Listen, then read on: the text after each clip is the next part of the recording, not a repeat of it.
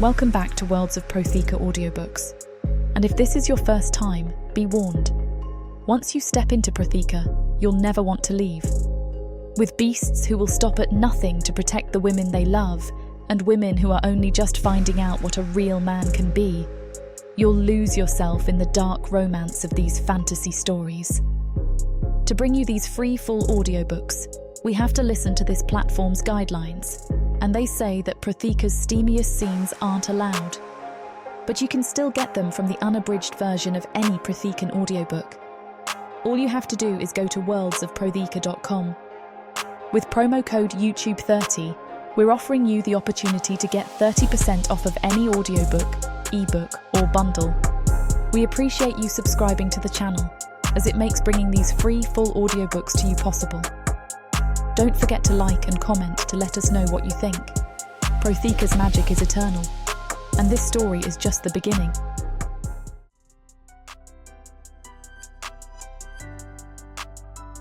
Chapter 1. Cordelia.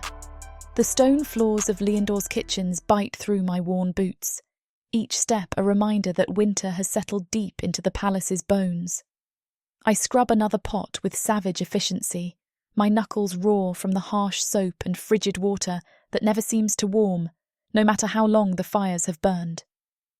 The carved serpent reliefs that coil around every doorframe watch me work, their obsidian eyes catching the flickering torchlight like they're alive, like they're waiting. Around me, the other human servants move like wraiths in grey wool, shoulders hunched, voices never rising above whispers.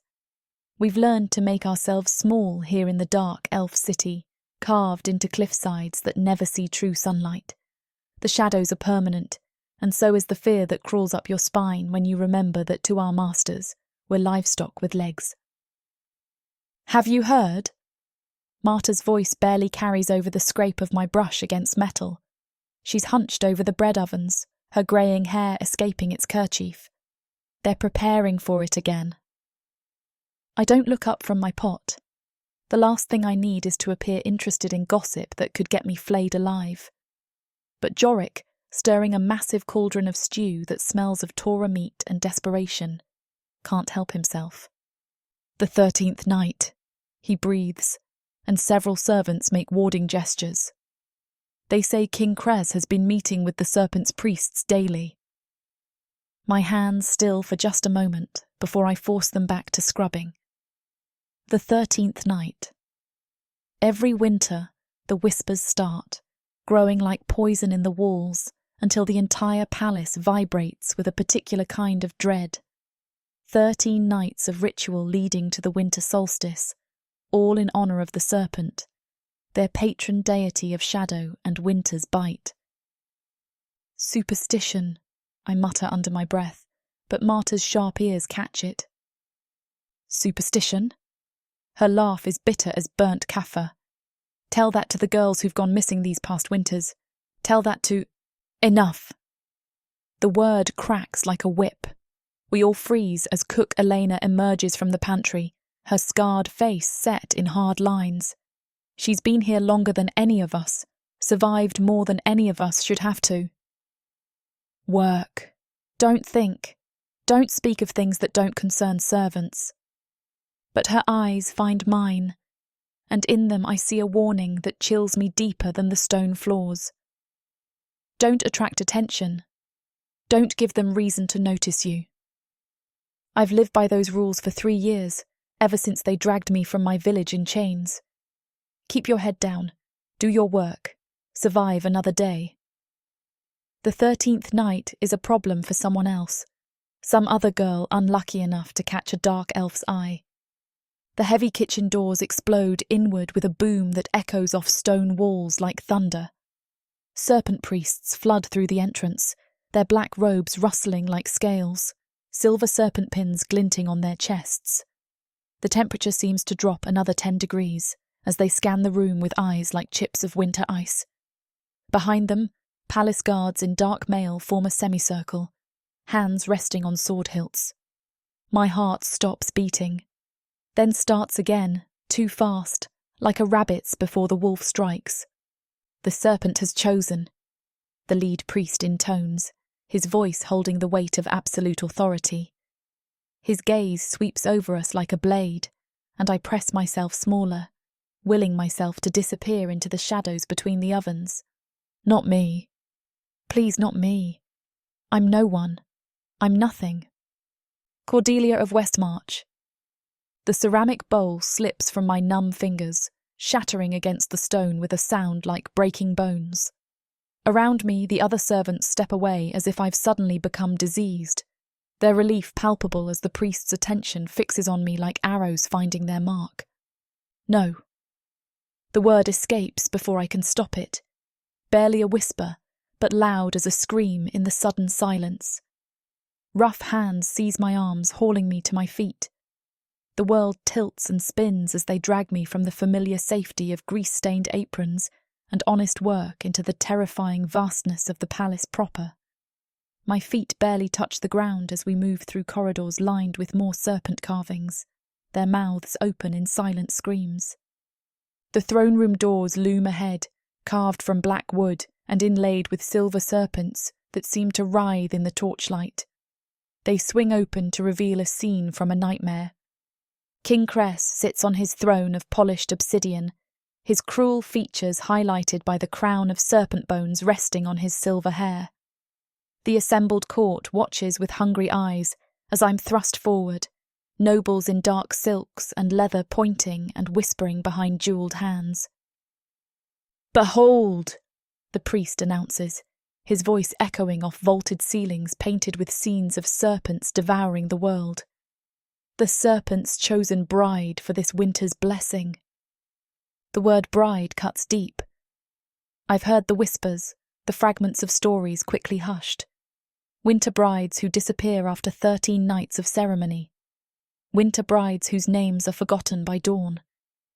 Silver bands snap around my wrists with the weight of shackles, each one carved with tiny serpents that seem to shift and move in my peripheral vision. The metal is ice cold against my skin, burning like brands. "Rise, winter bride," King Cress commands, his smile sharp as winter wind. "Your sacred nights begin tomorrow." I stare down at my bound hands, at the serpent clasps that mark me as surely as a hunter's brand marks prey. The reality crashes over me in waves of ice-cold terror. I'm not Cordelia anymore. I'm not a servant who might slip through cracks and survive by being invisible. I'm the winter bride, and winter brides don't live to see spring.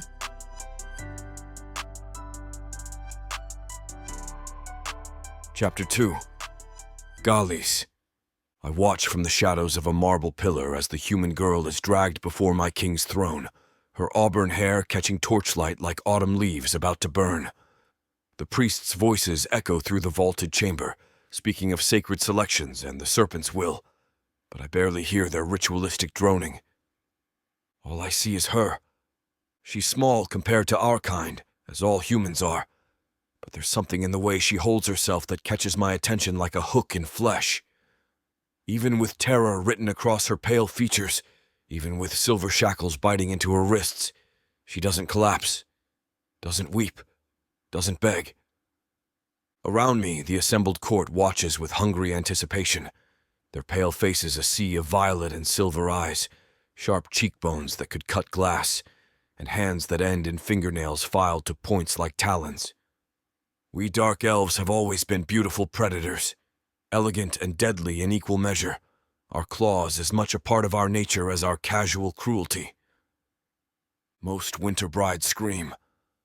I've attended 6 of these ceremonies in my 40 years at court, watched as girl after girl was chosen for the serpent's honor.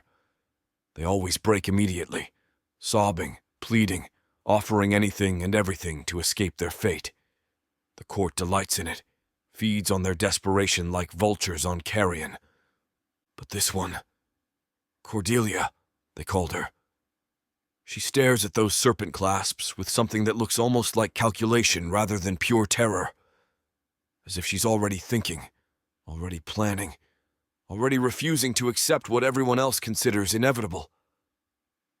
"Beautiful," Lord Thane murmurs beside me, his violet eyes gleaming with the kind of hunger that makes my jaw clench. his own talons, kept long and sharp in the traditional style, tap against his sword hilt with barely restrained appetite. I don't respond. Can't respond. Something primal and possessive unfurls in my chest as I watch Thane's predatory gaze travel over Cordelia's form, cataloging her like merchandise. The urge to step from the shadows and remind him that winter brides are sacred, untouchable, burns through my veins like venom. But that's not why I want to hurt him. The truth sits in my stomach like molten metal. I want to hurt him because he's looking at her with those same predatory instincts we all carry. King Krez rises from his throne, the serpent bones of his crown catching the firelight. "Let the first night's preparations begin," he commands, and the court rustles with anticipation. "Our bride must be properly housed for her sacred time among us." They lead her away through a side door, toward the tower chambers reserved for the winter brides. I should return to my own quarters, attend to my duties as a lord of this court.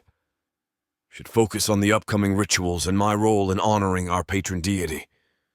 Instead, I find myself following at a distance, keeping to the shadows of the corridor as they escort her up winding stairs carved from the living rock of our cliffside city. The guards' voices carry back to me, crude jests about human fragility and speculation about how long this one might last. Their claws scrape against stone walls as they gesture carelessly, the sound like nails on slate. My hands curl into fists, my own shortened talons, filed down years ago in a moment of misguided idealism, pressing into my palms hard enough to draw blood. They speak of her like she's already dead. The tower door closes behind them with a sound like a tomb sealing. I wait in the darkness, counting heartbeats until the guards emerge and lumber back down the stairs, already discussing their evening plans to drink themselves into oblivion. Fools. They have no appreciation for the sacred nature of what they've witnessed. When their footsteps fade, I approach the heavy oak door carved with serpent reliefs that seem to writhe in the flickering torchlight. My fingers trace the ancient symbols, feeling the familiar comfort of our patron's marks. But tonight, they feel different. Tonight, they feel like prison bars. I press my ear to the door and hear nothing. No weeping and prayers to human gods who abandoned their people long ago. Just silence. Most winter brides spend their first night screaming until their voices give out. The silence intrigues me more than screams ever could. I know I should leave. The rituals demand that winter brides remain untouched, unspoiled by contact with any but the priests and their attendants. But as I stand in this torch-lit corridor, breathing in the scent of old stone and burning oil, I make a decision that will damn us both. She won't die like the others. I don't know why that certainty settles in my bones like truth carved in marble, but it does. Perhaps it's the way she met the court's hungry stares without flinching. Perhaps it's the stubborn set of her shoulders even as they bound her in silver. Perhaps it's simply that she looked at those shackles like she was already planning to slip them. Whatever the reason, I know with absolute clarity that Cordelia of Westmarch is different. Special. The Serpent has chosen well, better than our god even realizes. The lock is ancient but well-maintained, its mechanisms familiar from my family's long association with palace security. 3 generations of Montaigne have served as the crown's architects of defense, and some knowledge passes down through blood rather than books. I produce the lockpicks that have been family tools for decades, slender instruments crafted for situations where official keys prove insufficient. My grandfather used them to expose a treasonous plot. My father employed them to uncover corruption among the palace guard. Tonight, I use them to commit what might be the greatest act of treason in our family's history. The lock yields practiced skill with 3 generations of experience guiding my hands. Each tumbler falls into place with satisfying precision, the mechanism responding to techniques perfected through decades of necessity. When the final pin settles, I feel the weight of every choice that's led me to this moment. 40 years of loyal service abandoned for the sake of a woman who looked at death without flinching. The door swings open on silent hinges, revealing chambers lit by dying firelight and a silhouette by the window that makes my heart race like a boy's. "I wondered when you would come," she says without turning around, her voice steady as granite despite everything she's endured. My breath catches in my throat. She knew I was watching, knew I'd follow, knew I'd risk blasphemy and treason just to be in the same room as her. "You don't seem surprised," I manage, closing the door behind me with careful silence.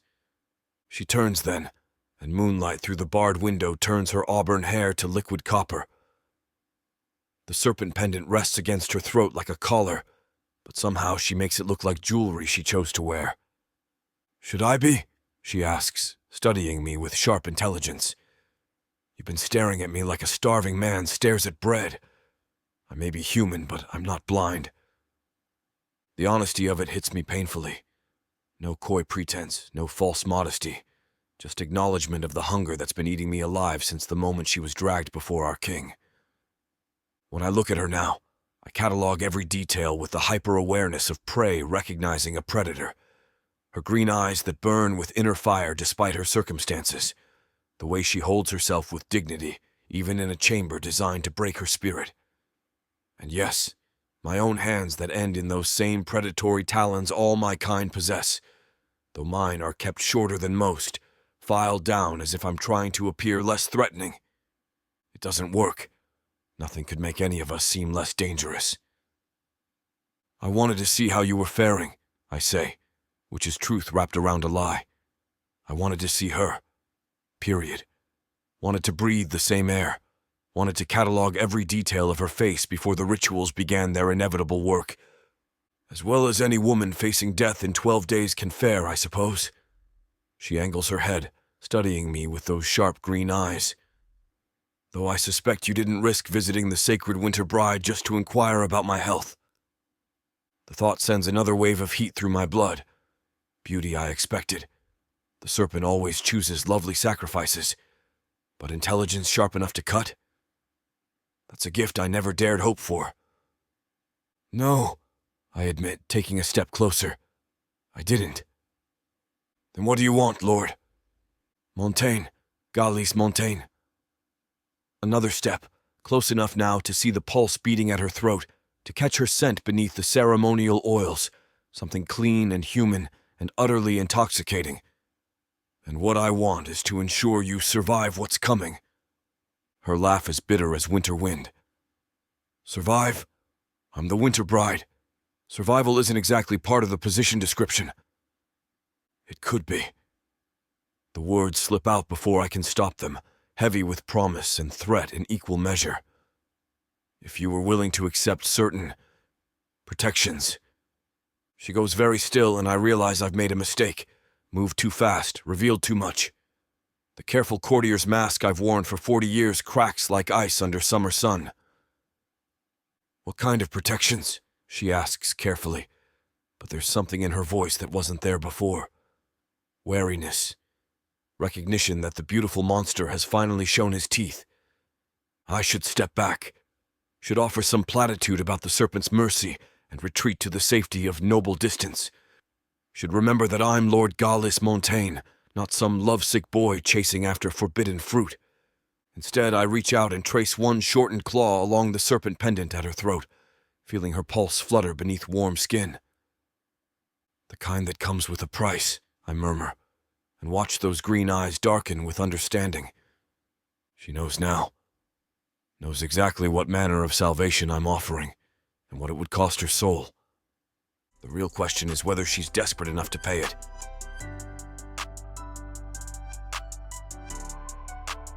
Chapter 3.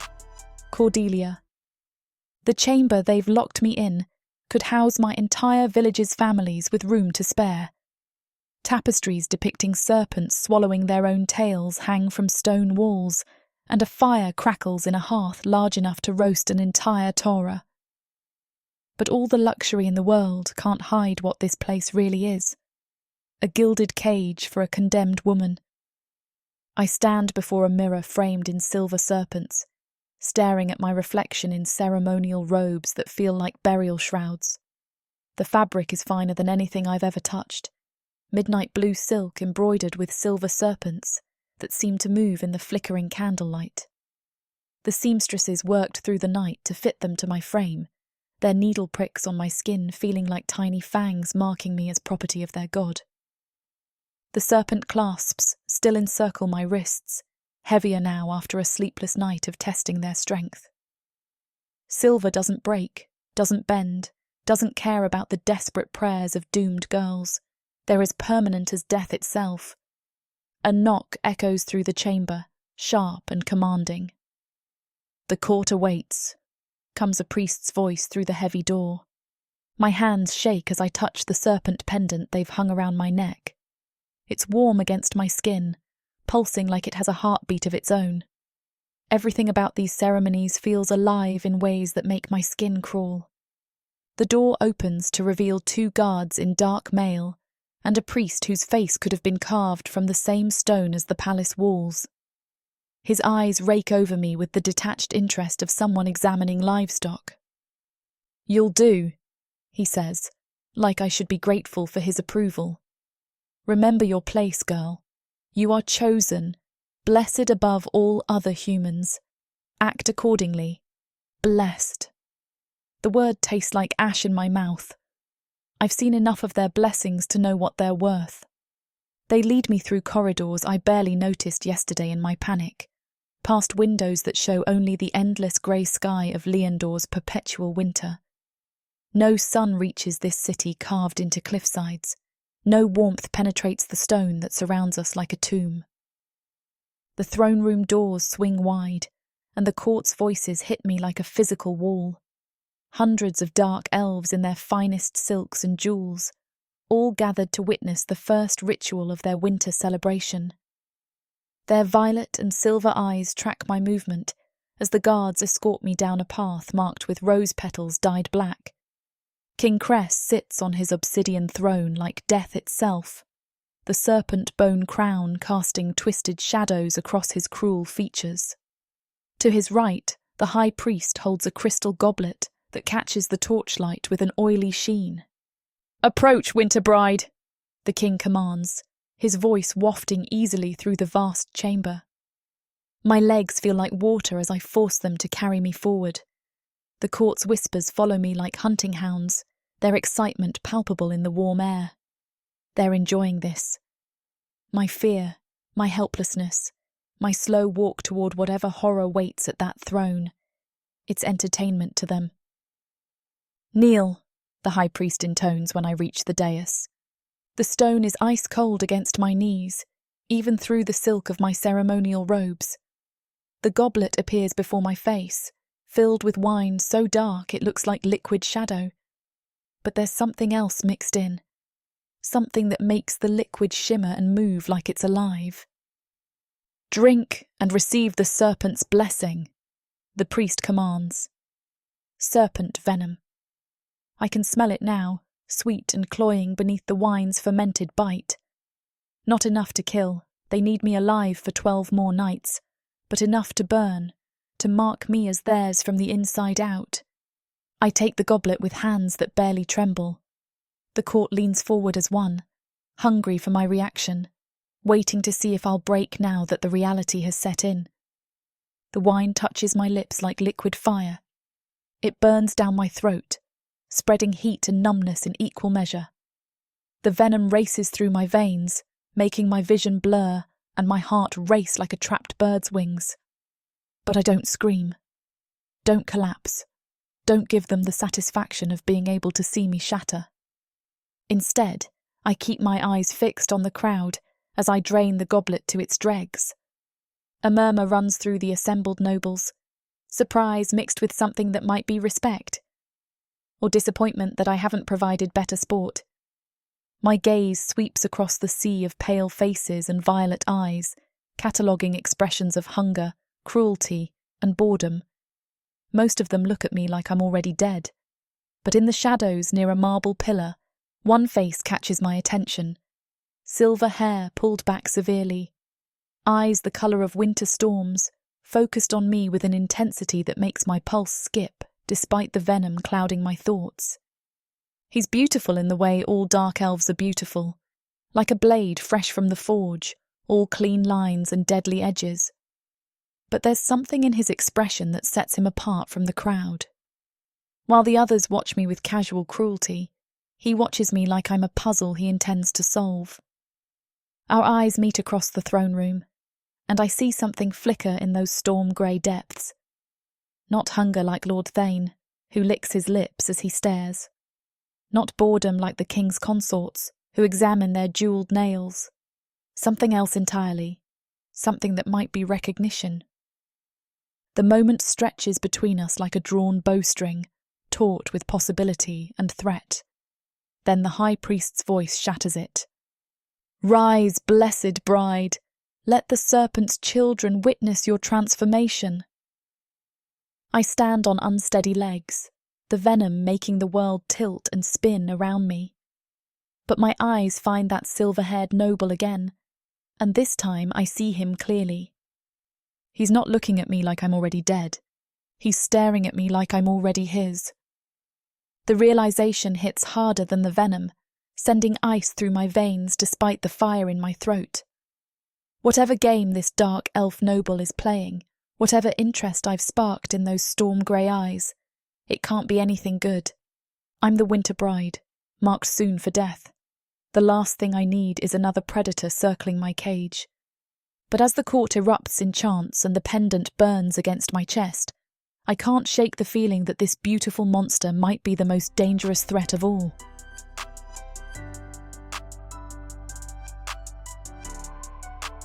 Chapter 4. Galis.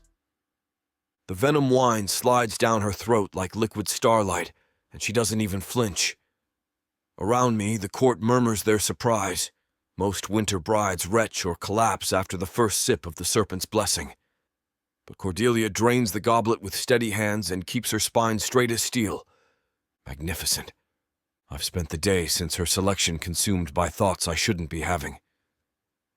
Thoughts of auburn hair spread across dark silk, of green eyes that meet cruelty with defiance instead of tears, of the way she stood in silver shackles like a queen accepting a crown rather than a condemned woman accepting her fate.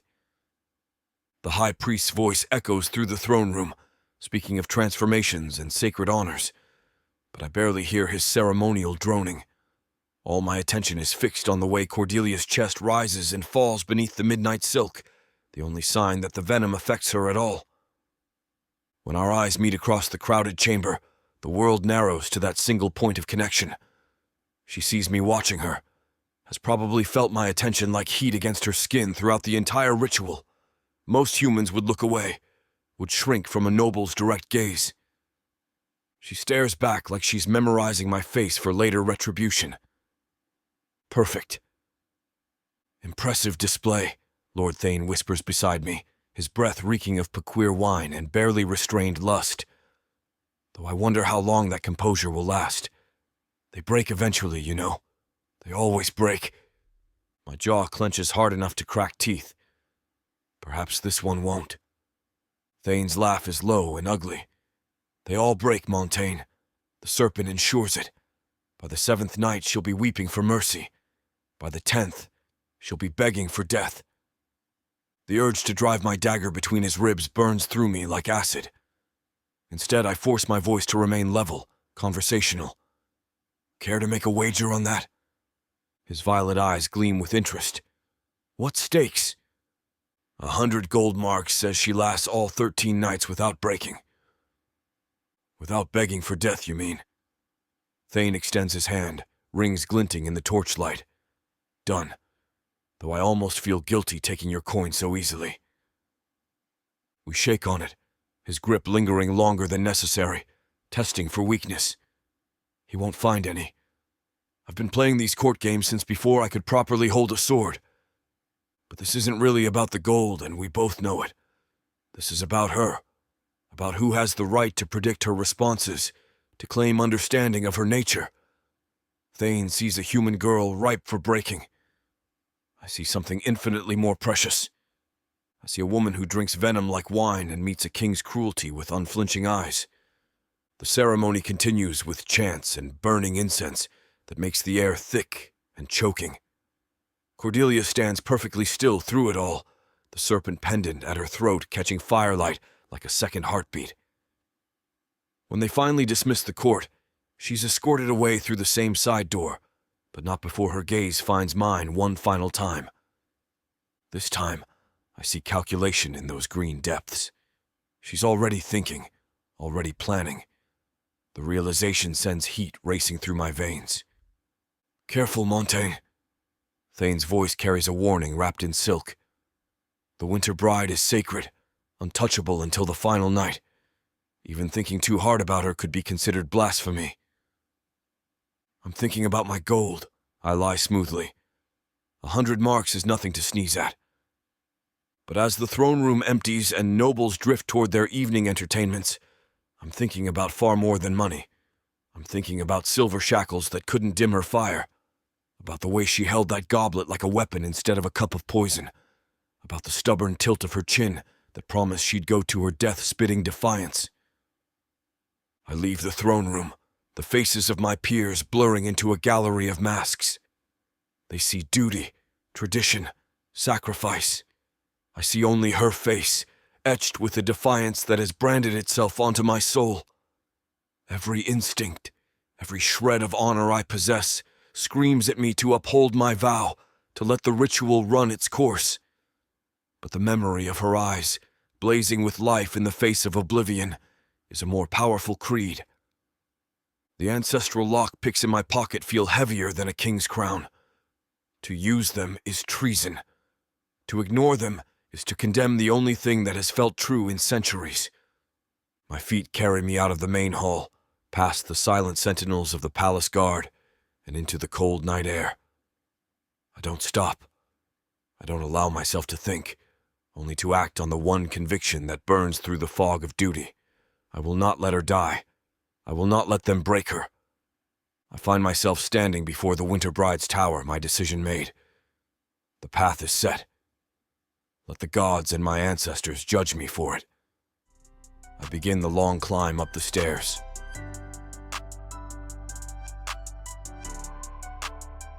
Chapter 5. Cordelia.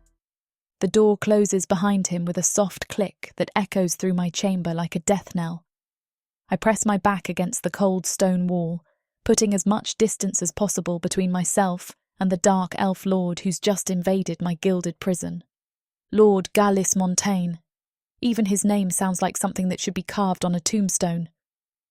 He moves through my chamber with the fluid grace of a predator, silver hair catching the dying firelight as he examines the tapestries and furnishings like he owns them. Which I suppose he does. Everything in this cursed city belongs to the dark elves, including me. "Impressive accommodations," he says conversationally, trailing one finger along the carved serpents that frame the massive bed. The Winter Brides are always housed in the finest tower chambers, a tradition dating back centuries. How comforting. I keep my voice level despite the way my heart hammers against my ribs. I'm sure all those dead girls were grateful for the luxury. His hand stills on the bedpost. "You speak of death very casually for someone who still has 12 nights left to live." 12 nights to die, you mean? I force myself to move away from the wall, to stand straight despite the way the venom wine still makes the world tilt around the edges.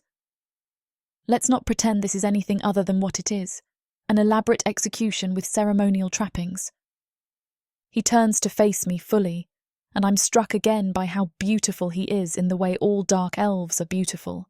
Skin pale as moonlight, eyes the colour of storm clouds. But there's something else in those grey depths now, something that makes my skin crawl with warning. Hunger, raw and desperate and barely leashed. "That's where you're wrong," he says, taking a step closer. The fire has burned low enough that shadows pool between us like spilled ink. Death isn't inevitable, not if you're clever enough to avoid it. And I suppose you're here to tell me how. I can't keep the mockery from my voice, even though I know taunting a dark elf lord is probably the fastest way to join those forgotten Winter Brides. His smile is sharp as a blade. Perhaps. The silence stretches between us, thick with tension, and unspoken threats. Outside the barred window, wind howls through the cliff like the voices of the dead, but inside this chamber, the only sound is my own ragged breathing. What do you want? The question slips out before I can try to stop it, raw with exhaustion and fear I've been holding back since the moment they dragged me from the kitchens. I want to help you, he says, and the sincerity in his voice is somehow more terrifying than outright threats would be. Help me. I taste the words like poison. And what exactly would that help cost me? Another step closer.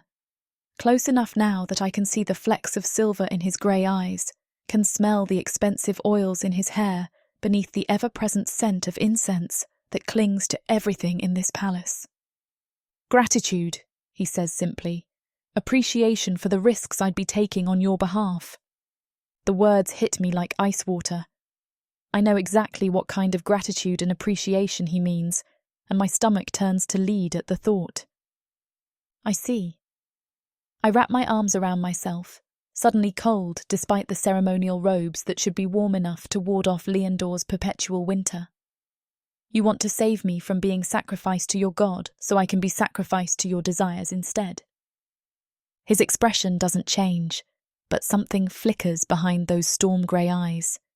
Disappointment? Hurt? As if he expected me to fall weeping at his feet in gratitude for the privilege of becoming his pet. You make it sound sordid, he says quietly. It doesn't have to be. Doesn't it? I laugh, and the sound is bitter enough to strip paint. Let me guess, you'll spirit me away from the altar on the 13th night, hide me somewhere safe, and in return I'll warm your bed and never speak of freedom again. How generous of you.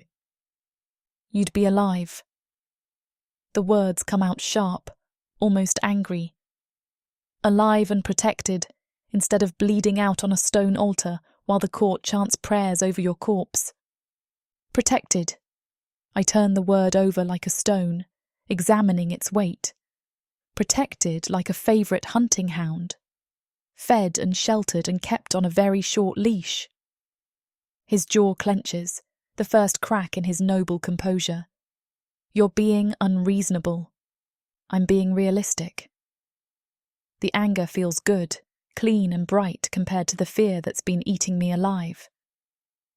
You dark elves are all the same. You see something you want and you take it, then convince yourselves you're being generous when you offer scraps of kindness in return for total submission. I am not like the others.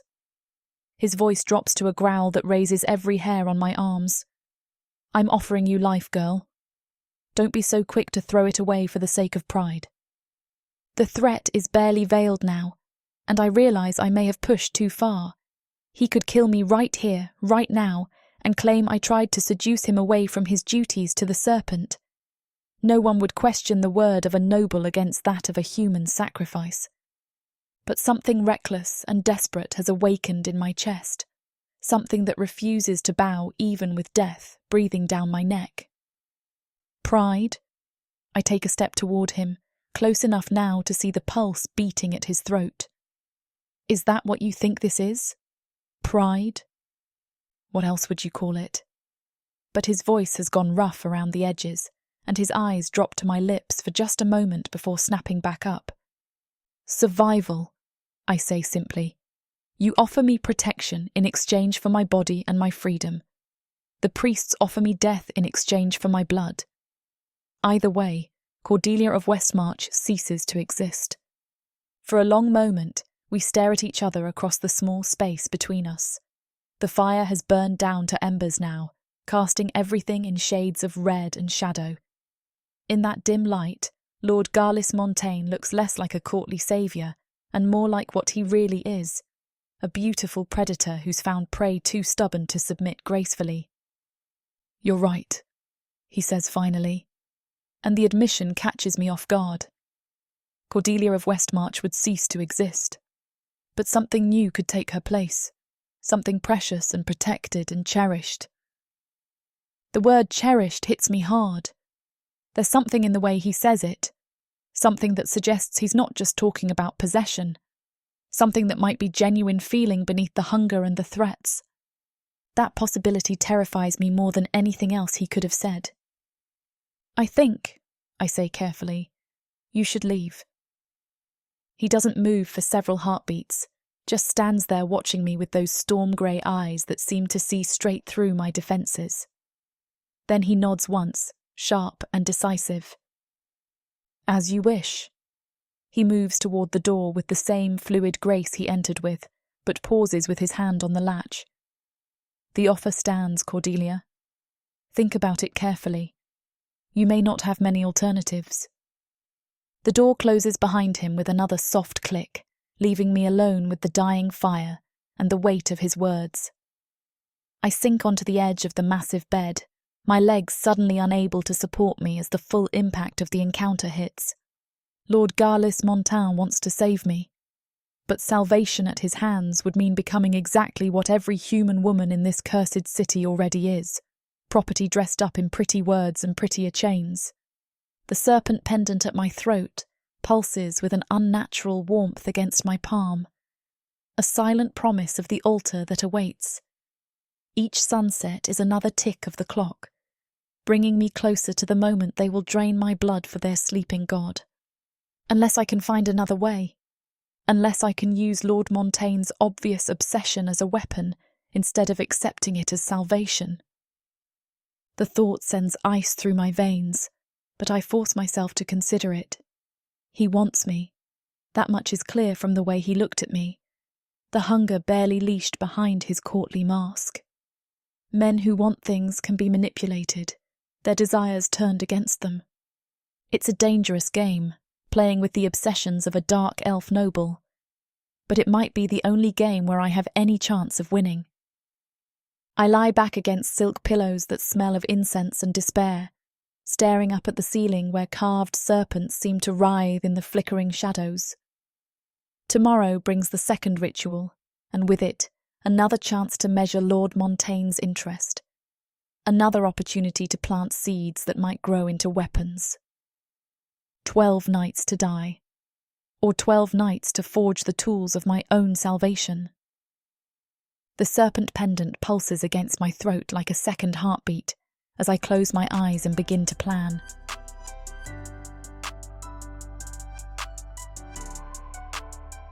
Chapter 6. Gallis. Her rejection burns through my veins like molten silver, but beneath the sting of wounded pride, something else takes root. Admiration. Respect. The kind of fierce appreciation one feels for a worthy opponent who refuses to yield even when surrounded. I walk the shadowed corridors of Leondor with measured steps, my mind replaying every word of our encounter. The way she stood against that stone wall like a queen holding court instead of a condemned woman cowering in fear. The sharp intelligence in those green eyes as she dissected my offer and found it wanting. The bitter laugh that carried more dignity than most nobles manage with all their wealth and power. You see something you want and you take it, then convince yourselves you're being generous. Her words cut deeper than they should. Deeper than I want to admit. I pause at a window that looks out over the city's lower levels, where human servants scurry through narrow streets like ants in their carefully contained warren. The sight usually brings a sense of satisfaction, order maintained, hierarchy preserved, the natural way of things. Tonight, it only reminds me of green eyes that refuse to accept that natural way. She's right, of course. That's what makes her words slice so cleanly through my defenses. I did see something I wanted, and I did try to take it, dressed up in pretty words about protection and salvation, but theft nonetheless. The difference is that I expected her to be grateful for it. Most winter brides would have wept with relief at my offer, would have fallen to their knees thanking whatever human gods they pray to for sending them a noble savior. The ones with more wit than desperation might have tried to negotiate better terms, prettier chains perhaps, or promises of comfort along with the inevitable submission. None of them would have looked me in the eye and called my salvation what it truly was. Another form of death, something precious and protected and cherished. I meant those words, meant them more than she could possibly know. But hearing them reflected back through her voice, I understand how they must have sounded. Like a master praising a favorite pet. Like someone offering to gild a cage and calling it generosity. The realization should shame me. Should send me back to my chambers to pour wine and forget about auburn hair and eyes that burn with defiant fire. Instead, it only makes me want her more. I resume walking, my boots clicking against stone floors worn smooth by centuries of use. Guards nod respectfully as I pass. Servants press themselves against walls to clear my path, and everything continues in its proper order. But beneath the familiar rhythms of palace life, something has shifted. Something that centers around a human girl who drinks venom wine without flinching and refuses salvation that comes with strings attached. My chambers are warm and richly appointed, filled with the accumulated luxuries of 40 years as a lord of this court. Tapestries from the southern kingdoms, weapons crafted by the finest smiths, books bound in leather and gold, all the trappings of power and privilege that mark me as one of the elite. None of it means anything tonight. I pour myself a goblet of rosed wine, the pale blue liquid tasting of flowers and feudal desires. Through my window, I can see the tower where she's imprisoned, where she chose imprisonment over my protection. The barred windows are dark now, but I imagine I can feel her presence like heat radiating through stone walls. She thinks I'm like all the others. Another dark elf noble who sees humans as pretty toys to be collected and discarded when their novelty fades. The assumption stings because there's enough truth in it to draw blood. But she's wrong about one thing. I'm not interested in keeping her as a pet or a plaything. I want her as she is, fierce and proud and utterly unbroken. I want those green eyes to flash with defiance when she looks at me. I want that sharp tongue to cut me with truths I don't want to hear. I want her to challenge me and refuse me and make me earn every grudging word of acceptance. The wine turns bitter on my tongue as I realize the impossibility of it. She'll never choose me willingly, not when choosing means accepting the collar of my protection. And I can't take her by force without destroying the very spirit that draws me like a moth to flame. Unless... The thought forms slowly, terrible and perfect in its simplicity. I've been thinking like a courtier, offering bargains and protections and trying to convince her that my cage is prettier than the Serpent's altar. But what if there were another way? What if I could give her what she actually wants instead of what I think she should accept? What if I could give her freedom? The goblet slips from my suddenly nerveless fingers, shattering against the stone floor in an explosion of blue wine and silver fragments. The crash echoes through my chambers like breaking chains, and in its wake, a terrible clarity settles over me. I could do it. Could spirit her away from the city on one of the ritual nights when security focuses on ceremony rather than vigilance. Could provide her with enough gold and supplies to disappear into the wild lands beyond our borders. Could set her free to live or die as she chooses, beholden to no one. The very thought sends agony through my chest like a blade between ribs. To save her and lose her in the same moment. To watch her walk away and never see those defiant eyes again. To know she lives but lives beyond my reach forever. But she would live, and she would be free. And perhaps, in some distant future when the memory of silver shackles has faded, she might think of Lord Galis Monton and feel something other than hatred. I kneel among the wine-soaked fragments of my goblet, crystal cutting my palms as I gather the pieces. The pain is clean and sharp, a counterpoint to the dull ache spreading through my chest. Tomorrow brings the second ritual. Tomorrow, I'll stand with the other nobles and watch her endure another night of ceremonial torture. Watch her drink their poisons and accept their blessings and maintain that perfect, unbreakable dignity that makes my heart race like a boy's.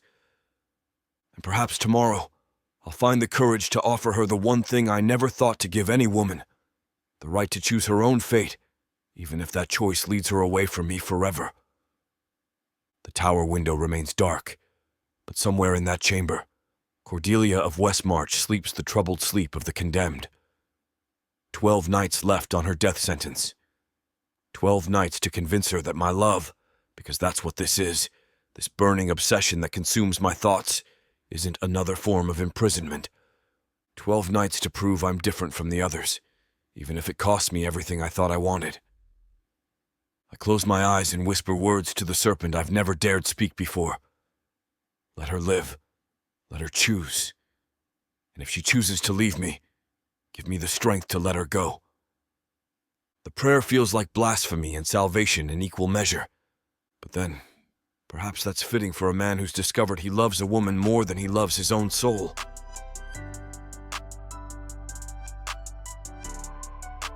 Chapter 7. Cordelia. The ceremonial blade parts my skin like butter, and my blood wells up dark as Paquia wine in the torchlight. I don't flinch as the high priest presses the cut against the serpent idol's open mouth. Don't gasp when the carved stone seems to drink my offering with obscene hunger. Around me, the court chants in their ancient tongue, words that feel like insects crawling over my skin. The sound builds and builds until it fills the throne room like a living thing, pressing against my eardrums until I think they might burst. But I keep my spine straight, keep my chin raised, keep my eyes fixed on the serpent carved above King Cress's throne, as if I'm having a pleasant conversation with death itself. The blade moves to my other wrist, and fresh pain blooms like a flower. More blood. More feeding the hungry god that sleeps somewhere beneath this cursed city. I can feel its attention now, a cold presence pressing against the edges of my mind like fingers made of ice and shadow. Soon, something whispers in a voice like scales on stone. Soon you will join us properly. My vision wavers at the edges, black creeping in like tide pools. The venom they mixed with tonight's wine was stronger than yesterday's, and combined with the blood loss, it's making the world tilt and spin around me like a child's top. I will not fall. Will not let them see me collapse before their altar like a broken doll. But my knees buckle anyway, betraying me at the worst possible moment. The stone floor rushes up to meet me, and I prepare for the humiliation of sprawling before the entire court in my ceremonial silk. Strong arms catch me before I hit the ground. The scent hits me first, expensive oils and something darker underneath, something that reminds me of winter storms and dangerous promises. Then I look up into grey eyes that burn with barely controlled fury. Lord Garlis Montaigne holds me against his chest, like I weigh nothing, one arm supporting my back while his free hand presses against the cuts on my wrists to stem the bleeding.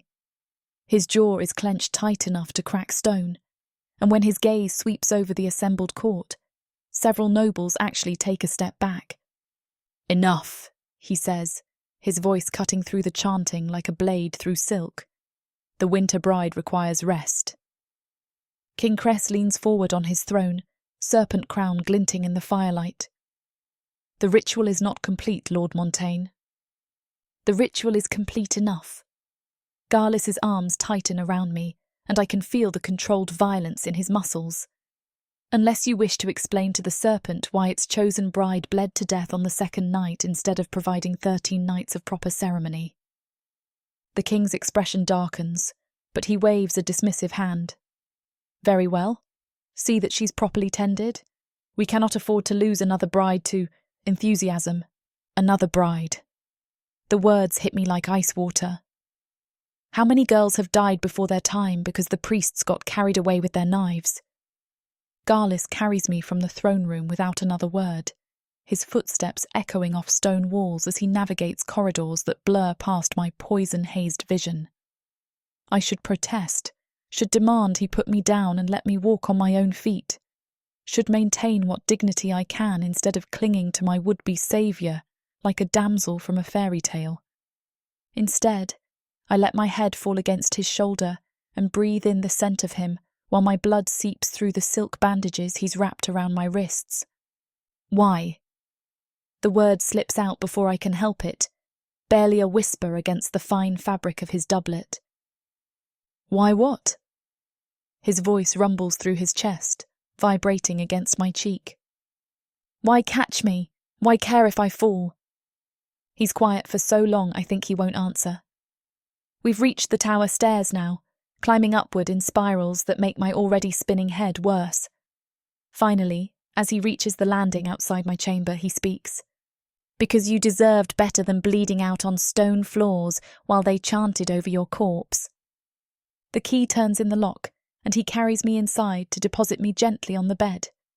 The fire has been built up while I was gone, filling the chamber with warmth and dancing shadows. Someone, servants probably, has left clean bandages and healing salves on the bedside table. Garlis moves to the basin and returns with a cloth soaked in warm water. Let me see your wrists. I should refuse, should maintain the walls I built so carefully after his visit last night. But my hands shake too badly to tend the wounds myself, and the alternative is bleeding through silk until the cuts fester and rot. His touch is gentle as he unwraps the makeshift bandages, revealing the parallel cuts that mark me as property of his god. The wounds aren't deep enough to scar badly, but they're precise, designed to bleed freely without hitting anything vital. The priests have had plenty of practice. "This will sting," he warns before pressing the cloth to the first cut. It does sting, but I've felt worse. The venom wine burns more than clean water ever could. I watch his face as he tends my wounds, noting the way his jaw stays clenched, the careful control in his movements. He's angry, not at me, at them, at his king and his priests and the ritual that demands my blood in careful, measured doses. "You looked like you wanted to kill someone down there," I observe, his hand still on my wrist. Perhaps I did. Who? The king? The priests? All of them. All of them. The admission comes out rough, like it's been torn from his throat against his will. Every last one who watched you bleed and smiled. The honesty in his voice catches me off guard. This isn't the smooth courtier who visited my chamber last night with his pretty offers and prettier threats. This is something rawer, more dangerous, more real. "You can't save them all," I say quietly. "However many winter brides have come before me, however many will come after, you can't catch them all when they fall." He finishes cleaning the first cut and moves to the second, his touch as gentle as before despite the tension radiating from him, like heat from a forge. "I don't want to save them all. I want to save you." The words hit me like a physical blow, knocking the breath from my lungs. There's something in the way he says it that strips away all pretense, all the courtly games and careful negotiations, just raw honesty that cuts deeper than any ceremonial blade. "Why me?" I ask when I can speak again. "What makes me different from all the others?" He ties off the fresh bandage and sits back, those storm-grey eyes meeting mine without flinching. "You didn't break when they put the shackles on you. You didn't weep when they made you drink poison. You didn't beg for mercy when they opened your veins."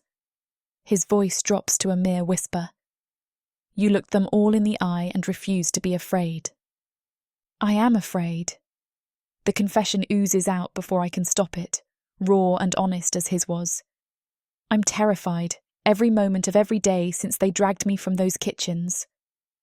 "But you don't show it." His hand moves to cut my face, thumb brushing across my cheekbone. "You carry your fear like a weapon instead of letting it carry you." The touch sends fire racing through my veins, and not from any poison. Something else entirely, something warm and dangerous and utterly unwelcome. I should pull away, should remind him that I rejected his protection and I meant it. Instead, I find myself leaning into his palm, like a flower turning toward sunlight. "Cordelia." My name on his lips sounds like a benediction and a curse combined. "Let me help you. Please." And looking into those grey eyes that burn with something far more complex than simple desire, I realise that everything I thought I knew about Lord Garlis Montan might be wrong.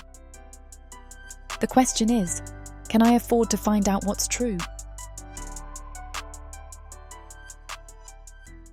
From the depths of the darkness of Prathika, Or clawing up from the realms of fantasy. come the most fearsome beasts you have ever seen. These monsters are done watching from the shadows. Now, as they step into the light, something unexpected grips them. Something even they can't fight off. Love, Vampires. demons, Dark elves. gods, Minotaurs. Creatures of light and dark. They will protect their mates. Do whatever needs to be done. Morally grey heroes who will burn the world to protect the women who love them. 10 audiobooks. Fall into over 60 hours of fantasy romance. 20 ebooks. Over 1 million words of these brutes who will protect their women. Even if they might destroy themselves in the process. Get the immersive Prothika Fantasy Romance Bundle. For 80% off, right now, dive into Prothika at a once-in-a-lifetime discount. The first bundle to offer both ebooks and audiobooks on worldsofprothika.com. Prothika's magic is eternal, and this romantasy bundle will make it endless.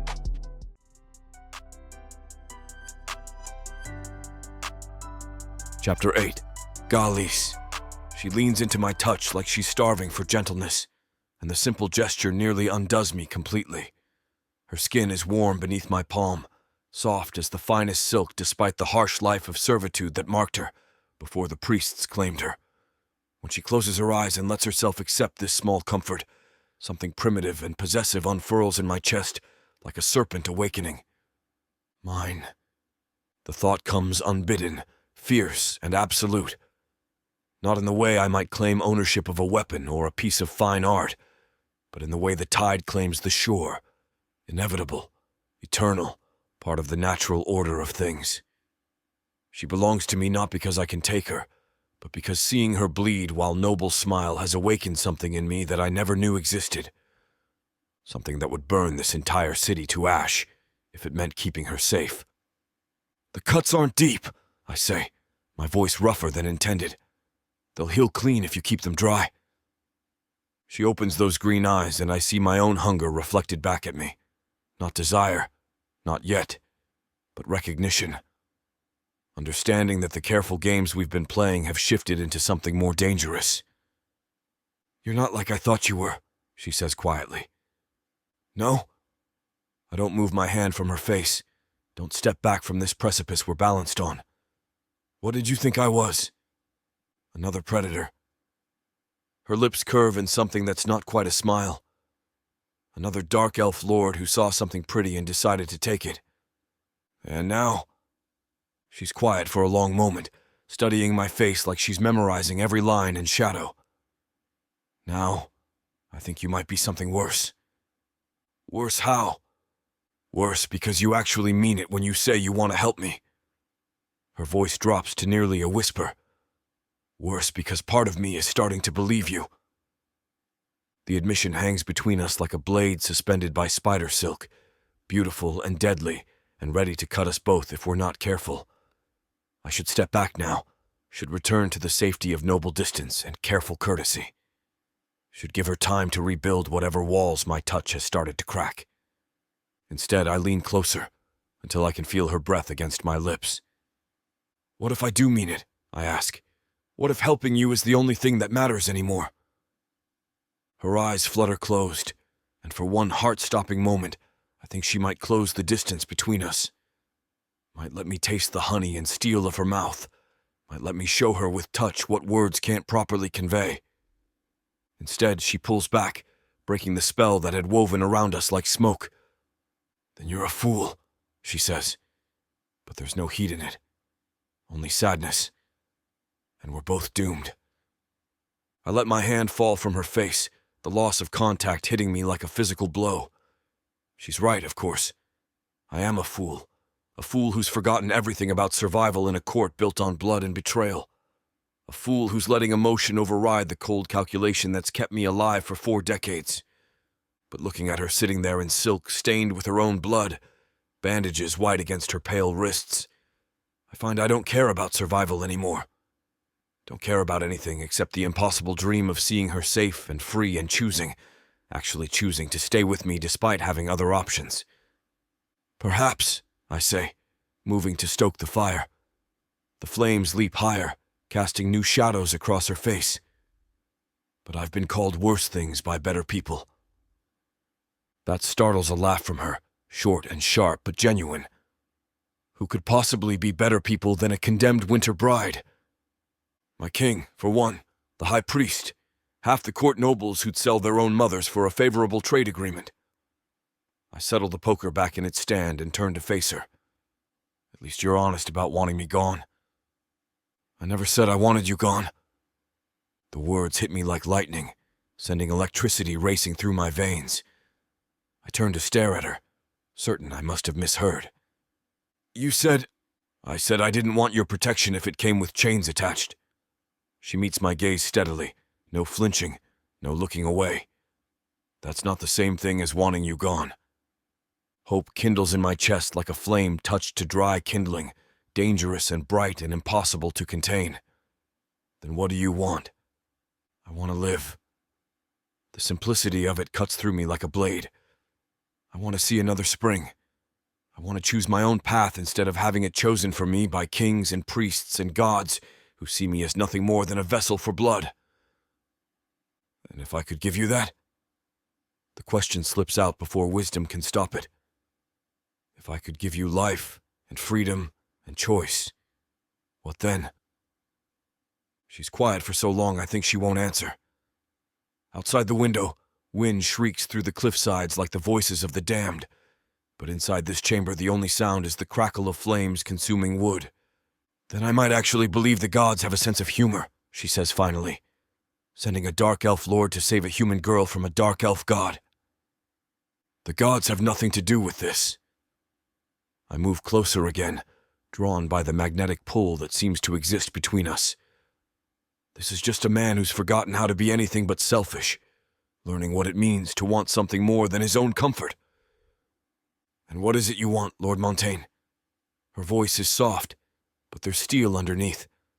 Always steel with her. I could lie, could offer some pretty platitude about duty and honor and the sanctity of life, could keep playing the noble savior who expects nothing in return for his generosity. Instead, I tell her the truth that's been smoldering in my chest like swallowed fire. I want you to choose me. The words come out raw, stripped of all pretense. Not because you have no other options, not because I'm the lesser of evils, but because when you're free to go anywhere and be anything, you choose to stay. I want to earn that choice, Cordelia. I want to be worthy of it. Her breath catches and I see something flicker in those green eyes. Surprise. Uncertainty. And underneath it all, something that might be hope. You really mean that, she says, and it's not a question. I really mean that. She looks down at her bandaged wrists, at the silver serpent clasps that still encircle them like shackles. When she looks up again, her expression has changed, become more calculating, more purposeful, more dangerous. Then prove it, she says quietly. Show me you're different from all the others. Show me that your salvation doesn't come with invisible chains. How? Her smile is as unforgiving as the stone city. Time has passed since I met her. She looks truly, genuinely dangerous. Not like prey trying to avoid the hunter's notice, but like a hunter herself, finally ready to bare her teeth. Help me destroy them, she says. Help me torch their ritual to ash and walk out of this city free, and I'll believe every word you've said. The proposal is like a warhammer to the chest, knocking the breath from my lungs. She's not just asking me to save her. She's asking me to commit treason, to betray my king and my people and the God I've served my entire life. She's asking me to choose her over everything else that's ever mattered to me. After leaving Cordelia's chamber with her desperate plea echoing in my mind, help me burn their ritual to ash, I find myself pacing my own rooms like a caged beast. The audacity of what she's asking should appall me. Instead, it fills me with a dark satisfaction that makes my pulse race. But if I'm truly going to help her destroy everything I've ever known, I need to be smarter than mere impulse. I move to my desk and retrieve the architectural plans I'd commissioned years ago during my brief tenure overseeing palace security. Official reason. Understanding defensive vulnerabilities. True reason. The kind of paranoid preparation that keeps nobles alive in a court built on blood and betrayal. The parchments unfurl across my desk like a map of possibilities. I trace the tower's position with one finger, noting the guard rotations, the sight lines, the carefully planned isolation that makes the Winter Bride's prison so secure.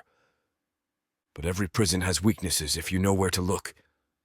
My finger follows the ancient foundations beneath the tower, mapping passages that predate the current palace.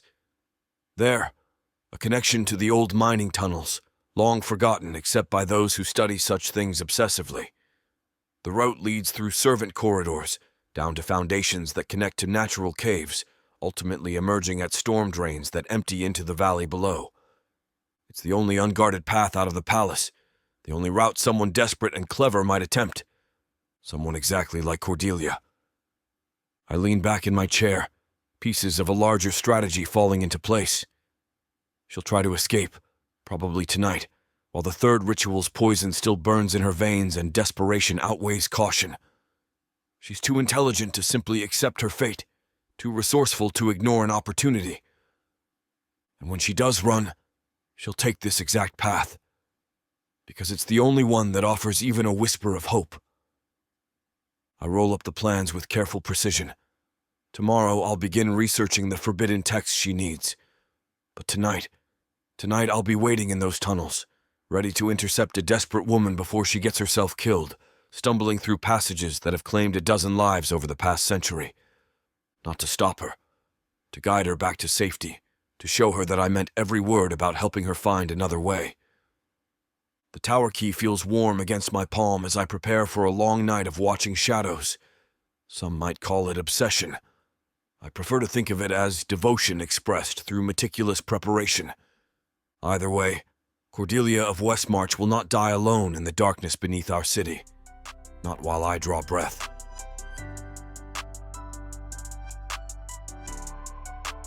Chapter 9. Cordelia. The servant passages beneath the palace are a maze of narrow stone corridors that smell of grease, sweat, and desperation. I've memorized every twist and turn during my 3 years in the kitchens, but tonight they feel different, hostile, like the walls themselves know I'm planning escape instead of just fetching forgotten platters or emptying chamber pots.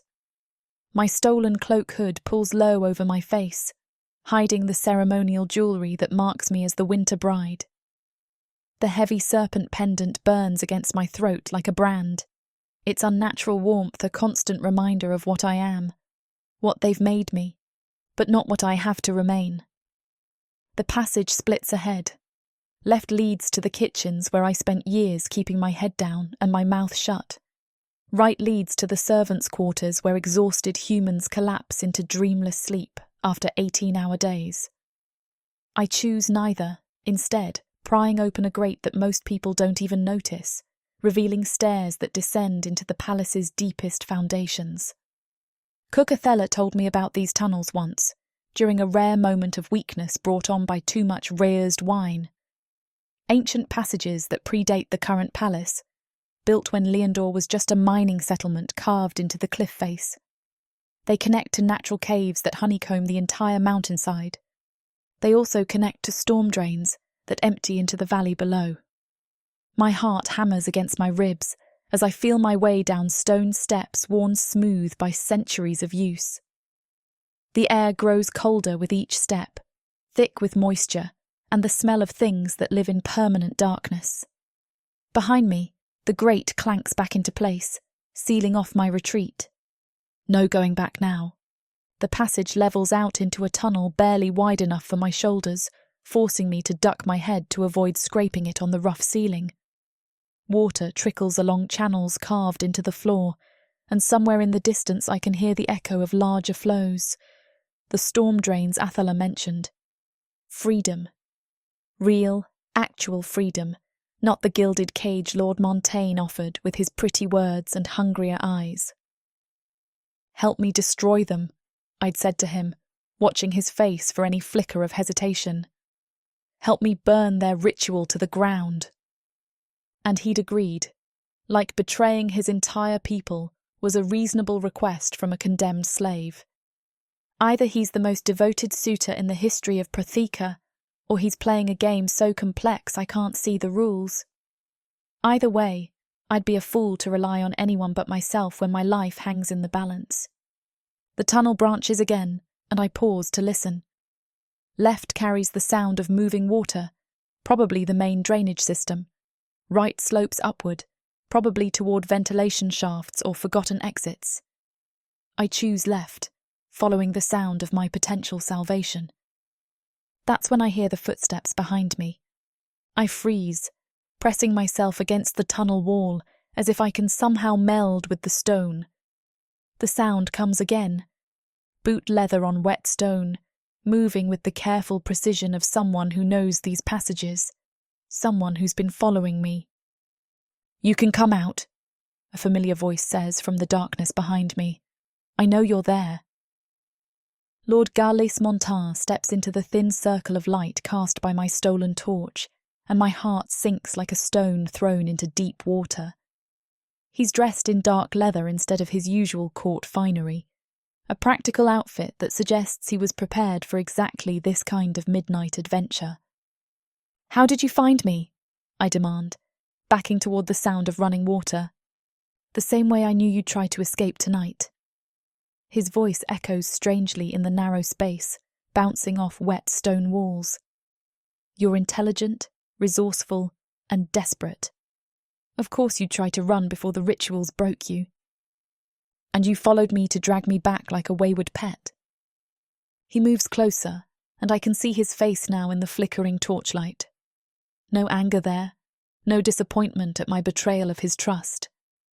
Just something that might be admiration mixed with exasperation. "I followed you to make sure you didn't get yourself killed stumbling around in tunnels you don't understand," he says. "These passages are dangerous, easy to get lost, easy to fall into underground streams that'll carry your corpse to the valley floor. Better than bleeding out on an altar while your people chant." Agreed. The simple acknowledgement catches me off guard. But there are better ways to avoid that fate than wandering blind through death traps. I laugh, short and bitter. "Let me guess, your better way involves me accepting your generous protection and abandoning any hope of real freedom." "My better way involves you not dying tonight." He takes another step closer, close enough that I see the silver threads worked into his dark shirt. "We can argue about the rest once you're safe." Safe. I taste the word like poison. Safe in another cage, you mean? Safe in my chambers, where the priests can't find you while we plan something more permanent. His voice goes rough around the edges. Safe where I can tend your wounds and feed you decent food and give you time to think instead of just react. The offer is tempting, more tempting than it should be. 3 days of ritual poison and ceremonial bloodletting have left me weak, shaky, barely able to keep the torch steady in my trembling hand. Part of me, the part that remembers what it felt like when he caught me as I fell, whispers that maybe his protection wouldn't be such a terrible thing. The rest of me remembers that protection and prison are often the same thing, just with different names. "And then what?" I ask. "I hide in your chambers while you figure out how to spirit me away from the city. Become your kept woman, grateful and compliant and utterly dependent on your continued goodwill." Something flickers in his eyes, there and gone too quickly to identify. Would that be so terrible? The question hangs between us like a sword suspended by spider silk. In the torchlight, with water trickling around our feet and shadows dancing on wet stone, he looks less like a courtly noble and more like what he really is, a predator who's cornered his prey in a place where screaming won't bring help. But there's something else in his expression, something that makes my breath catch despite everything I know about dark elves and their casual cruelty. Something that might actually be vulnerability.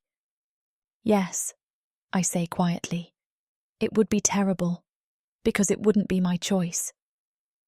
He's quiet for a long moment, studying my face like he's trying to read my thoughts in the shifting light. Then he nods, once, sharp and decisive. "Then we find you real choices," he says, "but not by getting you killed in tunnels that have claimed a dozen lives over the past century." "How do you know that?" His smile is grim. "Because I helped recover some of the bodies. Servants who thought they could escape through the old passages, who ended up broken on rocks or drowned in underground streams. The darkness down here plays tricks on your mind, makes you think you're going toward light when you're really walking deeper into the mountain's heart. Ice spreads through my veins as his words sink in. The sound of running water I've been following. Is it really the drainage system that leads to freedom, or just another underground stream that'll carry my corpse away from prying eyes? You're lying. But even as I say it, I can hear the uncertainty in my own voice. Am I? He extends one hand toward me, palm up in a gesture of offering rather than taking. Trust me, Cordelia. Let me get you out of here safely, and I swear by the Serpent itself that we'll find you real freedom, not my cage, real choice, real autonomy, real life beyond these walls. I stare at his outstretched hand, weighing my options. Stay in these tunnels and risk death by drowning or falling or simple exposure. Go back with him and risk death by a different kind, the slow suffocation of becoming someone's cherished possession. Behind me, the sound of water grows louder, more insistent. Ahead of me, storm-grey eyes wait for an answer that'll determine whether I live or die as myself. The torch flickers, flame dancing like it's already dying, and in that wavering light I make my choice.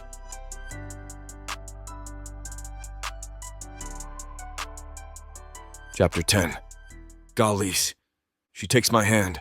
Her fingers are ice-cold and trembling from exhaustion, but they close around mine with a grip that speaks of determination rather than defeat. In the flickering torchlight, her face is pale as carved marble, but those green eyes burn with the same defiant fire that first caught my attention in the throne room. "This doesn't mean I trust you," she says, her voice echoing off wet stone walls. "It just means I trust these tunnels less." "Fair enough." I help her step over the channel of water that runs along the tunnel floor, noting how she sways slightly on her feet. The ritual poison and blood loss are taking their toll, no matter how well she hides it. Trust can be earned. Death is rather more permanent. Her laugh is short and bitter. Death seems to be the theme of my life lately. Then we'll have to change themes. I guide her back the way she came, my free hand holding the torch high to illuminate the treacherous footing. I'm thinking something more along the lines of rebellion and revenge. That catches her attention. She looks up at me with sharp interest, and I see the moment she decides I might be more than just another captor with a prettier cage to offer. Rebellion against whom? Your king? Your god? Your entire way of life? Yes. The single word carries the weight of 40 years of careful loyalty crumbling into dust. All of it, if that's what it takes. We reach the grate I followed her through, and I boost her up the narrow stairs with hands that linger longer than strictly necessary on her waist. She's so small compared to my kind, so fragile, yet she somehow managed to turn my entire world upside down in the span of 3 days. The servant passages feel almost warm after the bone-deep chill of the ancient tunnels. I lead her through corridors I learned to navigate during my own rebellious youth, when sneaking away from tutors and duty seemed like the height of adventure. Now I'm using those same skills to commit treason, and the irony isn't lost on me. "Where are we going?" she asks when we reach a junction I know will take us toward the noble quarters. "My chambers. You need food, rest, and proper tending for those cuts." I pause, meeting her skeptical gaze. "And we need to plan how to destroy 13 centuries of tradition without getting us both executed in the process. Your chambers." She says it like she's tasting poison. How convenient that your solution to my problems involves getting me alone in your private rooms. The accusation stings because part of it is true. I do want her in my chambers, want her surrounded by my scent and my possessions and my protection. Want her close enough that I can guard her with my own body if necessary. But that's not the only reason, and I need her to understand that. "My chambers are warded against scrying," I explain as we climb a narrow stair that servants use to reach the upper levels. "Protected by spells that prevent magical eavesdropping. If we're going to plan treason, we need somewhere the king's sorcerers can't listen." She considers this, and I can practically see the calculation happening behind those intelligent eyes, weighing risks, measuring benefits, trying to determine whether I'm telling the truth or just creating elaborate justifications for getting her into my bed. "And the food and rest?" she asks finally. "You're barely staying on your feet." The observation comes out rougher than I intended, colored by the fury that rises in me every time I think about what they've done to her. "When did you last eat a real meal? Sleep more than a few hours at a time? Have a conversation with someone who wasn't planning your death?" The questions hit their mark. Her shoulders sag slightly, some of the rigid control she maintains cracking under the weight of exhaustion. "I can't remember," she admits quietly. "Everything since they chose me has been a blur of ceremonies and poison and waiting for the next horror." We've reached the door to the noble quarters now, disguised as a tapestry depicting one of our ancient victories over human armies. I press my palm to the hidden mechanism, and the door swings open. "No more waiting," I promise as I guide her into corridors lined with proper torches and carpeted in rich fabrics. "From now on, you act. You choose. You decide your own fate." "Even if that fate doesn't include you?"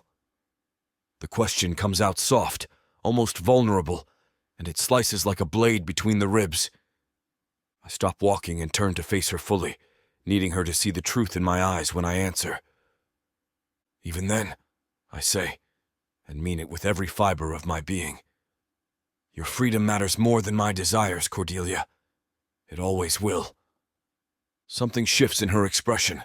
Surprise, maybe, or the first tentative stirrings of actual trust. She studies my face for a long moment, searching for lies or hidden motives or the cruel jest that must surely be coming. She finds none, because there are none to find. "You really mean that," she says, and it's not quite a question. "I really mean that." We resume walking, but something has changed between us. The air feels charged, electric with possibility and danger in equal measure. When we reach the door to my chambers, she doesn't hesitate as I produce the key, doesn't tense when the heavy oak swings open to reveal my private domain.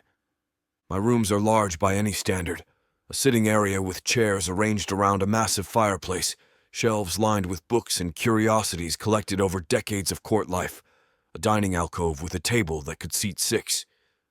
Through an archway, my bedroom is visible, dominated by a bed large enough to accommodate my considerable frame. She takes it all in with those sharp eyes, cataloging details, looking for threats or advantages or escape routes. The habit of a survivor, someone who's learned that safety is an illusion and preparation is the only real defense. "It's not a cage," I say quietly, understanding her caution. "The door locks from the inside. You can leave whenever you want." She nods but doesn't relax completely. Trust, even tentative trust, will take time to build. I move to the fireplace and begin building up the flames, as much to give myself something to do with my hands as to warm the room. Behind me, I hear her exploring. Soft footsteps on thick carpet, the whisper of fabric as she examines tapestries, the creak of leather as she pulls a book from one of my shelves. "You read human languages," she observes, and I turn to see her holding a volume of poetry written in one of the old earth tongues. "I read everything," I admit. "Languages, histories, philosophies. Knowledge is power, and power is survival in a court like this one." She sets the book back carefully and moves to examine the weapons mounted on one wall, swords and daggers and a few exotic pieces from distant lands. Her attention lingers on a blade I took from a human rebel years ago, its simple steel construction so different from the ornate weapons favored by my people. "You could arm yourself," I point out, "if it would make you feel safer." She looks at me, those green eyes unreadable. "Would you let me?" "Yes. Even knowing I might use it against you?" "Even then." The fire catches fully, sending warm light dancing across the room. "Your choices, remember? Even the ones that might hurt me." For the first time since I've known her, Cordelia of Westmarch actually smiles. Not the bitter twist of lips I've seen before, not the sharp expression she wears like armor, but a real smile that transforms her entire face. and looking at her standing in my chambers, firelight turning her auburn hair to molten copper, I realize I would destroy this entire city just to see her smile like that again. The thought should terrify me. Instead, it feels like coming home.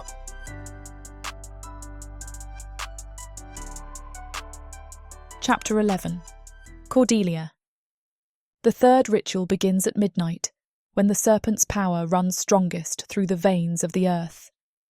They dress me in silk the colour of dried blood, weave serpent scales into my hair until it crackles with each movement, and paint my lips with ash mixed with powdered bone. The effect is meant to make me look like a bride preparing for her wedding night, if that bride were marrying death itself. I catch my reflection in the polished silver mirror as the attendants finish their work, and barely recognise the creature staring back at me. The ceremonial makeup transforms my face into something ethereal and terrible, cheekbones sharp as blades, eyes rimmed with kohl dark as the void between stars. I look like one of their goddesses stepped down from whatever hell spawned the dark elves. Perfect. The throne room has been transformed since yesterday. Black candles burn in towering candelabras, their flames casting writhing shadows that seem to move independently of their light sources. The air is thick with incense that makes my head swim, something sweet and cloying that reminds me of flowers left too long in stagnant water. The court has dressed for the occasion too, nobles in midnight silks and silver jewellery that catches the candlelight like captured stars. Their eyes follow my progress as the priests escort me down the aisle, hungry and anticipating, waiting to see how I'll react to whatever fresh horror they have planned. I keep my spine straight and my chin raised, but inside I'm cataloguing faces, memorising expressions. Which nobles lean forward with obvious excitement? Which ones look bored by the spectacle? Which ones might be sympathetic to a human girl's suffering? And most importantly, where is Lord Garlis Montin? I find him near the back of the assembled court, partially hidden by one of the massive pillars that support the vaulted ceiling. He's dressed more soberly than usual, black doublet with minimal silver trim. No jewellery except for a serpent ring that glints on his left hand. But his eyes burn with that familiar intensity as they track my movement through the crowd. Our gazes meet for just a moment across the sea of pale faces and violet eyes, and I let something flicker in my expression. Not quite vulnerability, but something that suggests the walls I've built around myself might not be as impenetrable as I've pretended. His hands clench into fists at his sides, and I see his jaw tighten with barely controlled emotion. Good. Let him think his salvation is finally taking root. The high priest waits at the altar with tonight's instrument of torment, a basin filled with what looks like liquid shadow, its surface moving in ways that have nothing to do with air currents. As I approach, I can smell it, something metallic and rotten, like blood left to spoil in summer heat. Kneel, winter bride, King Cress commands from his obsidian throne. Receive the serpent's blessing and be transformed in its sight. The stone is ice-cold against my knees, even through the silk of my ceremonial gown. The priest begins chanting in their ancient tongue, words that seem to crawl across my skin like insects. The liquid in the basin responds to his voice, rising and falling in rhythm with the incantations. This is new. The first ritual was poison to drink, the second was blood to spill. But this feels different, more dangerous, more permanent. Extend your hands, the priest intones, his voice echoing off the vaulted ceiling. I hesitate for just a moment, long enough for the court to notice, long enough for whispers to start circulating through the assembled nobles. Then I place my palms flat on the rim of the basin, feeling the metal burn against my skin like brands. The liquid surges upward, coating my hands in darkness that moves like living shadow. It doesn't hurt at first, just feels cold and strangely thick, like oil mixed with water. But then it begins to seep into my skin, and the real agony begins. Fire races up my arms as whatever unholy substance they've created burns its way into my veins. My vision blurs, black spots dancing at the edges as the pain threatens to overwhelm my carefully maintained composure. The urge to scream, to jerk my hands away from the basin, to collapse and beg for mercy, rises in my throat like bile. I swallow it down and keep my eyes fixed on the serpent carving above the king's throne. The darkness spreads further up my arms, visible now as black veins threading beneath my pale skin like a map of corruption. Whatever they're doing to me, it's not just ceremonial. This is magic, real magic, changing me on a fundamental level. But I don't scream. Don't collapse. Don't give them the satisfaction of seeing me break. Instead, I let my gaze drift to where Garlis stands among the other nobles, and I let him see the pain I'm hiding from everyone else. Let him see the fear I won't show the priests, the vulnerability I won't display for his king's entertainment. Let him see me choosing to trust him with my true reaction. His expression transforms, fury and something deeper, something that might be genuine anguish, flickering across his sharp features. His hands are white-knuckled where they grip his sword hilt, and for one terrifying moment I think he might actually draw steel in the middle of his king's ritual. Then he catches himself, forces his face back into the mask of courtly indifference. But his eyes never leave mine, and in their storm-grey depths I see a promise that makes my breath catch despite the agony coursing through my veins. I will make them pay for this. The priest finally ends his chanting, and the liquid shadow in the basin goes still. The darkness in my arms pulses once, twice, then seems to settle into my flesh like it belongs there. I can still feel it moving beneath my skin, alien and wrong, but the burning pain fades to a dull ache. "Rise, blessed bride," the king commands. "Show our court how the serpent marks its chosen." I stand on unsteady legs, holding my transformed arms out for the assembled nobles to see. The black veins pulse with their own inner light, creating patterns that shift and writhe like living things. Gasps and murmurs rise from the crowd, some awed, some disgusted, all fascinated by this newest violation of my humanity. "Beautiful," someone breathes from the crowd. Lord Thane, probably, his voice thick with the kind of hunger that makes my skin crawl. But I'm not looking at Thane. I'm looking at Garlis, whose face has gone white as bone, whose eyes burn with a fury so intense it's almost frightening. He's not seeing beauty in my transformed arms. He's seeing desecration, violation, the systematic destruction of something precious, and he's seeing it as a personal affront that demands retribution. Perfect.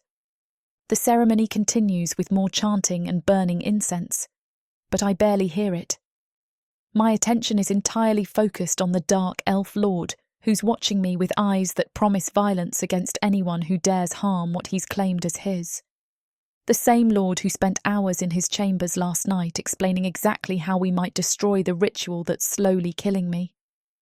The same lord who's falling deeper under my influence with every moment of manufactured vulnerability I allow him to see. When they finally escort me from the throne room, my arms still aching with unnatural darkness, I catch Garlis's eye one final time. This time, I don't hide behind walls or defiance. This time, I let him see something that might be gratitude mixed with desperate hope. Let him see me beginning to believe in his promises of salvation. His jaw clenches, and he nods once, a gesture so slight that only I would notice it. But in that tiny movement, I read volumes. Hold on. Trust me. I will not let them destroy you. The attendants lead me back to my chamber in the tower, but I'm barely aware of the journey. My mind is focused entirely on the game I'm playing, the careful manipulation that might be my only chance of survival. Gallis Montaigne wants to save me. More than that, he wants to be my saviour, my protector, my everything.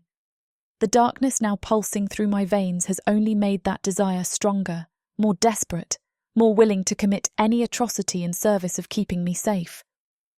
All I have to do is feed that obsession carefully, let him think his devotion is slowly winning me over, and wait for him to hand me the weapons I need to destroy this entire cursed ritual. The serpent pendant sizzles against my throat as I'm locked back in my gilded prison, but for the first time since they chose me, I feel something other than despair. I feel like I might actually survive this.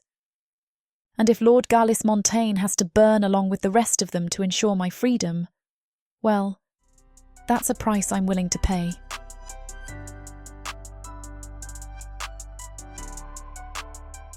Chapter 12. Gallis. The image of those black veins threading beneath her pale skin burns behind my eyelids like a brand. Hours have passed since the ritual ended. Hours since I watched them poison her with shadow magic that no human body should ever have to endure. And still I can see nothing else. The way she looked at me across that throne room, not with the defiance I've grown accustomed to, not with the sharp calculation that cuts through pretense like a blade, but with something softer, something that might have been trust beginning to bloom in the wasteland of her fear. She's starting to believe me, starting to see me as salvation instead of just another captor with prettier chains. The realization sends heat racing through my veins like molten metal. I pace the length of my chambers, unable to sit still, unable to focus on anything except the memory of her pain carefully hidden from everyone but me. She chose to let me see her vulnerability, chose to trust me with her true reaction while maintaining that perfect, unbreakable facade for the court. That has to mean something. Has to be more than just strategic manipulation. Doesn't it? The doubt creeps in like poison, whispering reminders of how intelligent she is, how quick to adapt, how skilled at reading people's desires and giving them just enough hope to keep them interested. She rejected my initial offer with such fierce independence.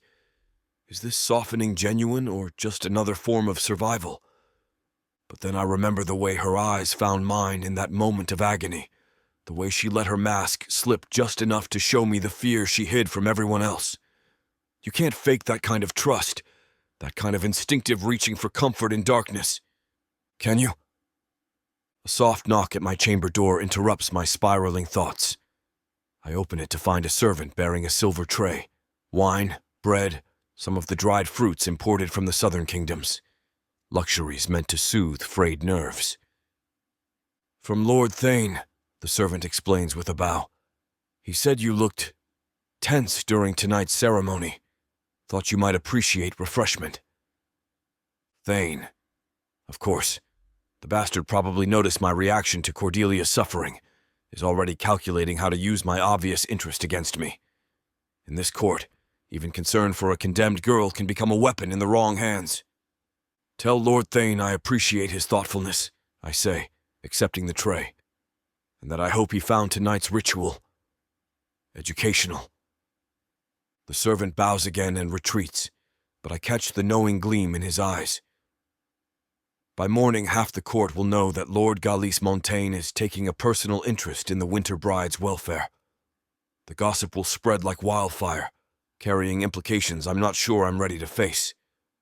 But as I pour myself a goblet of Rurzed wine and watch it swirl like liquid sapphires in the firelight, I find I don't care about court gossip. Don't care about the dangers of showing too much interest in forbidden fruit.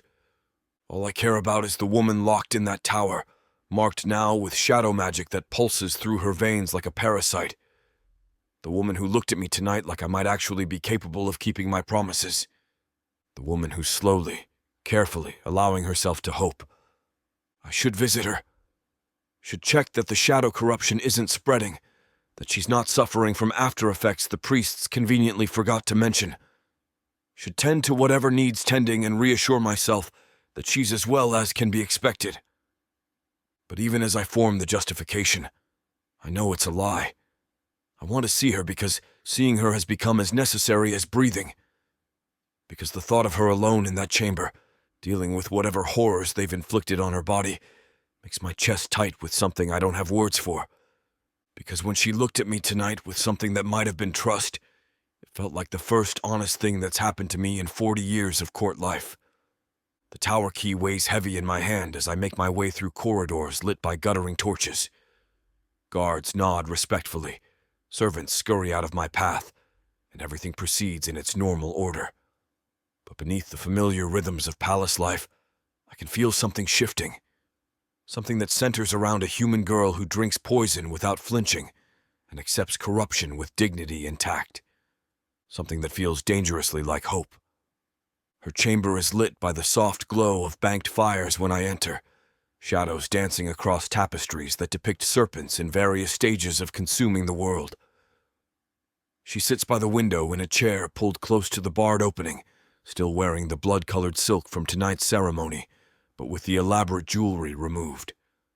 Her arms rest on the windowsill, and even in the dim light, I can see the black veins that pulse beneath her skin like living tattoos. "I wondered when you'd come," she says without turning around, her voice carrying a weariness that cuts through me like a blade. "How did you know it was me?"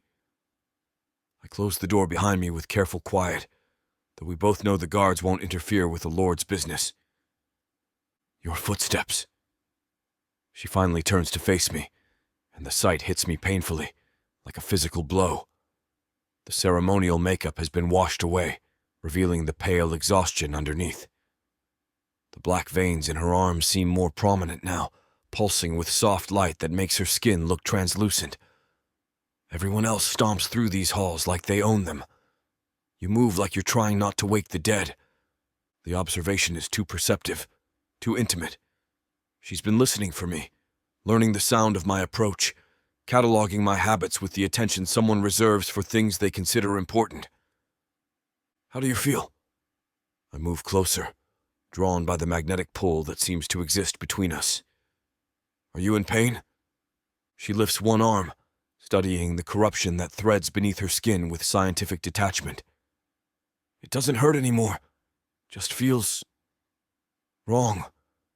Like there's something foreign living in my blood." "There is." I kneel beside her chair, close enough to see the fine details of what they've done to her. The veins don't just pulse with light. They move, shifting and writhing like they're searching for something. Shadow magic. It's meant to make you more receptive to the serpent's influence. More receptive to what, exactly? To accepting your fate. The words taste like ash. Each ritual is designed to break down your resistance, make you more compliant, more willing to embrace what they call your sacred duty.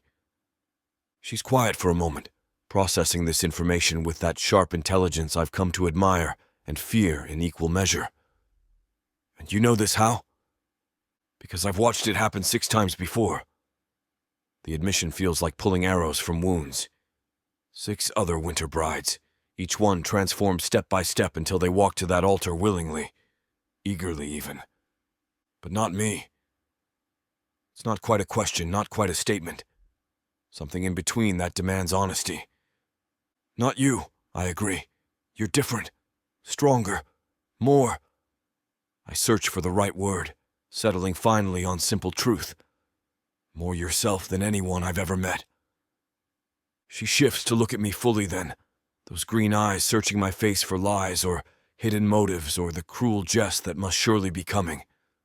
What she finds there makes her expression soften in ways that stop my breath entirely. "You really believe that," she says. And there's something in her voice I haven't heard before. Something that might be wonder. "I really believe that." I reach out to touch the corruption threading through her arm, feeling the unnatural warmth pulse beneath my fingers. "And I really believe we can stop this before it goes any further." "How?" The question comes out soft, almost vulnerable, like she's afraid to hope but can't quite help herself. "There are ways to cleanse shadow magic. Dangerous ways, painful ways, but possible." I trace one of the dark veins with my fingertip, feeling her shiver at the contact. It would mean betraying everything I've ever sworn to uphold. Everything I've ever been. "And you do that?" Her free hand comes up to cover mine, warm fingers threading through cool ones. "You'd risk that for me?" The question hangs between us like a sword balanced on its point, ready to cut deep no matter which way it falls. I could lie, could offer some pretty platitude about duty and justice and the sanctity of life. Could pretend my motivations are noble instead of desperate and selfish and consuming. Instead, I tell her the truth that's been burning like acid in my chest, like swallowed fire. I'd risk anything for you, I say, my voice rough with honesty. Everything. My position, my life, my soul if necessary. Because watching them destroy you is destroying something in me I didn't know existed. Her breath catches, and I see something flicker in those green depths. Surprise, maybe, or fear, or the first stirrings of something that might eventually grow into affection if I'm careful enough not to push too hard too fast. Galis, she whispers, and my name on her lips sounds like prayer and promise combined. I lean closer, drawn by forces I don't understand and can't resist. Yes? Thank you. The words are simple, but they carry a weight that nearly brings me to my knees. For seeing me. For believing I'm worth saving. For being willing to risk so much. And there it is. The moment I've been hoping for without daring to name it. The moment when Cordelia of Westmarch stops seeing me as just another captor and starts seeing me as something else. Something better. Something that might be worth choosing when all this is over and she's free to choose anything at all. You don't need to thank me, I manage, though my voice comes out rougher than intended. You just need to trust me. I'm starting to, she admits, and the confession sends lightning racing through my veins. I'm starting to believe you might actually keep your promises. The space between us feels charged, electric with possibility and danger in equal measure. I could kiss her now, could taste the honey and steel of her mouth, could show her with touch what words can't properly convey. She might even let me, might yield to the attraction I can see flickering in her eyes. But that's not what she needs right now. What she needs is proof that my devotion doesn't come with demands attached, that my protection doesn't require payment in flesh and submission. So instead of taking what I want, I do what she needs. I simply hold her corrupted hand in both of mine and promise her salvation without asking for anything in return. The deadline is upon us, I say quietly. 10 rituals before they drag you to that altar. We'll find a way to stop this, Cordelia. I swear it on whatever gods might be listening. She nods, squeezing my hands with fingers that tremble just slightly. I know. But as I sit there in her shadow-lit chamber, holding her corrupted hands while firelight dances across her pale face, I'm already calculating how to keep that promise. The deadline settles in my soul. I have 10 nights to save her, to prove I'm worthy of the trust slowly growing in her eyes and become the man she deserves, not just another monster who wants to possess her. If I have to destroy kings and gods and the very foundations of our society to do it, then so be it. She's worth any price I might have to pay.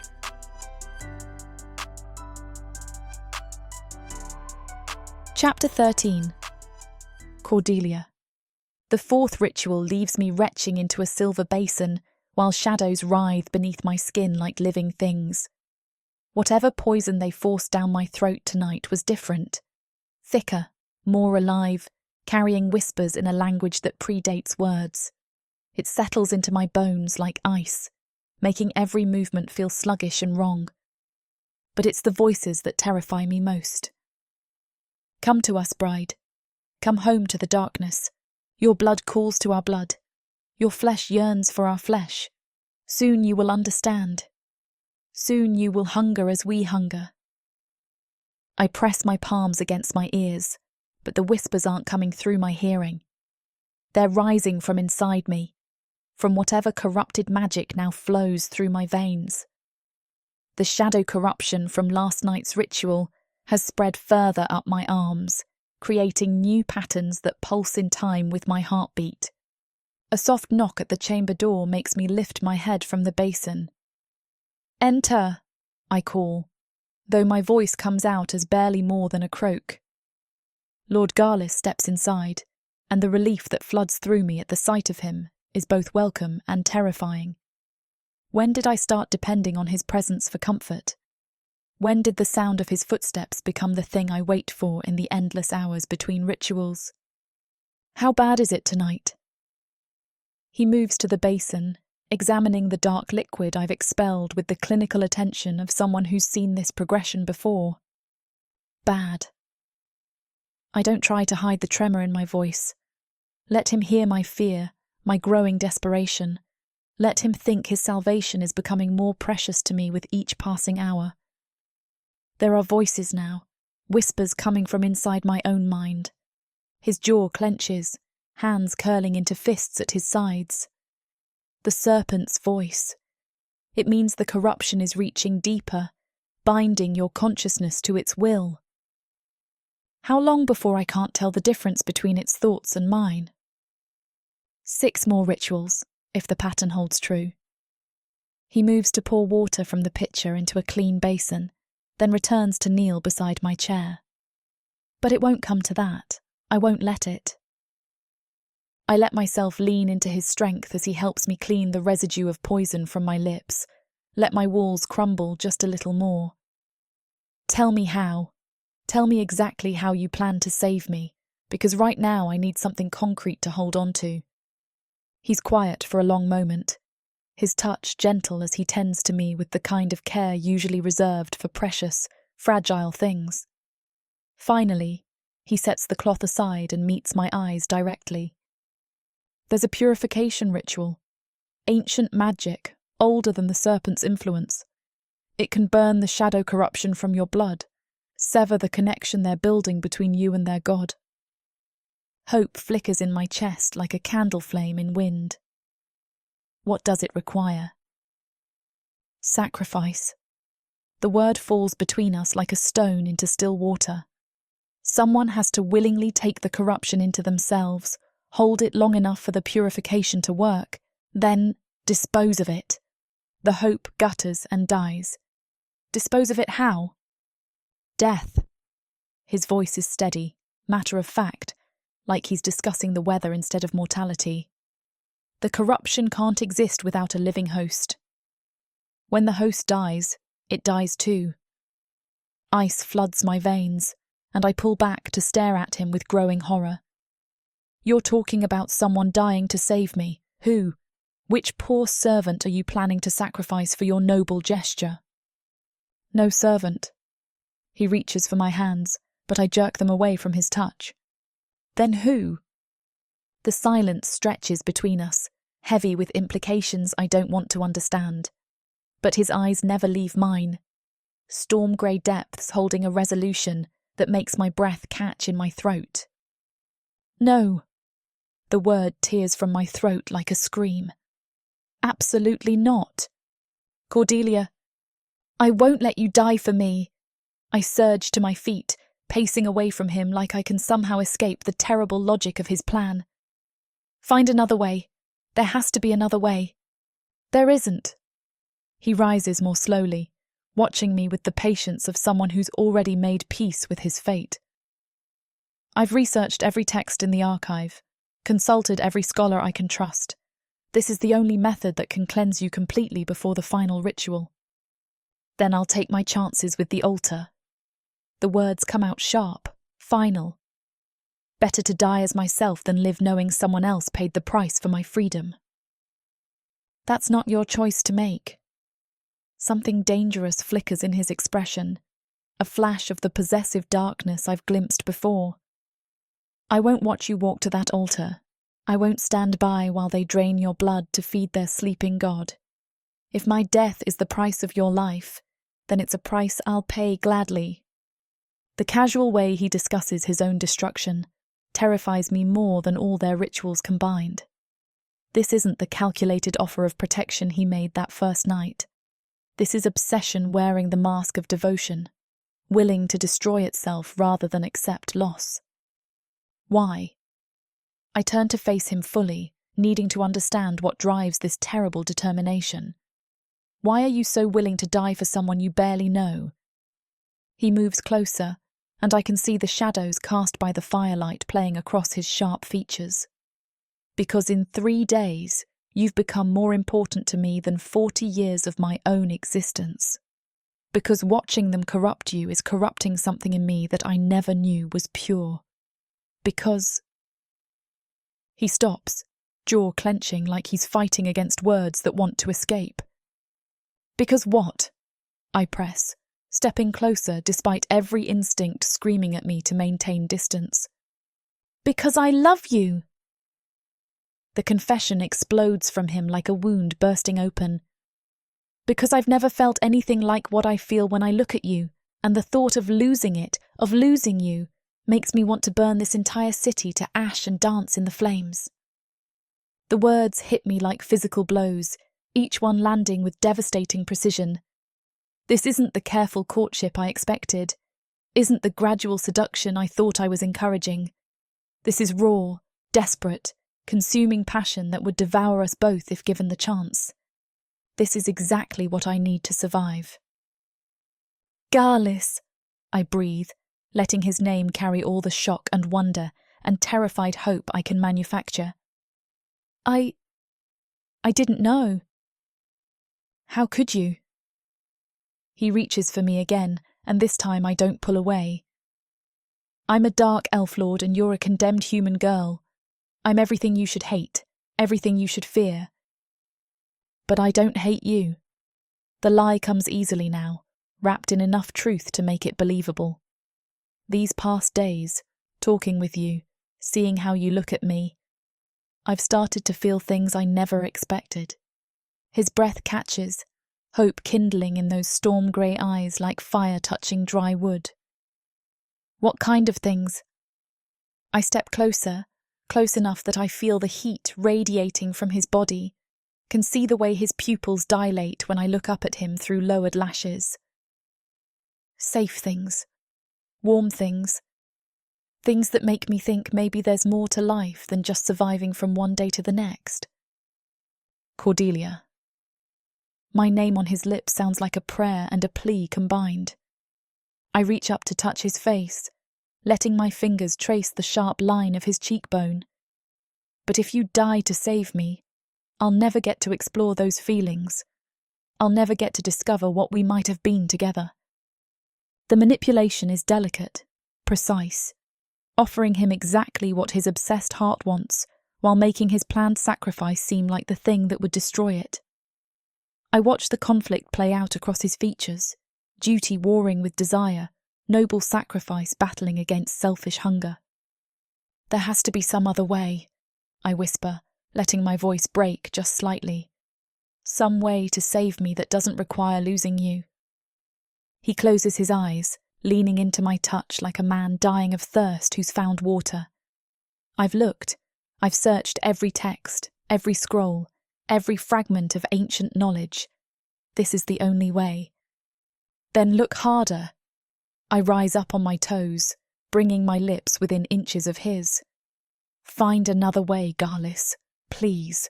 I can't bear the thought of your blood on my hands. For a moment I think he might close the distance between us, might claim the kiss I'm so clearly offering. Instead, he pulls back, something like anguish flickering across his features. What if I can't? He asks. What if this is truly the only option? I let tears gather in my eyes, real tears, born from exhaustion and fear and the terrible weight of playing with forces I barely understand. Then we'll face that choice when we come to it. But don't give up yet. Don't decide I'm not worth the effort of finding a better solution. You're worth everything, he says fiercely. Every risk, every sacrifice, every moment of effort I can give. Then give me that effort. I let my hand slide down to rest over his heart, feeling the rapid beat beneath his doublet. Give me time to hope for something more than just survival. He nods slowly, resolution replacing despair in his expression. Time. Yes. There might be texts I haven't examined, scholars I haven't consulted. Perhaps. He trails off, mind already racing toward new possibilities. Good. Let him exhaust himself searching for alternatives that don't exist. Let him spend his energy on impossible solutions, while I work on escaping this trap entirely. Our time grows short, I murmur, the words a quiet echo of his own grim timeline. So few chances left to find another way. Our time grows short, he agrees. I need to make him believe that salvation lies in defiance, not sacrifice. As he holds me against his chest, whispering promises about research and determination and refusing to give up, I close my eyes and begin planning how to turn his obsession into the weapon I need to cut my own chains. A few days will pass, and more chances to forge him into the perfect tool for my freedom. After that, Lord Garlis Montaigne can burn with the rest of them. Escape this world and step into one where romance and magic intertwine across realms, with stories that are not just standalone tales, but part of a vast, interconnected universe. Imagine not just one, but 100 stories, where characters, destinies, and legends cross paths in unexpected ways. 100 audiobooks from the Romantasy 100 book bundle. These aren't just isolated stories. They share themes, worlds, and threads that make every journey feel part of something grander. Fated lovers, ancient prophecies, and the delicate balance between power and passion. Get all of these stories today for a mind-blowing 90% off. That's right, 100 audiobooks for the price of 10. 800 hours of audio where these alpha males prove just how puny the human men of Prathika are. 12 complete series where they show their human women what they've been missing and more. One-time purchase, lifetime access to a universe of interconnected magic and romance. Prathika's magic is eternal. With the Romantasy 100 book bundle, your pleasure will be too.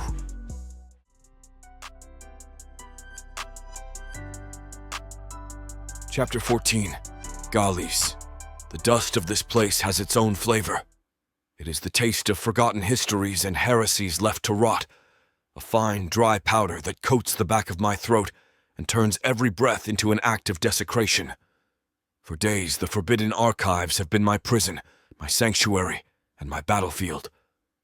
I have waged a war against time, against the slow, creeping march of the corruption that is devouring Cordelia from the inside out, and I am losing. Every book has been a betrayal, every scroll a testament to my failure.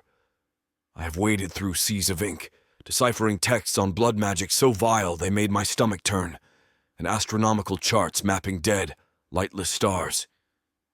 I have found 100 ways to curse a soul, and not a single one to save it. The hope I once clung to has worn thin, abraded by the rough, brittle pages of 1,000 useless books, until it is as transparent and fragile as a moth's wing.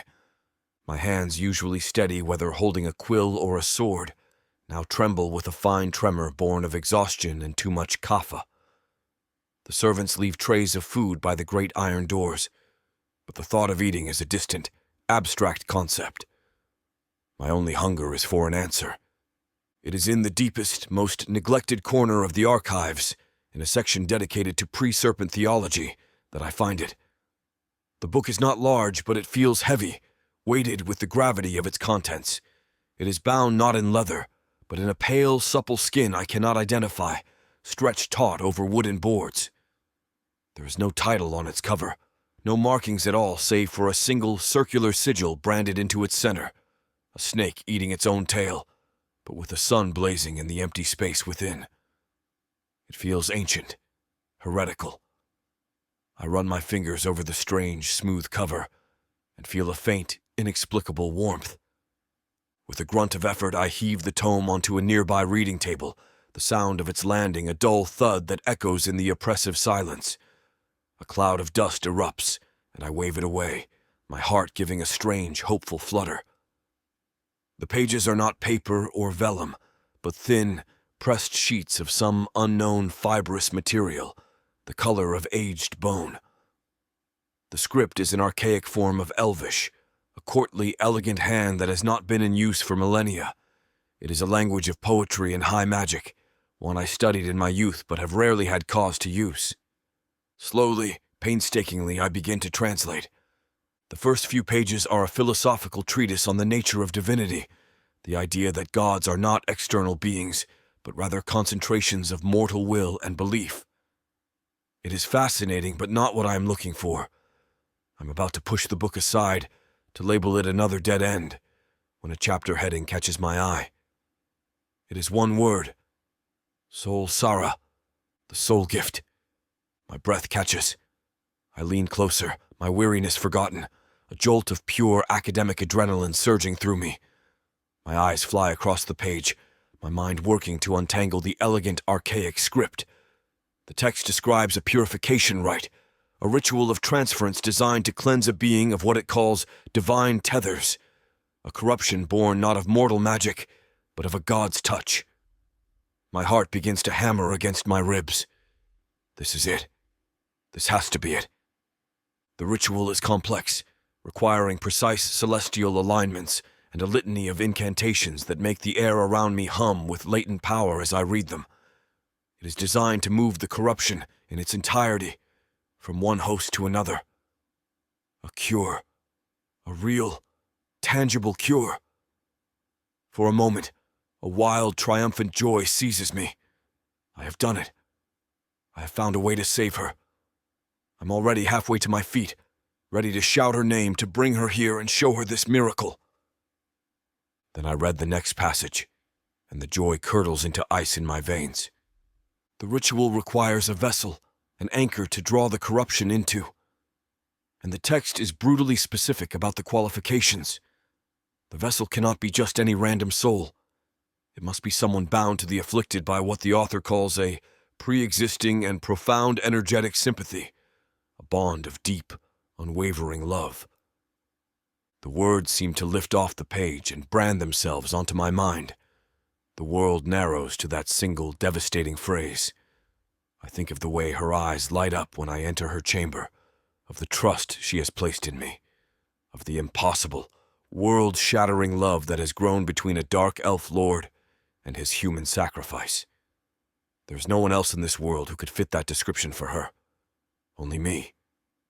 My eyes drop to the final damning paragraph of the chapter. I read it once, then twice, then a third time, praying I have mistranslated the archaic words. But there is no mistake. The soul Sara is not a transfer.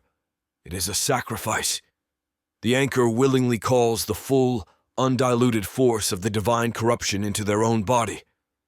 The original host is completely and perfectly cleansed, their life their own again. The new host, the anchor, is annihilated.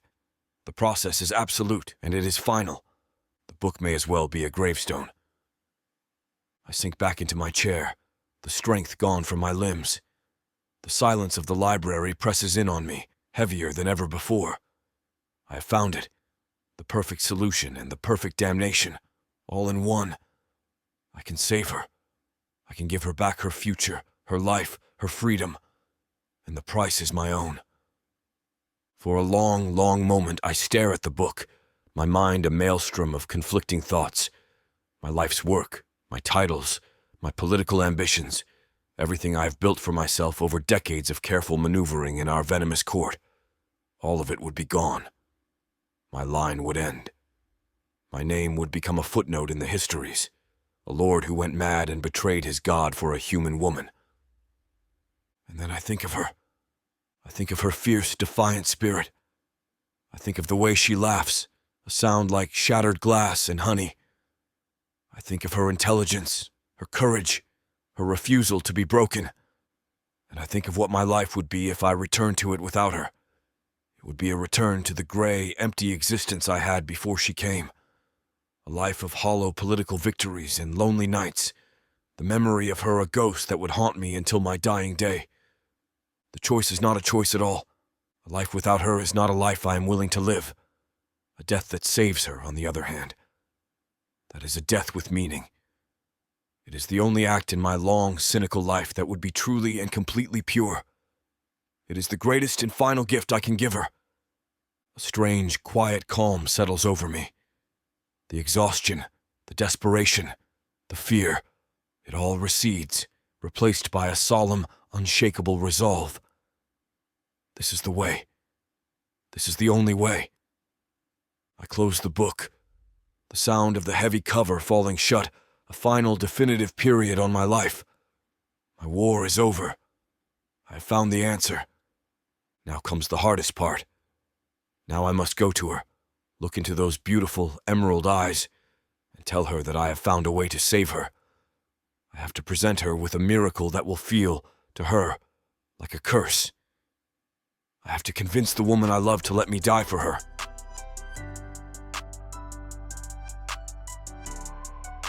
Chapter 15. Cordelia. He finds me by the western window of my tower, tracing the patterns of frost on the cold glass. When the door opens, I don't turn. I have come to recognize the sound of his footsteps, the almost silent tread that is so different from the heavy, clanking boots of the palace guards. But this time, something is different. The air shifts as he enters, charged with a strange, heavy finality that makes the fine hairs on my arms stand on end.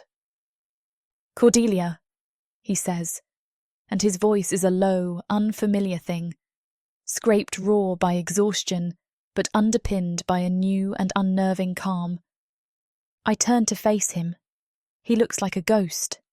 His skin is pale, almost translucent, and the shadows beneath his eyes are deep, dark bruises. He has not slept, I realise, not in days. He is holding a single, ancient-looking book in his hands, its cover a pale, unmarked hide. He holds it not like a scholar, but like a judge about to pass sentence. "You've found something," I breathe, my own hope, which I thought long dead, stirring in my chest. "I have," he says, his gaze unwavering. "A cure." The word is a miracle, a key turning in a lock I thought was rusted shut. For a moment, the world rights itself. The tower, the rituals, the impending doom, it all falls away, and I see a future, a real one, stretching out before me. I take a step toward him, a breathless, joyous laugh bubbling in my throat. A cure. Garlis, how? What is it? He doesn't smile. He just watches me, his expression one of profound, heartbreaking sorrow. That should have been my first warning. "It is a purification rite," he begins, his voice steady as he explains the ancient text. He tells me of the Solsara, the soul gift, a ritual of transference, of moving the divine corruption from one host to another. He speaks of a willing vessel, an anchor who can draw the poison from me. With every word, the future I just glimpsed becomes brighter, more real. We can find someone. We can pay them, promise them anything. Freedom is so close I can taste it. And then he delivers the final devastating blow. "The vessel cannot be a stranger," he says, his voice dropping. "The ritual requires a bond of profound love, and the transference is absolute. The anchor calls the corruption into themselves, and they are annihilated. It is a sacrifice. The bright, beautiful future shatters into a million pieces. The air in my lungs turns to ice. A bond of profound love. A willing sacrifice." I stare at him, at the terrible, solemn resolve in his eyes, and I understand. I finally understand the strange calm that surrounds him. It is not the peace of a man who has found a solution. It is the peace of a man who has accepted his own death. "No," I whisper. The word is barely a sound, but it is the most definitive thing I have ever said. "Cordelia, it is the only way." "No!" The word is a shout now, raw and full of rage. I lunge forward and snatch the book from his hands, its skin-like cover feeling obscene beneath my fingers. "We are not doing this. I will not let you do this. I would rather die 100 times over than buy my life with yours." "Your life is worth more than mine," he says, and the simple, honest conviction in his voice is a physical blow. "It is not!" I scream, tears of fury and despair blurring my vision. "It is not! You will not die for me, Garlis. I forbid it." I hurl the book into the fireplace. It lands with a soft thud, and for a moment it just sits there among the embers. Then a single, hungry flame licks at the corner of its pale cover, and it begins to smoke. He does not move to save it. He just watches me, his face a mask of sorrow. "Burning the words does not make them untrue," he says softly. It is the only answer there is. Then we will find another answer, I snarl, my entire body trembling with the force of my conviction. One that does not end with you in a grave. Now get out. He hesitates, opens his mouth to speak, but I point a shaking finger at the door. Get out. That was the beginning of our own private hell. He did not leave me, not really. Instead, he led me back to the forbidden archives, to the tomb of dead knowledge, and we began to search again. But everything was different. The fragile camaraderie we had built was gone, replaced by a chasm of unspoken disagreement. He was searching now only to appease me, to go through the motions of seeking an alternative he no longer believed existed. I was searching with the frantic, desperate energy of a woman trying to outrun the ghost of her lover's sacrifice. The days bled into a grey, dusty haze. We worked in a tense, brittle silence, the only sounds the rustle of ancient pages and our own weary breathing. I would watch him from across the library, his handsome face etched with a quiet, patient sorrow, and I would feel a rage so profound it threatened to choke me. He had given up. He had accepted a fate for us that I never would. We found nothing. We found prophecies of doom, chronicles of failed rituals, and philosophical texts on the futility of defying the gods. Every book was a new wall, every scroll another dead end. The library, once a place of hope, became a monument to our failure. The corruption inside me seemed to thrive on my despair. The whispers of the serpent grew louder in the silence, a sibilant, mocking chorus that celebrated my hopelessness. I grew weaker, the dark patterns on my skin spreading like frost across a winter pane. Garlis watched it happen, his face tight with a pain that was worse than my own. He saw my decline as further proof, another reason why his sacrifice was the only logical, loving choice. The end came on the third day of our renewed, hopeless search. I was on my knees, surrounded by a fortress of crumbling books. My vision swam from exhaustion. I couldn't read another word. I couldn't bear another failure. The fight simply went out of me, leaving behind a hollow, aching void. I let my head fall forward, my forehead resting on the cool, dusty cover of a book that could not save us, and the sobs I had been holding back for days finally broke free. They were not loud or violent, just a quiet, rhythmic shaking of my shoulders, the silent tears of a soul that had finally admitted defeat. I felt his presence before I saw him. He knelt in front of me, his knees sinking into the pile of discarded scrolls. He did not speak, just gently took my hands, his touch a small, warm anchor in the cold, dusty darkness. "I'm sorry," I whispered, my voice thick with tears. "I'm sorry I couldn't find another way." "Do not be sorry," he murmured, his voice impossibly soft. You fought. You fought for both of us when I had already surrendered. That is more than I ever could have asked for." He squeezed my hands, a gesture of quiet, profound finality. I looked up at him, at this beautiful, noble man who loved me enough to die for me, and I felt the last of my anger, the last of my fight, drain away, leaving only a vast, empty calm. He was right. We had found the only answer the world had to offer, and it was an answer I could never, ever accept.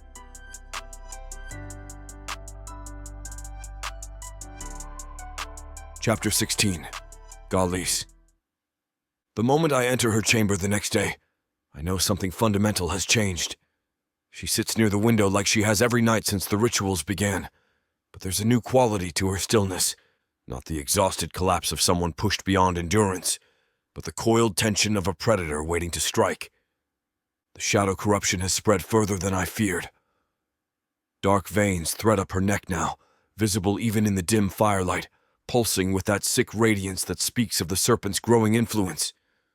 But it's her eyes that stop my breath, still green, still unmistakably hers, but lit from within with something that definitely isn't human anymore.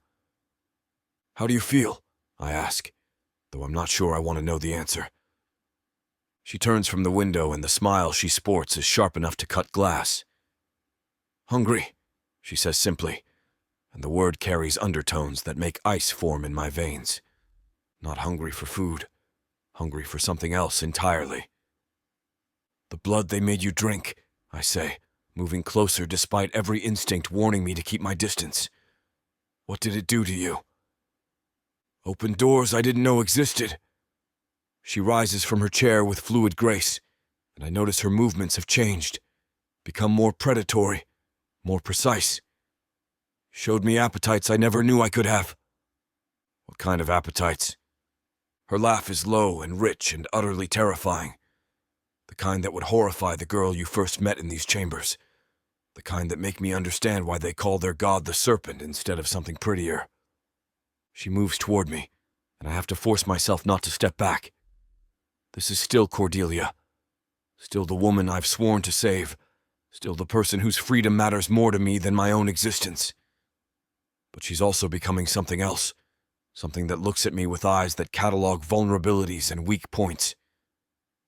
"Are you afraid of me?" she asks, stopping close enough that I can detect the corruption pulsing beneath her pale skin like a second circulatory system. "Should I be?" "Probably." She reaches up to touch my face, and her skin burns with fever heat. "I can hear your heartbeat, you know. Can smell the fear you're trying so hard to hide. Can feel the pulse in your throat calling to me like a dinner bell." The casual way she discusses violence should send me running, should make me draw steel and put distance between us and whatever she's becoming. Instead, it just makes me more determined to find a way to cleanse the corruption from her system before it claims her completely. "But you won't hurt me," I say with more confidence than I feel. "No." Her touch gentles, becoming almost tender. "Because despite everything they've poured into my veins, despite all the whispers telling me to feed and take and consume, you're still the only person in this cursed city who sees me as more than just a vessel for their god's hunger." Relief floods through me, followed immediately by renewed determination. She's still fighting, still choosing to be human despite everything they're doing to corrupt that humanity. "There's still time," I insist, trying to convince myself as much as her. "I will find a way to cleanse this poison from your system. I swear it." "Will you?" She tilts her head, studying me with those unsettling eyes. "Because I've been thinking about what you said, about purification rituals and willing sacrifice, and I'm starting to wonder if you're approaching this problem from the wrong direction entirely." "What do you mean?" She moves farther from me, beginning to pace the chamber with restless energy that makes her look like a caged wolf. "You're thinking like a scholar, like someone who believes every problem has a solution hidden in dusty old texts." She stops, fixing me with a stare that pins me in place. "But what if the answer isn't in your books? What if it's right here in this room?" "I don't understand." "They're making me into a weapon, Galis, giving me power I never asked for, abilities that should terrify anyone with sense." Her smile becomes predatory again. "But they're making a fundamental assumption. The power always serves the one who grants it. Understanding begins to dawn, cold and terrible and utterly seductive. You want to turn their own corruption against them. I want to burn their ritual to ash and dance in the flames." The words come out fierce, passionate, alive with the kind of rage that could move mountains. "I want to demonstrate what happens when they try to forge a slave and create a monster instead." The proposal hits me like lightning, illuminating possibilities I never dared consider. She's right. All my research has focused on cleansing the corruption, removing the Serpent's influence, restoring her to what she was before. But what if restoration isn't the goal? What if transformation is the weapon we need? "It's dangerous," I say, though my pulse quickens with something that might be excitement. "We don't know what you'll become, what the corruption will do to you if you stop fighting it." "Then we'll find out together." She moves close again, taking my hands in hers, and her touch burns like fever. "Help me, Galis. Not by dying for me, not by sacrificing yourself to cleanse poison from my veins, but by helping me become exactly what they fear most. a weapon they can't control. And after, when their ritual lies in ruins and their god starves for lack of sacrifice, what happens to you then? Vulnerability flickers across her features. I don't know. Maybe the corruption consumes me completely. Maybe I will become something that can never be human again. Maybe... She swallows hard, and I can see the fear she's trying so hard to hide. Maybe I become the kind of monster that stories are told to warn children about. Cordelia. But if that's the price of freedom, she continues, cutting off my protest, if that's what it costs to ensure no other girl ever stands where I'm standing now, then it's a price I'm willing to pay. The nobility of it stuns me. She's willing to damn herself completely, to become the very thing she should despise, if it means destroying the system that created her suffering. It's the kind of sacrifice that legends are built on, the kind of choice that transforms ordinary people into something mythic. It's also utterly, completely insane. There has to be another way, I say desperately. Some method of controlling corruption instead of surrendering to it completely. Then help me find it. Her grip on my hands tightens. Stop looking for ways to make me pure again and start looking for ways to make me dangerous. Not their kind of dangerous. My kind of dangerous. I study her face, noting the way the corruption has sharpened her features, made her more beautiful and more terrible in equal measure. She's still Cordelia. I can see traces of the kitchen servant who drank venom without flinching, echoes of the defiant woman who rejected my protection rather than accept pretty chains. But she's also becoming something else. Something that could tear this kingdom apart if properly motivated. Something that trusts me enough to ask for my help in becoming a monster.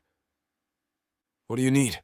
I ask, and the question feels like stepping off a cliff into unknown darkness. Her smile could light fires. Everything you know about shadow magic, every text on corruption and transformation, every scrap of knowledge about what happens when the serpent's influence takes root in human flesh. That kind of research. It's forbidden knowledge, the kind that gets people executed for heresy. Good. Her eyes gleam with unholy anticipation. Because I'm planning the kind of heresy that gets entire kingdoms executed. Looking at her, standing there in her blood-colored silk, corruption writhing beneath her skin like living tattoos, I realize I'm balanced on the edge of a choice that will define the rest of whatever life I have left. I can try to save her, restore her humanity, and cleanse her of everything they forced into her veins. Or I can help her become the perfect weapon for destroying everything I've ever known. I can choose salvation or revolution. Looking into those green eyes that burn with righteous fury, I realize there's only one choice I can make.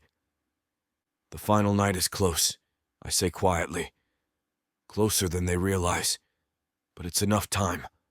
Enough to teach you how to make them regret ever choosing you. You'll help me. I'll help you become what they deserve to face. I lift her corrupted hands to my lips, pressing kisses to knuckles that burn with unnatural heat. And when you bring their world crashing down around their ears, I'll be right there beside you, cheering as it burns. Her laugh is pure joy wrapped in razor wire.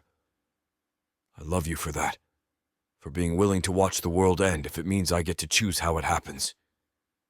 I love you too, I tell her, and mean it with every corrupted fiber of my being.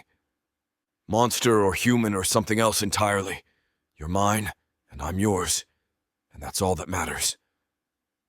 She kisses me then, desperate and fierce and tasting of shadows and possibilities. When we break apart, both panting hard, I can see our future written in her transformed features, beautiful, terrible, and utterly without compromise. My purpose is clear. I will use every moment we have left to forge her into the perfect weapon, to teach her how to destroy gods and kings and anyone else foolish enough to think they can chain what she's becoming. It's going to be glorious.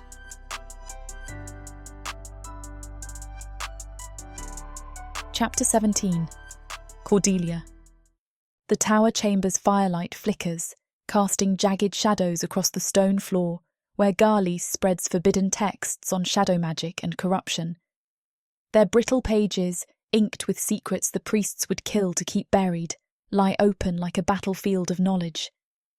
My fingers trembling from the venom wine of the third ritual, trace the ancient symbols, but my focus falters. The corruption in my veins, dark veins spiderwebbing beneath my pale skin, pulses in time with my heartbeat, responding to Garlis's presence. He kneels beside me, his silver hair catching the fire's glow, his grey eyes sharp with something more than scholarly zeal. The air crackles, electric, as if the rituals have woven us into the same forbidden spell. "These texts," he murmurs, voice low, "they confirm what I suspected. The Winter Bride ritual isn't just sacrifice, it's transformation." His clawed fingers brush mine as he points to a passage, and a jolt shoots through me. My senses heightened, every touch amplified by the venom coursing through my blood. I meet his gaze, and the hunger in his eyes mirrors the fire awakening in my chest, not just for rebellion, but for him. I lean closer, my auburn hair spilling over my shoulder, the heat of his body pulling me like a magnet. "Transformation into what?" I ask, though I already know. The rituals are forging me into something more than human, something the priests think they can control. They're wrong. And Garlis, with his dangerous obsession, is the key to my plan. I let my fingers linger on his, my touch deliberate, stoking the spark between us. His breath hitches, eyes darkening. "Something they'll fear," he says. But his voice trembles, not with fear but with need. The corruption in my veins sings, urging me to claim him, to bind him to me so tightly he'll burn the world for my cause. I shift closer, my knee brushing his thigh, the contact igniting a fire that's more than supernatural. "Cordelia," he whispers, my name a plea, his claws grazing my wrist, sending shivers through me. The texts scatter as I rise to my knees, closing the distance. "Show me," I say, voice low, laced with the hunger the rituals have unleashed. "Show me what you're willing to risk for me." It's strategic, yes, but the heat pooling in my core is real, raw, undeniable. His obsession is my weapon, but I want him, want to feel alive, not just a pawn in their game. He surges forward, lips crashing into mine, tasting of ash and desire. His kiss is fierce, possessive, but I match it, my tongue tangling with his, the venom wine sharpening every sensation. My hands tear at his robes, exposing his lean, elegant, dark elf frame, while his claws shred my thin shift, leaving me bare. The firelight dances on my skin, highlighting the dark veins that mark my transformation. And Garlis's eyes widen, not with horror, but with worship. "You're beautiful," he growls, tracing the corruption threading my skin, his touch electric, making me gasp. Sorry for the interruption. I know you were gearing up for a steamy scene, but it's way too hot for this platform. If we want to keep sharing our stories for free, we have to abide by this platform's guidelines. To get the full unabridged audiobook, go to worldsofprothika.com. Browse through unabridged audiobooks, countless ebooks and bundles offered at a discount. If the thought of me whispering all the dirty details into your ear isn't enticing enough, use discount code YouTube30 to get 30% off of all digital products. Story after story, audiobook after audiobook, the worlds of Prothika are waiting for you. Prothika's magic is eternal. But unabridged, it's unforgettable. He nods, claws tightening on my skin. "I'd burn the world for you," he says, and I believe him. This intimacy has sealed our pact, his obsession now my strength, our love a blade for revolution. The 6th ritual looms tomorrow, but tonight we've claimed each other, body, soul, and purpose. The priests think they're forging a sacrifice. They're wrong. They're forging their nightmare, and I'll make them choke on it.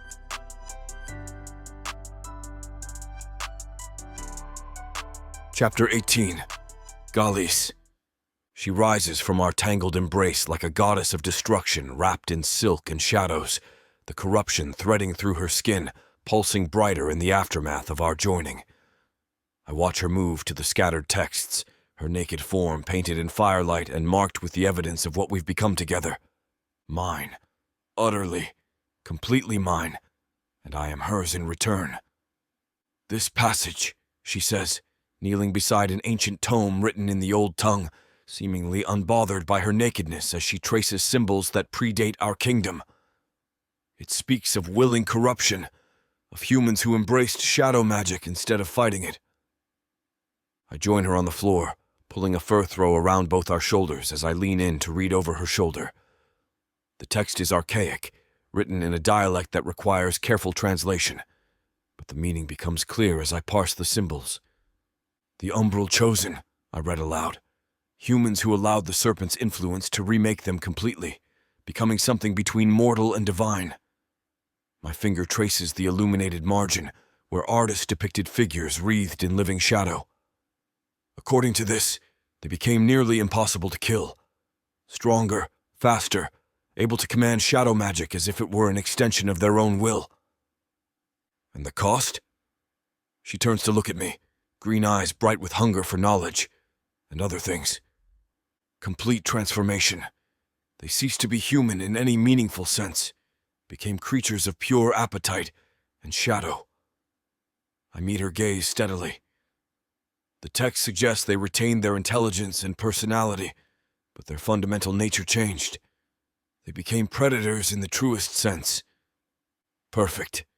Her smile could melt steel. "How long does the transformation take?" I scan the relevant passages, my heart sinking as I find the answer. 13 rituals. 13 nights of willing corruption, with the subject accepting each violation instead of fighting it. I look up at her, seeing my own realization reflected in her expression. They planned this from the beginning. The Winter Bride ritual isn't meant to create a sacrifice. It's meant to create one of these umbral chosen. A weapon for their god. She stands, beginning to pace with that predatory grace that's become more pronounced since tonight's ritual. Something that would serve the Serpent willingly, hunt for it, feed it with the blood of their enemies. "But you're not planning to serve anyone." The statement comes out rough with admiration and something darker. "No." She stops pacing back and forth to look at me, and in the firelight, with corruption writhing beneath her skin like living tattoos, she looks more beautiful and terrible than anything I've ever seen. "I'm planning to become their perfect weapon and then turn that weapon against them." The audacity of it takes my breath away. She's not just planning rebellion. She's planning to let them complete their ritual, allow them to transform her into exactly what they want, then use that transformation to destroy them all. "The risks," I begin, but she cuts me off with a gesture. "I know the risks." She moves back to kneel beside me, close enough that I can sense the heat radiating from her corrupted flesh. I might lose myself completely. Might become something so alien to humanity that I can never go back. Might develop appetites that make me a danger to everyone I care about. Including me.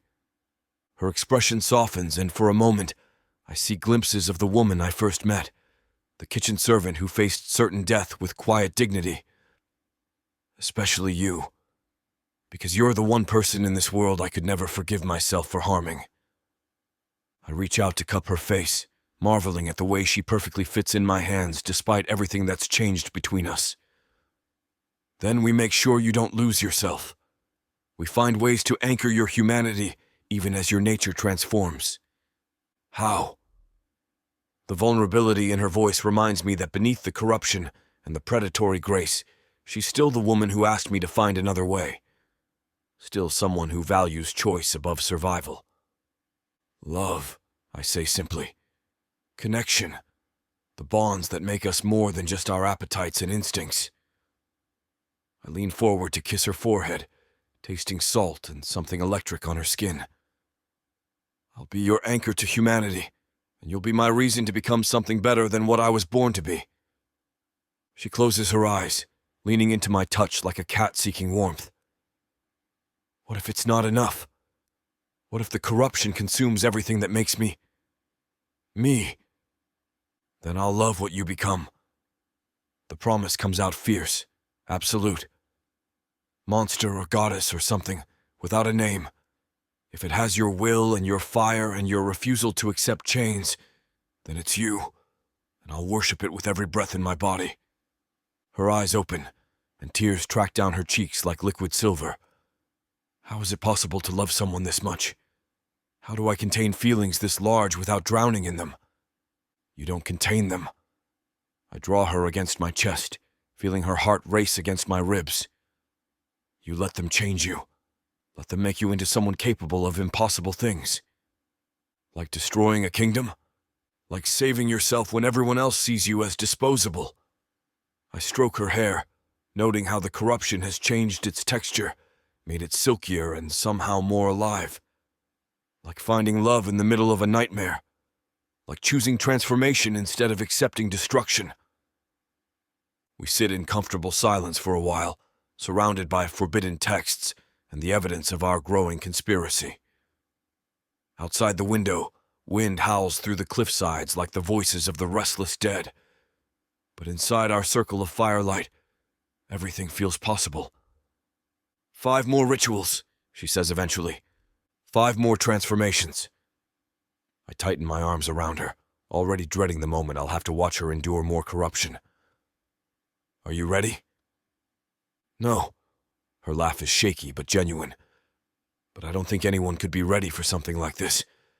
I just have to trust that what comes out the other side will still be someone worth saving. It will be. I turn her in my arms so I can look directly into her eyes. Because the part of you that's worth saving isn't the humanity they're trying to corrupt. It's the strength that refuses to be broken, the intelligence that turns their weapons against them, the fierce heart that chooses love over safety. And if I become something terrible, then you'll be my terrible thing. I kiss her softly, tasting shadows and possibilities on her lips. And I'll help you be terrible to all the right people. Her smile could start wars. I love you for that, for being willing to become a monster's accomplice. I love you for being worth becoming a monster for. We return to the text then, planning and scheming and preparing for the transformations to come. But underneath our careful strategies and forbidden knowledge, a deeper truth pulses like a heartbeat. Whatever she becomes, whatever I have to become to stand beside her, we'll face it together. And our enemies, gods, kings, and anyone else foolish enough to think they can chain what we're becoming, will learn to fear the sound of our names whispered in the dark. I can hardly wait.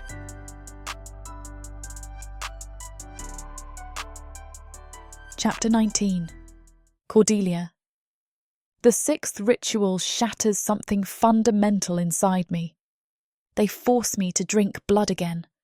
Not just human this time, but something else mixed in.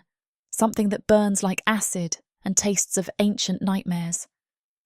The moment it hits my throat, the corruption in my veins explodes outward with predatory hunger, racing toward my heart with single-minded purpose. But instead of fighting it, instead of trying to maintain some core of untainted humanity, I open myself to the violation completely. Welcome it. Embrace it like a lover coming home. The transformation is immediate and devastating.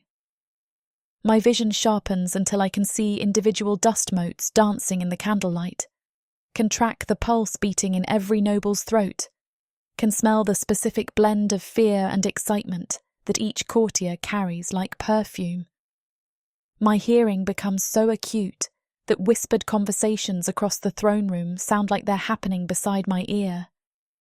And the hunger, oh, the hunger becomes everything. Not just for blood, though that craving rides me like fever.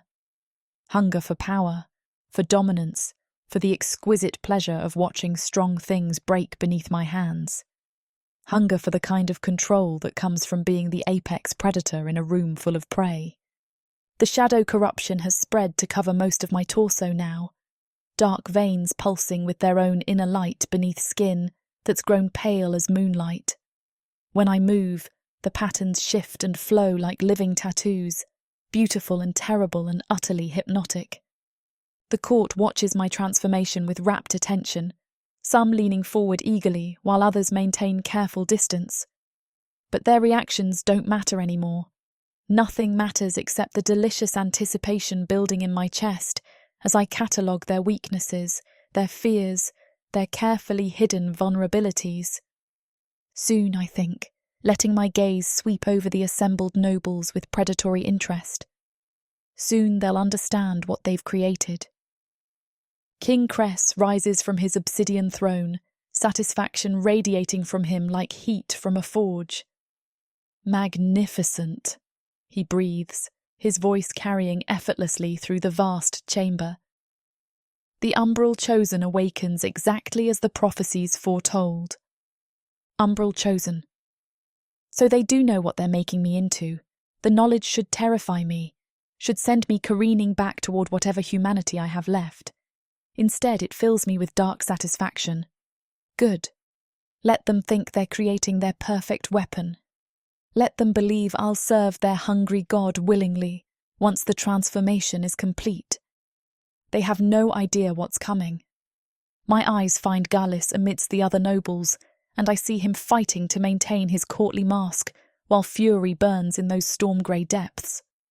He knows what this ritual has cost me, can see how much more of my original nature has been consumed by shadow and appetite. But underneath his rage, I see something else. Pride. Fierce, possessive pride in what I'm becoming. Perfect. My beautiful, obsessed dark elf lord understands exactly what we're building together. Something magnificent and terrible that will reshape this kingdom in ways they can't imagine. The high priest approaches with yet another basin, this one filled with liquid that moves like oil, but gleams like starlight. The final catalyst, he intones, his voice heavy with ceremonial importance. Drink, and let the serpent's gifts complete their work in your flesh. I take the basin without hesitation, raising it to my lips like I'm toasting their destruction. The liquid slides down my throat like molten silver, and the effect is immediate. The corruption in my system roars to life, racing through every nerve and vessel with triumphant hunger. This time, I don't just accept the violation, I revel in it. The pleasure that floods through me is indescribable, power made manifest, potential given form and substance. I can feel my body changing on a cellular level, becoming something stronger and faster and infinitely more dangerous than mere human flesh. When the transformation finally settles, I am no longer the kitchen servant who was dragged before this throne 6 nights ago. I'm not even the defiant woman who drank venom without flinching. I'm something new, something that exists in the space between mortal and divine, something hungry. Rise, beloved of the Serpent, King Cress commands, and I obey not because I must, but because it serves my purposes. Show our court the glory of your completed transformation. I stand with fluid grace, my movements more precise than any humans have a right to be. The ceremonial gown they've dressed me in, midnight silk that clings to curves made more pronounced by the corruption, feels like a second skin. Everything about my body has been refined, sharpened, turned into a weapon disguised as something beautiful. The court murmurs their appreciation, but their voices sound distant and unimportant. My attention is focused solely on the sensations flooding through my transformed nervous system. The way I can taste emotions on the air, can feel the ebb and flow of magical energy through the palace's ancient stones, can sense the exact moment each person's heart beats. It's intoxicating, addictive, the kind of power that could consume someone completely if they weren't careful. Fortunately, I have no intention of being careful. Tomorrow night brings the 7th ritual. The king continues, his voice thick with anticipation. The first of the final 7 that will complete your sacred purpose. I let my gaze drift to Gallis one final time, letting him see the predatory satisfaction burning in my eyes. Tonight, when he comes to my chamber, as he has every night since this began, we'll plan exactly how to use these new gifts to tear their world apart. Tonight we'll finish forging our revolution in shadow and blood. The ceremony continues around me, but I barely hear the chanting and prayers. My mind is already racing ahead to possibilities I couldn't have imagined when this nightmare began. I'm stronger now, faster, more dangerous than any human has a right to be. The corruption they've injected into my veins has made me into exactly what they wanted, a perfect weapon for their god. They just forgot to install the chains that would keep that weapon pointed away from them. When they finally escort me back to my chamber, I can feel the new power humming through my veins like electricity. Every step is precise, every movement calculated for maximum efficiency. The guards who walk beside me are tense, obviously uncomfortable with whatever I've become, but they maintain their posts because duty demands it. Poor fools. They have no idea they're escorting a predator back to her lair. I settle near the window to wait for Garlis, but not with the exhausted collapse that's marked previous nights. Tonight, I sit on the windowsill like a hunting cat, all coiled energy and predatory anticipation. The snake-like pendant at my throat pulses with welcome warmth that feels more like a promise than a threat now. Soon, it seems to whisper, soon you'll understand your true purpose. I smile, and in the reflection from the dark window, I see teeth that have grown slightly sharper, eyes that gleam with inner fire. Oh, I understand my purpose perfectly, just not the way they think I do. Soon they will discover exactly what kind of monster they've created. I can hardly wait to show them.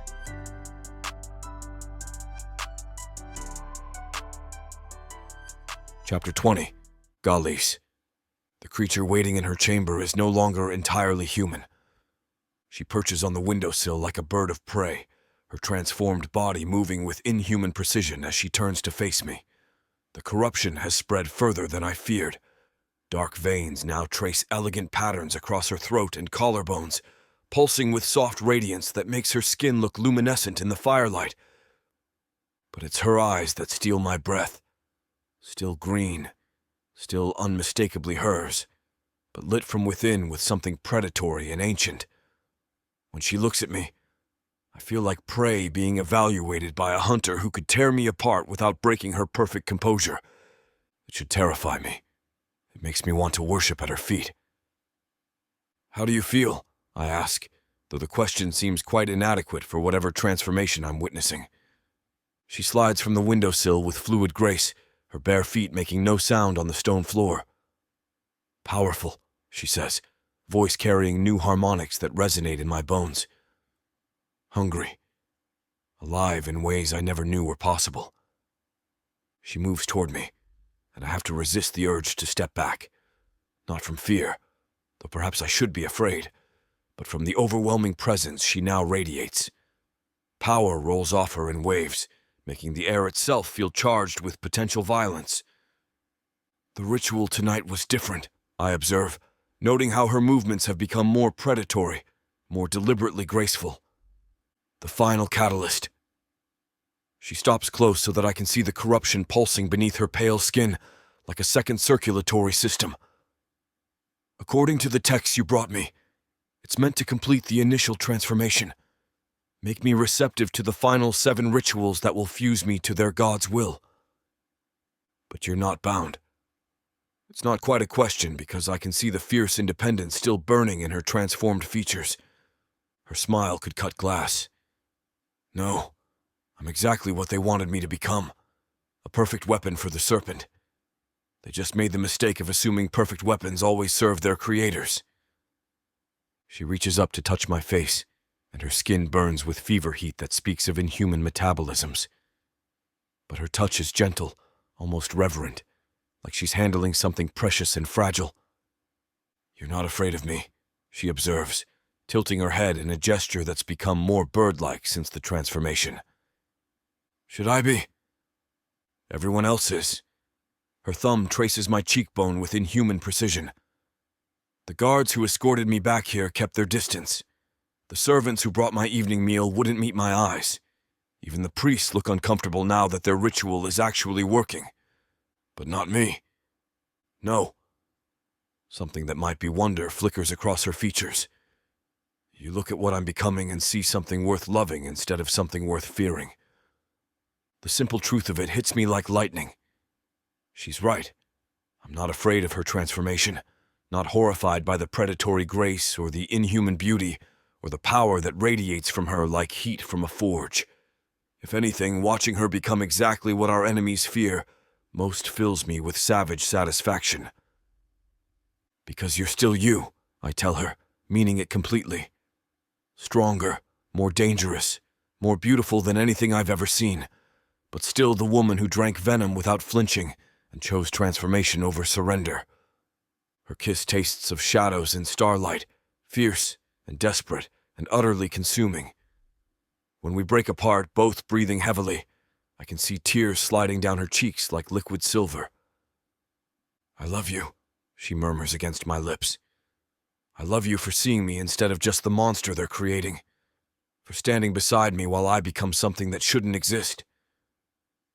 I love what you're becoming, I tell her, cupping her face in my hands, marveling at the alien beauty of the corruption threading beneath her skin. Every transformation, every new power, every step away from human and toward something magnificent. Even if I become something terrible?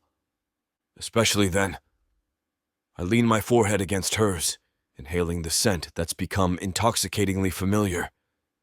Because your terrible will be beautiful in ways they can't comprehend. She pulls back to study my face, those unsettling eyes cataloging every expression. What are you thinking?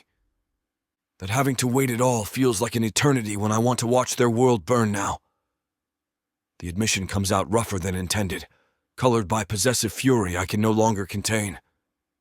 That seeing them corrupt you makes me want to tear out their throats with my bare hands. Her smile becomes predatory with sharp edges and deadly promises. Soon. Once the transformation is complete, once I understand the full scope of what I've become, we'll give them exactly what they deserve. And what do they deserve?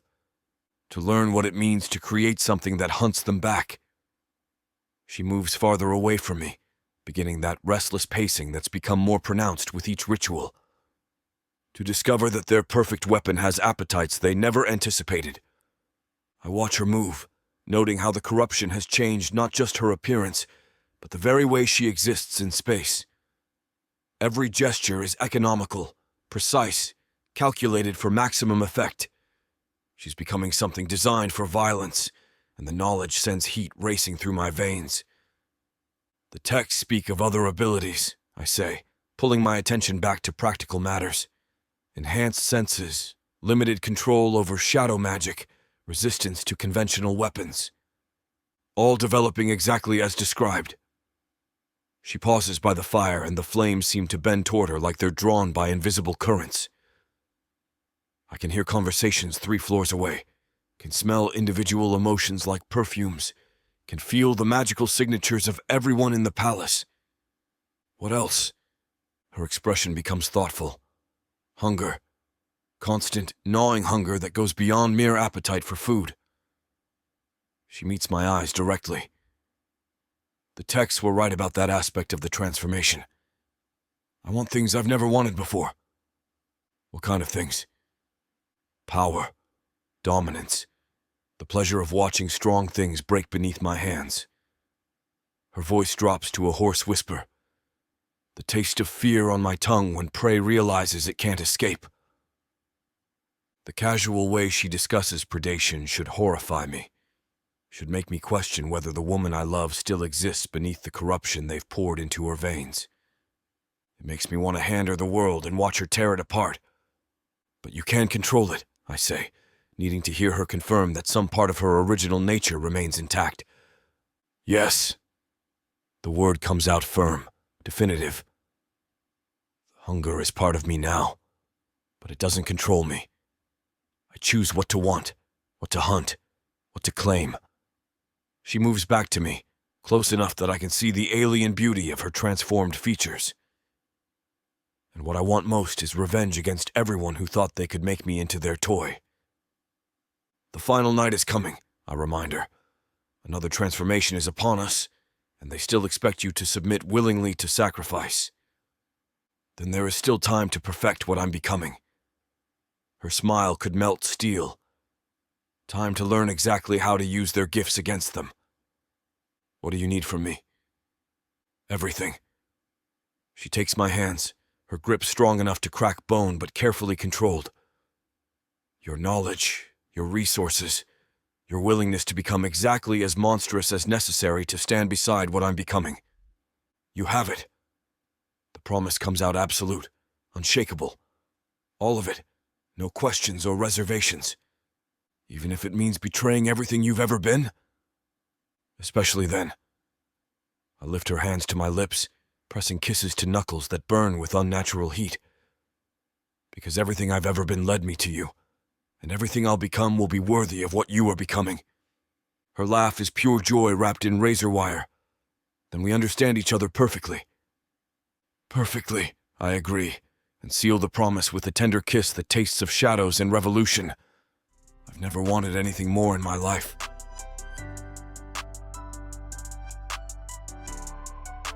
Chapter 21. Cordelia. The 7th ritual breaks the last pretense that I'm still human. They chain me to the altar this time. Not the silver shackles that first marked me as their sacrifice, but something older, heavier, forged from metal that drinks light instead of reflecting it. The chains burn against my corrupted skin, sending waves of agony through my transformed nervous system that should leave me screaming. Instead, I laugh. The sound echoes through the throne room like breaking glass, rich and wild and utterly without fear. Around me, the assembled court shifts uneasily, some nobles taking involuntary steps backward as they realise that whatever they've created is not reacting the way winter brides are supposed to react. Good. Let them start to understand what they've unleashed. The serpent's chains, King Cress explains to the watching crowd, his voice carrying the weight of ceremonial importance. Forged in the first days of our kingdom, blessed by our God's own shadow. They will hold our chosen bride while she receives the final gifts. Final gifts. As if the corruption spreading through my veins like living fire is something I should be grateful for. As if the transformation that's remaking me into their perfect weapon is a benediction instead of violation. They have no idea how right they are. The high priest approaches with tonight's offering. Not a basin this time, but a chalice carved from what looks like obsidian, its surface covered in symbols that seem to move when I'm not looking directly at them. The liquid inside pulses with its own inner light, thick and dark and definitely alive. "Drink willingly," he intones, his voice echoing off vaulted ceilings painted with scenes of serpents consuming the world. "Accept the serpent's final blessing and know your true purpose." I could refuse, could spit defiance in their faces and force them to pour the corruption down my throat by violence instead of invitation, could maintain the illusion that I'm still fighting against what they're making me into. But that would serve no purpose except satisfying my pride, and pride is a luxury I can no longer afford. I need to be exactly what they think they want. I need to become their perfect weapon completely, utterly, without reservation or restraint. Only then can I use that perfection to destroy them all. "I accept," I say clearly, my voice carrying to every corner of the vast chamber. "I embrace whatever gifts you would give me." The words send a ripple of satisfaction through the watching nobles, but I catch the flicker of unease in some faces. They wanted submission, yes, but not this kind. Not the calm acceptance of a predator allowing prey to arm it for slaughter. The priest raises the chalice to my lips, and I drink deeply without hesitation. The liquid burns going down, but not with the familiar fire of their usual poisons. This burns with something else entirely. Power made manifest, corruption given form and substance and purpose. I can feel it racing through my system like molten metal, seeking out every cell that still remembers being human and remaking it into something infinitely more dangerous. The transformation is immediate and overwhelming. My vision explodes outward, expanding beyond the merely physical into spectrums of sight no human eye was meant to perceive. I can see the magical auras surrounding every person in the throne room, can track the flow of power through the palace's ancient stones, and can glimpse the shadow realm that exists parallel to the material world.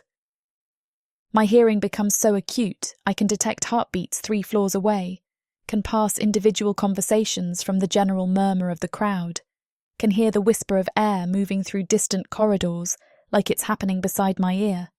But it's the hunger that truly changes everything. Not just the craving for blood and flesh that's been growing stronger with each ritual, but something deeper, hungrier, more consuming than mere appetite could ever be. Hunger for power, for dominance, for the exquisite pleasure of watching everything that once seemed strong and untouchable crumble beneath my touch. Hunger for justice. The chains holding me to the altar suddenly feel less like restraints and more like jewellery, pretty decorations that I allow to remain, because removing them would spoil the surprise I'm planning. I could break them now, could tear through the metal like it was paper and paint the throne room walls with noble blood before they had time to scream. But that would be wasteful, impulsive, the act of someone who doesn't understand the true scope of revenge. I'm going to be so much smarter than that. Rise, beloved of the Serpent, King Krez commands, and his guards step forward to unlock my chains. I stand with fluid grace, my transformed body moving with precision that no merely human frame could achieve. The corruption has spread to cover most of my torso now, dark patterns that pulse with their own inner glow, creating an intricate map of everything they've stolen from my original nature. I look beautiful, terrible, like something that stepped out of their darkest nightmares, wearing the face of their deepest desires. Perfect. The final ritual is nearly upon us. The king continues, his voice thick with anticipation. Each passing night brings you closer to your sacred transformation. Then, on the 13th night, you will take your place at the serpent's side and serve as our god's eternal bride. Eternal bride. The phrase hits me like ice water, carrying implications I hadn't fully grasped until this moment.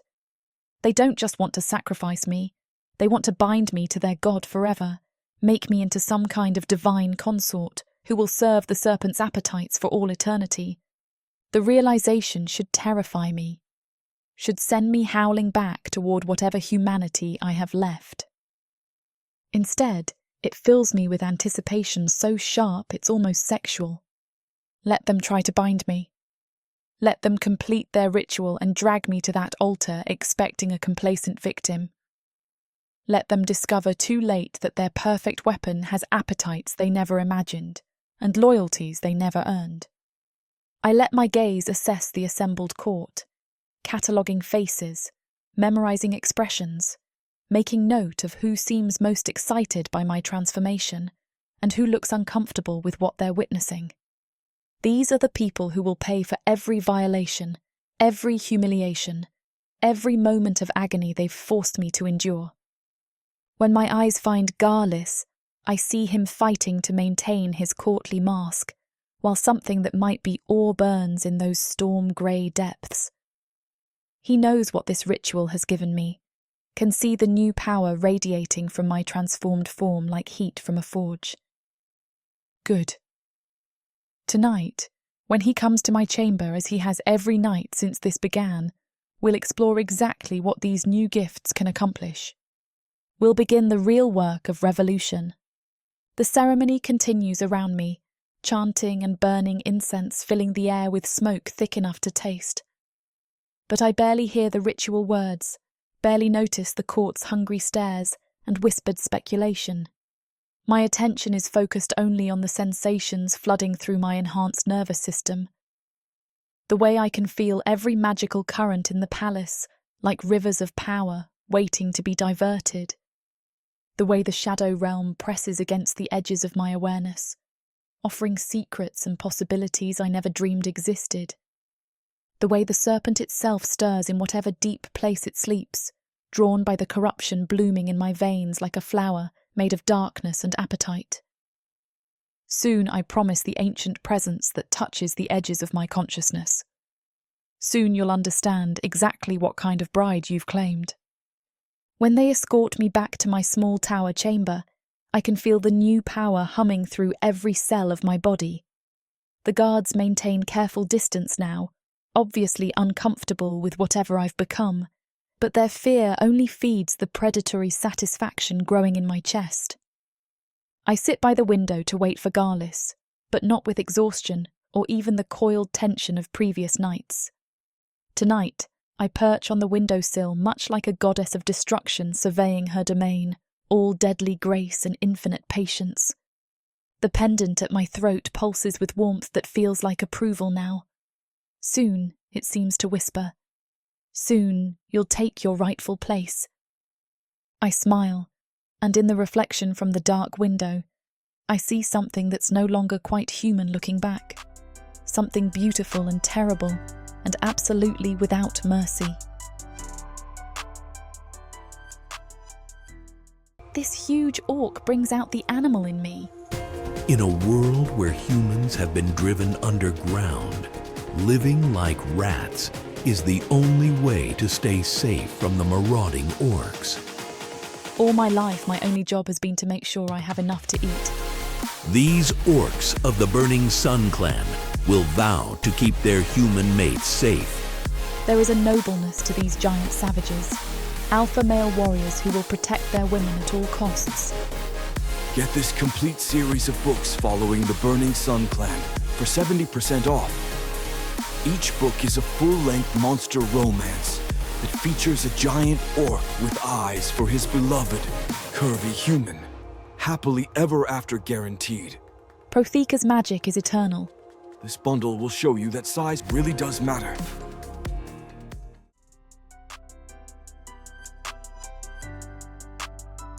Chapter 22, Galis. The power radiating from her hits me hard the moment I enter the chamber.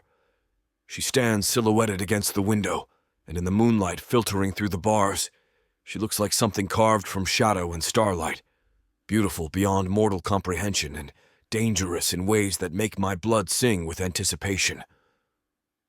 This is no longer the kitchen servant who was dragged before our throne 7 nights ago.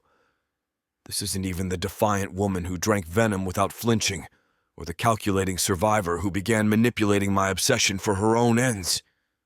This is something new, something that exists in the space between mortal and divine, predator and goddess, salvation and damnation. This is exactly what I've been waiting my entire life to worship. How do you feel? The question slips out automatically, though I can see the answer written in every line of her transformed form. She turns from the window with inhuman grace, and her smile could start wars. Hungry, she says, the word carrying harmonics that resonate in my bones. Powerful, ready to begin the real work.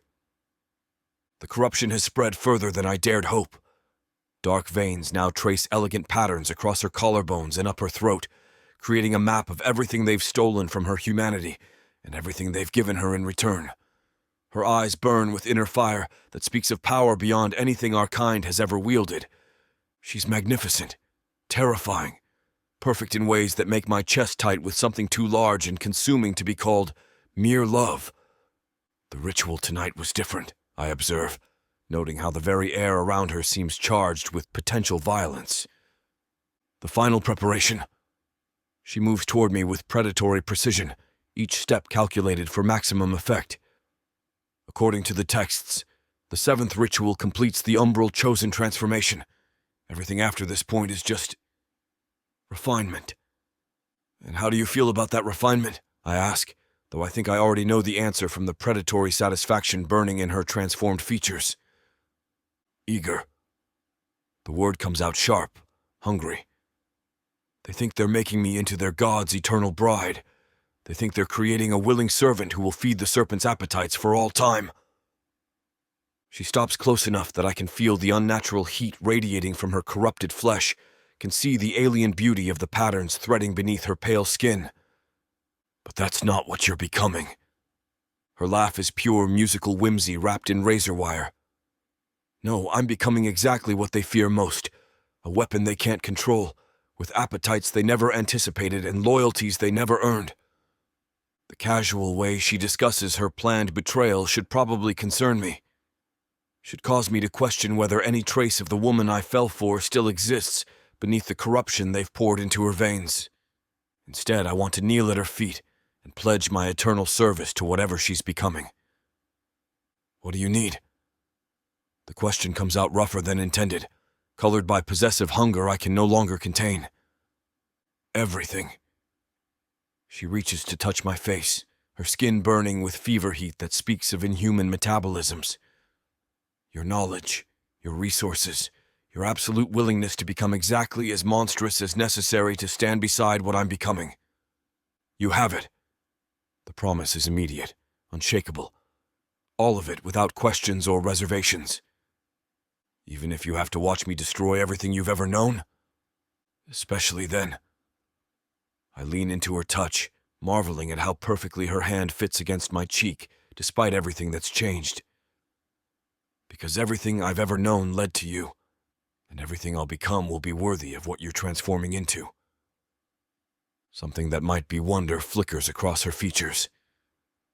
You really mean that? Even knowing what I am now, what I'm going to become, you still love you? I turn my head to press a kiss to her palm, tasting shadows and starlight on her skin. More than I've ever loved anything. More than I thought it was possible to love. Even though I'm no longer human. Because you're no longer human. The honesty tears from my throat like a confession. Because you've become something magnificent and terrible and absolutely without compromise. Because when I look at you now, I see perfection disguised as corruption. Her kiss tastes of power and possibilities, fierce and desperate and utterly consuming. When we split apart, both breathing hard, I can see tears trickling down her cheeks like liquid silver. I love you for that, she whispers against my lips. For seeing beauty in what I'm becoming instead of mourning what I used to be. What you used to be brought us together, I tell her, cupping her face in my hands and ogling at the alien perfection of her transformed features. But what you're becoming will let us reshape the world. Is that what you want? To reshape the world? I want whatever you want. The admission comes out absolute, uncompromising. If you want to burn kingdoms, I'll light the fires. If you want to topple gods, I'll forge the weapons. If you want to create something new from the ashes of what came before, I'll help you build it stone by stone. Her expression becomes calculating, predatory in ways that make heat race through my veins. And if what I want is revenge, complete, total, absolute revenge against everyone who thought they could make me into their toy, then we'll give them exactly what they deserve. I lean my forehead against hers, breathing in the aroma that's become intoxicatingly familiar, despite its alien undertones. We'll make them understand what it means to create something that hunts them back. Our time grows shorter still, she murmurs, her voice a quiet acknowledgement of the deadline driving us toward our conclusion. Yes, but long enough to perfect what you're becoming. I trace one of the corruption patterns threading across her collarbone, feeling the power pulse beneath my fingertips. Long enough for you to learn exactly how to use their gifts against them. I already know how. Her smile becomes predatory, sporting sharp edges and deadly promises. The corruption they've infused into my veins, it's not just changing my body. It's giving me access to power they don't understand, abilities they never dreamed their precious ritual could create. What kind of abilities? She moves away, beginning that relentless pacing that's become more pronounced with each transformation. But now there's something different about the movement, more fluid, more purposeful, like she's testing the limits of what her new form can accomplish. I can see through their eyes, she says, her soft voice carrying new harmonics that speak of inhuman vocal cords. Every person who's ever participated in their rituals, everyone who's fed power to the Serpent, I can feel their connections, can trace the pathways of corruption back to its source. The implications hit me like lightning. You're connected to their god. More than connected. She stops pacing to stare at me directly, and in her transformed features I see something that might be divine madness beginning to bloom. I'm becoming what their god has always wanted, not a sacrifice, but a partner, an equal. Something capable of standing beside ancient power and not being consumed by it. And when they realize what they've created, her laugh could shatter glass. They won't have time to realize anything, because the moment they complete the final ritual, the moment they try to trap me in their god's will, I'm going to reveal what happens when pristine weapons develop their own objectives. The casual way she discusses divine rebellion should terrify me. Should make me question whether she's lost herself completely to whatever alien influence flows through her veins. Instead, it fills me with tension so sharp it's almost painful. "Tell me what you need," I say, moving close enough to feel the power radiating from her transformed form. "Tell me how to help you become exactly what they need to face." "Time," she says, her grip strong enough to crack bone, but carefully controlled as she takes my hands. The nights that remain are all I need to understand the full scope of what I'm becoming, to map the connections between their god and its servants, and to prepare for the kind of revolution that reshapes reality itself. And then we give them the 13th night they've been anticipating. Her smile could melt steel, just not the way they're expecting it. I pull her against me, marveling at how perfectly she fits, despite everything that's changed about her fundamental nature. Looking at her standing in my arms, power radiating from every transformed line of her body, I realize I've never wanted anything more than to watch her tear down the world and dance in its ashes. And if she'll let me stand beside her while she does it, I'll consider myself the luckiest monster in the history of creation.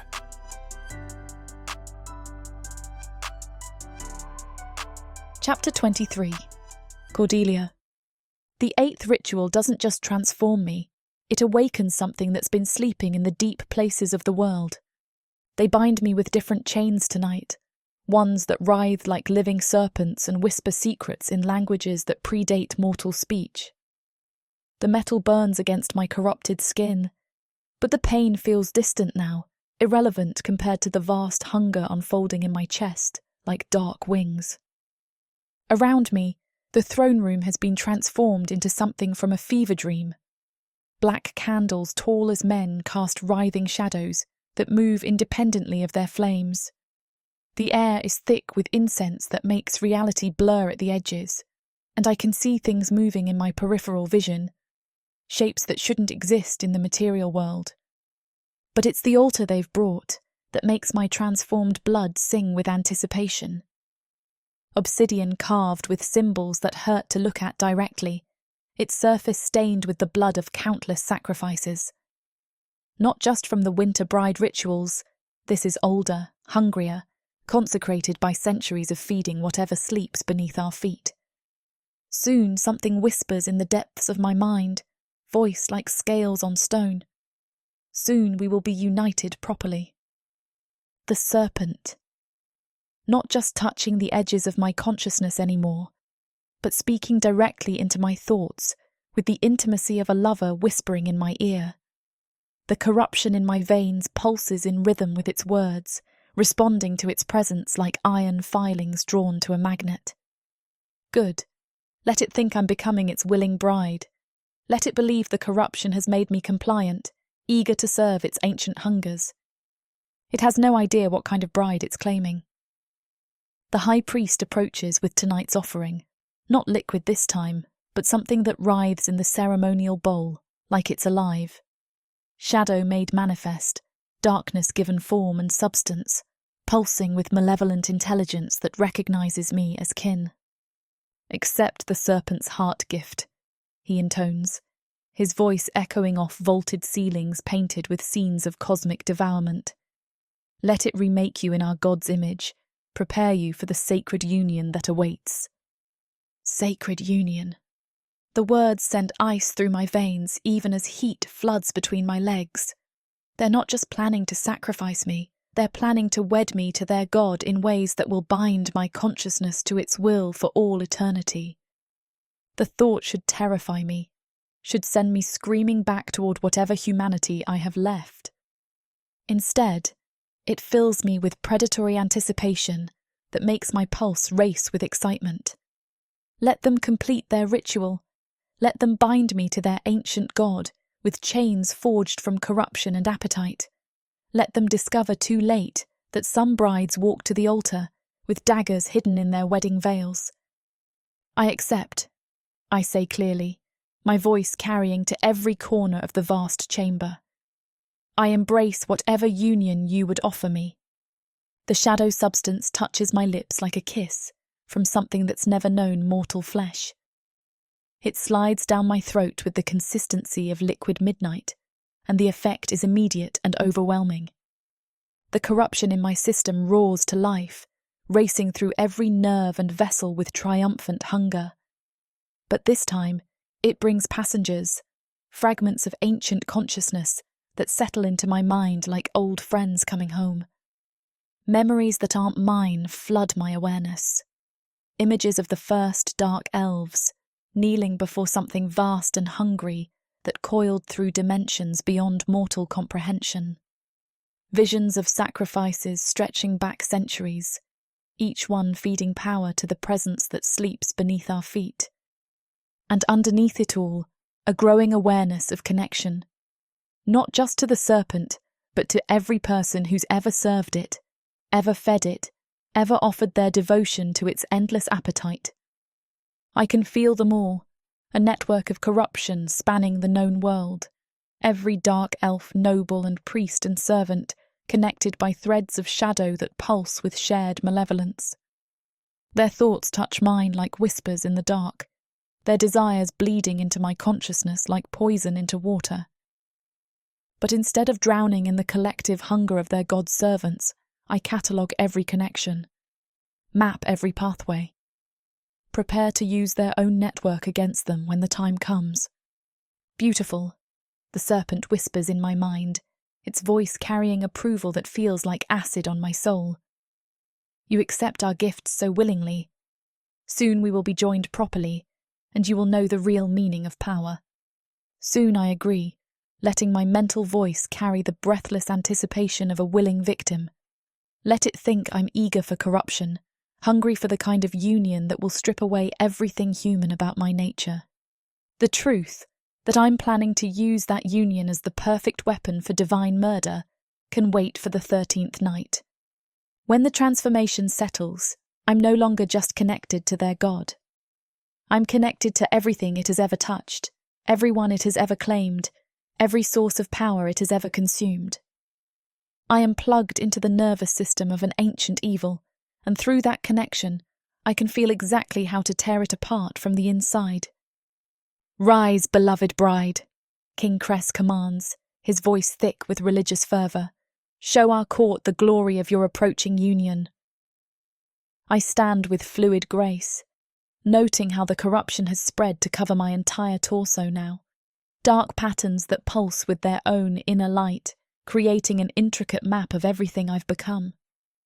When I move, reality seems to bend slightly around me, as if the material world can no longer fully contain what I'm becoming. The assembled nobles murmur their appreciation, but their voices sound distant and unimportant. My attention is focused entirely on the vast network of consciousness I can now access, thousands of minds that connect to their god's will, all of them completely unaware that their newest member is planning genocide. I let my gaze sweep over the court, and this time I see more than just faces and expressions. I see the threads of corruption that connect each noble to their god, can trace the pathways of power that flow between servant and master. Most importantly, I can see the weak points, the places where those connections could be severed, where the network could be damaged, where the entire system could be brought crashing down if the right pressure were applied in the right places. When my eyes find Garlis in the crowd, I see him watching me with something that goes beyond mere admiration. He's gazing at me like I'm a force of nature given human form, a storm made flesh that he wants to dance with even if it destroys him. Perfect. Tonight, when we're alone, I'll show him exactly what kind of storm I'm becoming. The ceremony continues with more chanting and burning offerings, but I barely notice the ritual words. My consciousness is expanding outward through the network I've been plugged into, exploring its boundaries, testing its defences, mapping every vulnerability I can exploit when the time comes.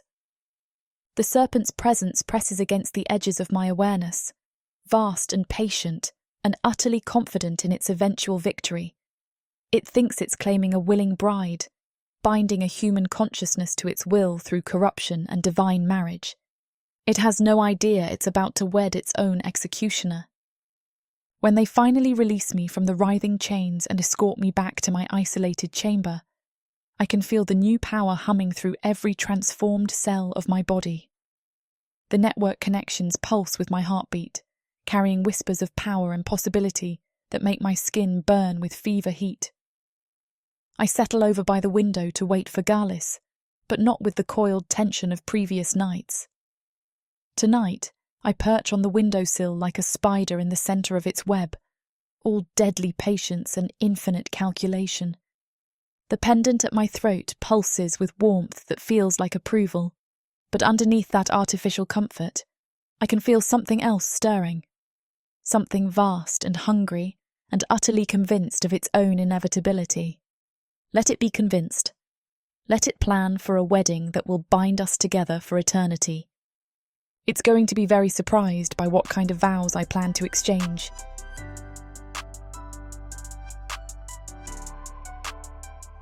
Chapter 24. Galis. Her tears are the final sacrament, and I, its sole communicant. I leave her chambers, a man hollowed out and filled with fire.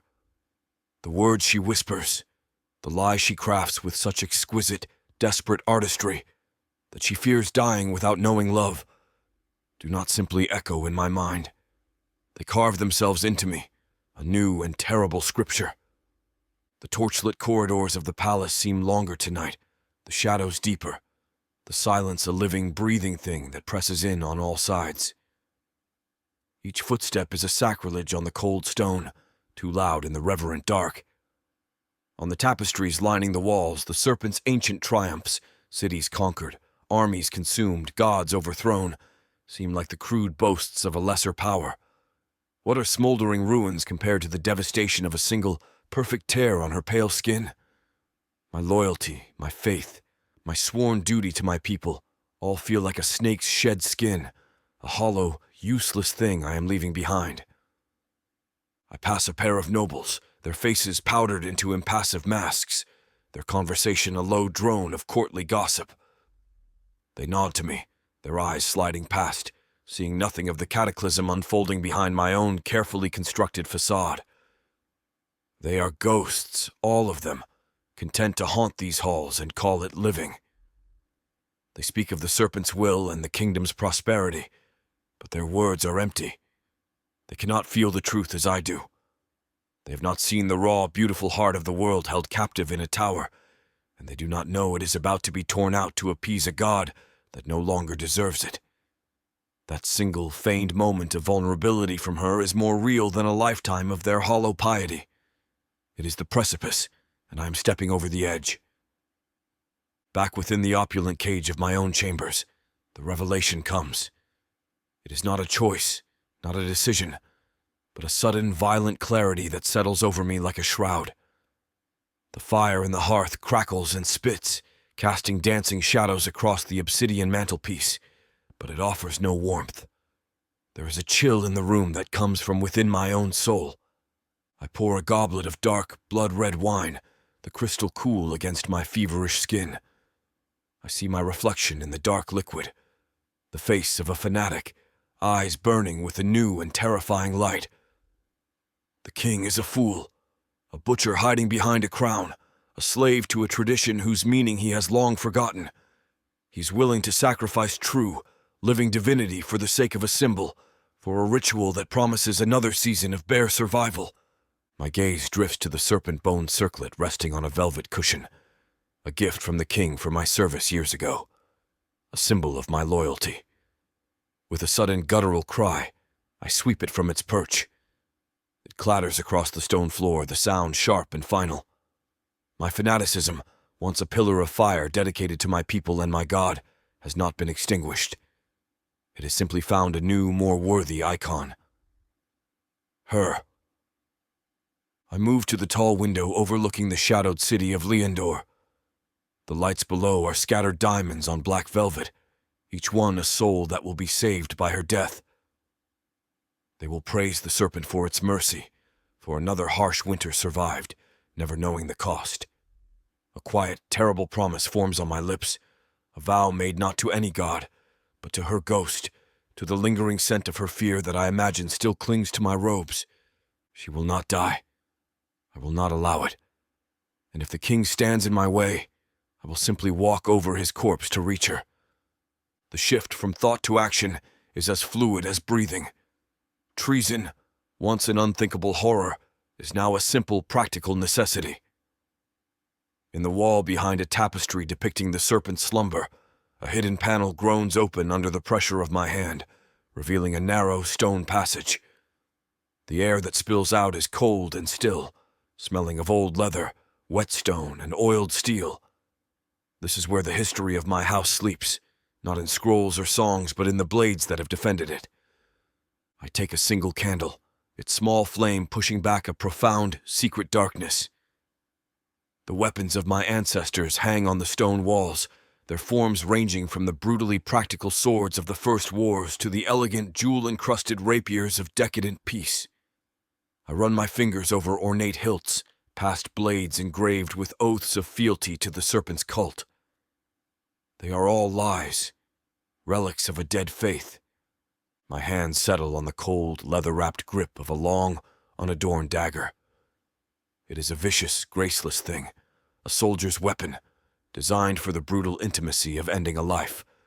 There is no ceremony to it, no art, only purpose. It belonged to an ancestor who had defended the city's walls during the Great Siege, his name now a footnote in the grand histories. I draw it from its sheath. The steel whispers in the silence, its edge a sliver of moonlight in the oppressive dark. I am corrupting its legacy, taking a tool forged to protect the kingdom and turning it against the kingdom's heart. I hold it before the candle, the flame dancing along its perfect, sharpened edge. It is no longer a relic. It is an instrument of my new and singular faith. Even a fanatic needs allies. Madness without means is merely a passing fever. An hour later, I stand on a secluded balcony overlooking the palace's desolate winter gardens. The cold night air bites at my face, a welcome, clarifying sting.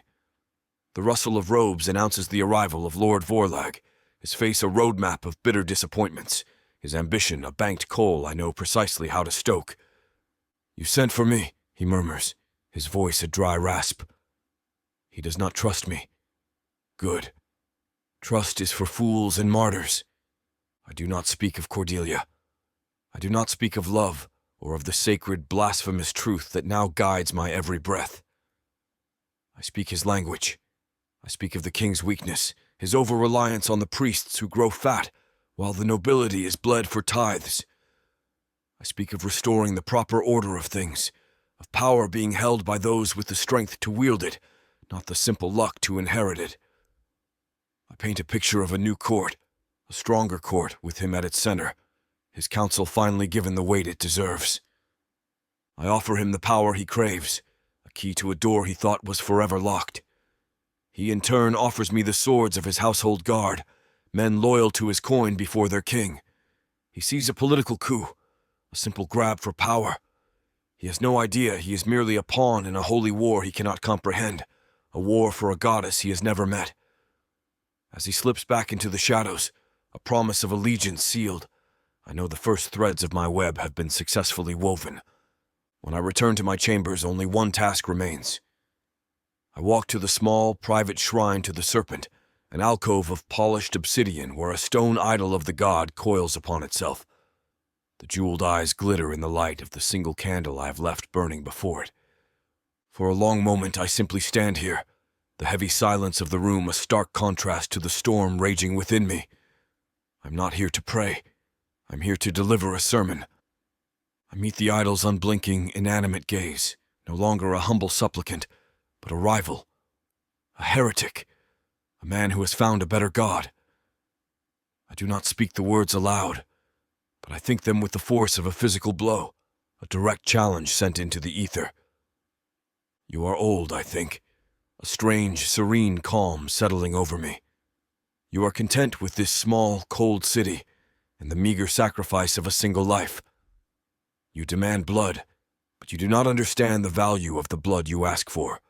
You would drain an ocean to quench a fleeting thirst. The logic of my madness is a perfect, unshakable fortress. To sacrifice Cordelia is not a holy act. It is a profound waste, the ultimate blasphemy.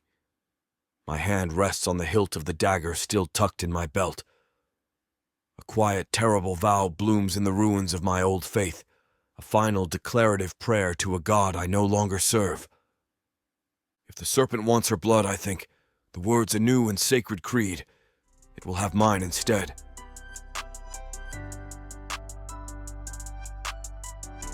Chapter 25. Cordelia. The 9th ritual is held in the belly of the world. They lead me down a winding staircase that spirals deep into the palace's stone foundations, each step taking me further from the thin, cold winter light and deeper into a primal dark. The air grows heavy, thick with the smell of damp earth, cold stone, and a sharp metallic tang, like old blood or ozone after a lightning strike. The opulent silks and velvets of the upper halls give way to rough-hewn rock that weeps with a black, oily condensation, and the torchlight seems to shrink, casting frail, trembling pools of orange in a vast and hungry darkness. The priests are silent, their faces hidden deep within the cowls of their robes. They are no longer men, but faceless spectres, their hands cold and impersonal as they guide my arms. They lead me into a low-ceilinged grotto, where the air is so frigid it feels like a physical weight against my skin. In the centre of the chamber, surrounded by a circle of unlit braziers, is a single massive slab of rock. It is not the polished obsidian of the throne room's altar, but a raw, jagged thing that looks as if it has been thrust up from the centre of the earth. Their chanting begins. It is not the elegant, sonorous liturgy of the public ceremonies. This is a deeper, more guttural sound, a drone that seems to vibrate not in the air, but in the stone beneath my bare feet. It is a language of bedrock and magma, of things that slumber and dream of ruin. Without ceremony, they force me onto the stone slab. The cold is a brutal, violent shock, stealing the air from my lungs and leaving me gasping. It is the cold of the grave, a cold that leaches the warmth from my blood and replaces it with the mountain's ancient chill. Lying on this stone, I feel my consciousness begin to fray. The relentless, hypnotic drone of the priests' chanting is a wall of sound, locking me into a strange, timeless present. The flickering light of their few tallow candles makes the rough-hewn walls seem to pulse and breathe. I close my eyes, but the feeling of the stone beneath me is an anchor to this waking nightmare. It feels alive. My mind, seeking an escape, is instead drawn downward. It is as if the physical world thins, and I can suddenly perceive the immense, geological weight of the mountain above and the profound, silent darkness below. The altar stone loses its solidity. It becomes a pane of smoky, dark glass, a window into the abyss. And in the abyss, something shifts. It is a movement on an impossible scale, the slow, tectonic uncoiling of a creature larger than the palace, larger than the city. I see it, not with my eyes but with some deeper, more terrified sense. The glint of black scales, each one the size of a warrior's shield, slick as if with primordial ooze. I see the curve of a colossal spine, a mountain range of muscle and bone disappearing into an unseeable distance. Then, in the absolute darkness beneath me, a single, lidless, golden eye opens. It is vast, ancient, and utterly indifferent, its slit pupil, a black gash in a sea of molten gold. It does not see me with malice, or even with hunger. It sees me as a stone sees the rain, a brief, insignificant event on the surface of its immense, slumbering existence. The vision lasts no more than a single frozen heartbeat, but it shatters the foundations of my world. The eye closes. The stone is just stone again. The priests move around me, their chanting rising in pitch. One of them approaches and begins to anoint my forehead with a cold, fragrant oil, his touch as impersonal as a physician's. I barely feel it. My mind still reels, falling, tumbling through the revelation that has just torn through me. The serpent. It is not a story told to frighten children. It is not a symbol carved on a throne or a sigil woven into a tapestry. It is a thing. A physical, breathing, impossibly ancient god. And it is sleeping in the stone heart of this mountain. The palace, the city, all of it is just a thin, fragile shell built over its tomb. A new, more profound understanding of the rituals crashes down upon me. They are not symbolic gestures of faith. They are the slow, methodical work of an awakening. The chants are a lullaby in reverse. The offerings are sustenance. The incense is the scent to draw it up from its billion-year slumber. And I, the winter bride, am the key. My life, my blood, is the final turn that will unlock the door and bid it wake. I am not to be a bride, I am to be its first meal. When the ritual is over, they pull me to my feet. My legs are numb, refusing to obey. The priests have to support me as they lead me back up the winding stairs, their grips firm and unforgiving. The transition from the primal dark of the grotto to the torchlit civility of the palace corridors is a jarring shock. The halls I walk every day now seem alien, a horrifyingly thin veneer of order stretched taut over the monstrous, slumbering chaos below. Everywhere I look, I see it. The serpent motif carved into a pillar is no longer decoration. It is a portrait. The coiled brass handles on a door are a warning. The stone beneath my feet is no longer a floor, but the lid of a sarcophagus. The terror is no longer a sharp, momentary spike of fear. It is a cold, heavy floodwater rising in my chest, filling my lungs, silencing my screams before they can form. My time is not just running out. It feels as if it has already been spent. I can hear a clock ticking in the silence of my own mind, a drum counting down to the moment I will be fed to the thing in the stone. They leave me in my lavish room, the bolt on the outside of the door sliding home with a dead final thud. I stand in the centre of the chamber, shivering violently, though a fire roars in the hearth. The silks and jewels laid out on the bed are a mockery, the finery of a corpse being dressed for its own funeral. I think of Galis, his burning, intense eyes, his frantic promises to burn the city for me.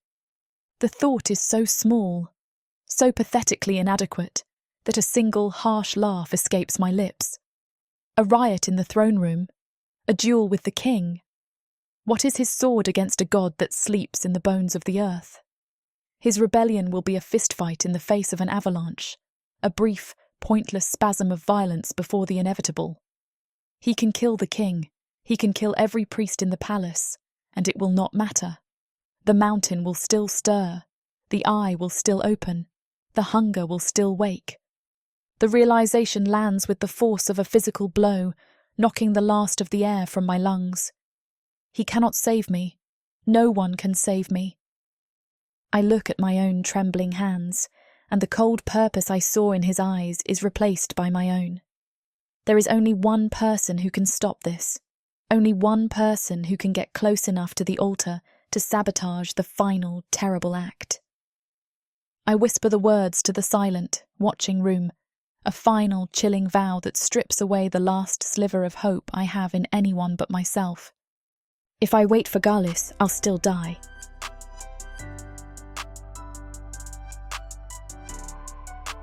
Chapter 26. Galis. The 9th ritual ends, and a profound, unnatural silence settles over the palace. The usual hum of servants and the murmur of courtiers is gone, replaced by a deep, listening quiet, as if the very stones of this place are holding their breath. I feel it in my blood, a vibration that is both a chill and a fire. Something has changed. The priests' faces are paler than usual as they emerge from the deep chambers, their expressions a mixture of terror and ecstatic awe. They have seen something. They have touched a power that has shaken them. And she was at the center of it. I must see her. The thought is not a decision, but a physical compulsion, an immediate and undeniable need. I stride through the corridors, my silk robes whispering against the stone. The guards at the entrance to her hallway watch me with stony expressions, but they do not dare to stop me. They see the fever in my eyes, the tremor of purpose that runs through my hands. I am a man possessed by a holy, terrible mission, and the entire world seems to sense it. Every serpent-carved relief on the walls seems to follow my passage, their obsidian eyes gleaming in the torchlight as if in acknowledgement of my new, singular faith. The air itself feels thin, electric. My heart hammers against my ribs, not with fear, but with a wild, soaring fervor. She is suffering. She is being tested, and I am the only one who can save her.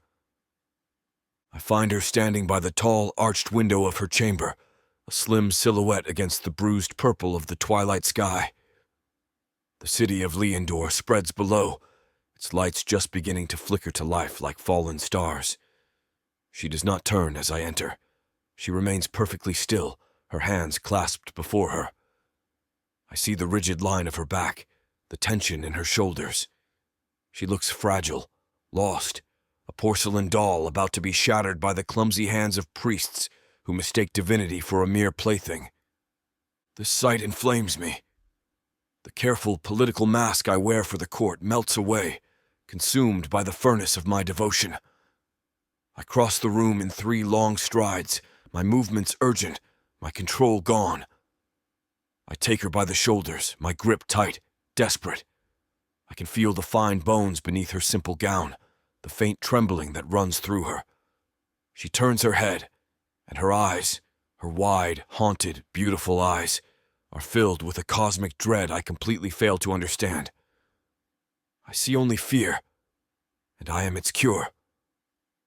"They will not have you," I whisper, my voice raw, breaking with the force of my conviction. I pull her away from the window, away from the sight of the city that demands her life. "Listen to me. This city, these people, they are nothing. Dust and stone. I would see every street run with fire, every tower collapse into ash before I let them take you. I would watch the mountains freeze and the sky fall before I let them spill a single drop of your blood." I am ranting, a torrent of blasphemous, heartfelt promises pouring from me.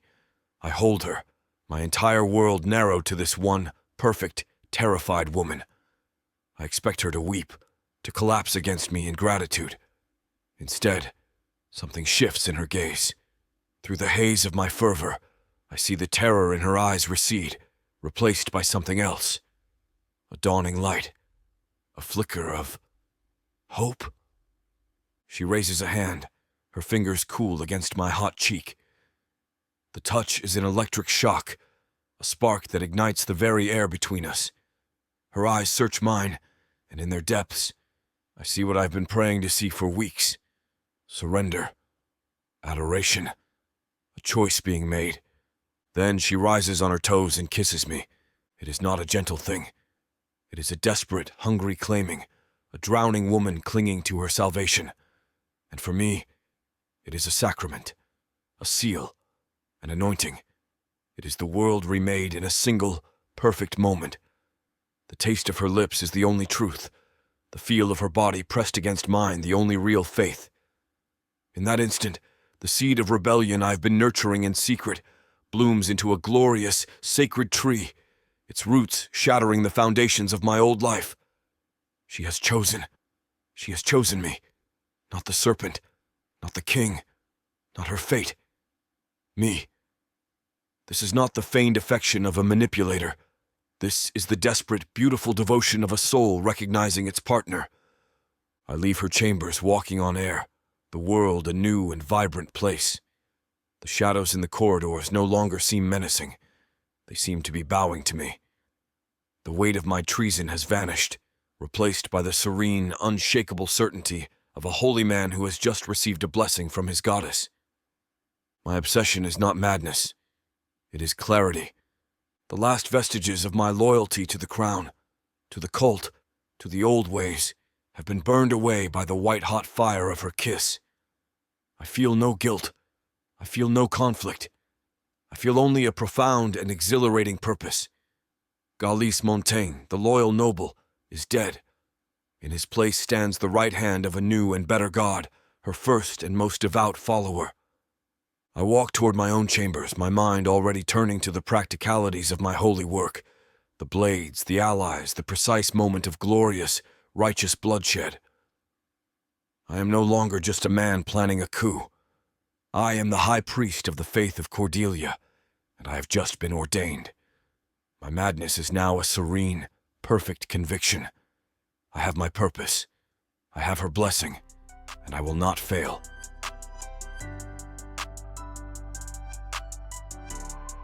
Chapter 27.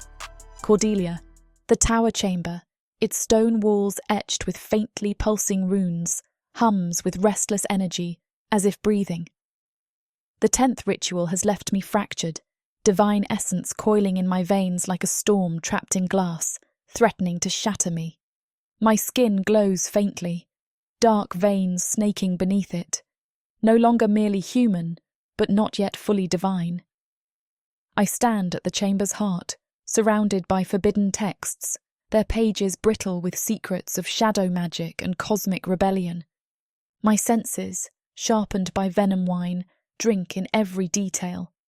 The scent of old parchment, the distant wail of wind through the tower's spires, the hunger clawing at my core, not just for power, but for him.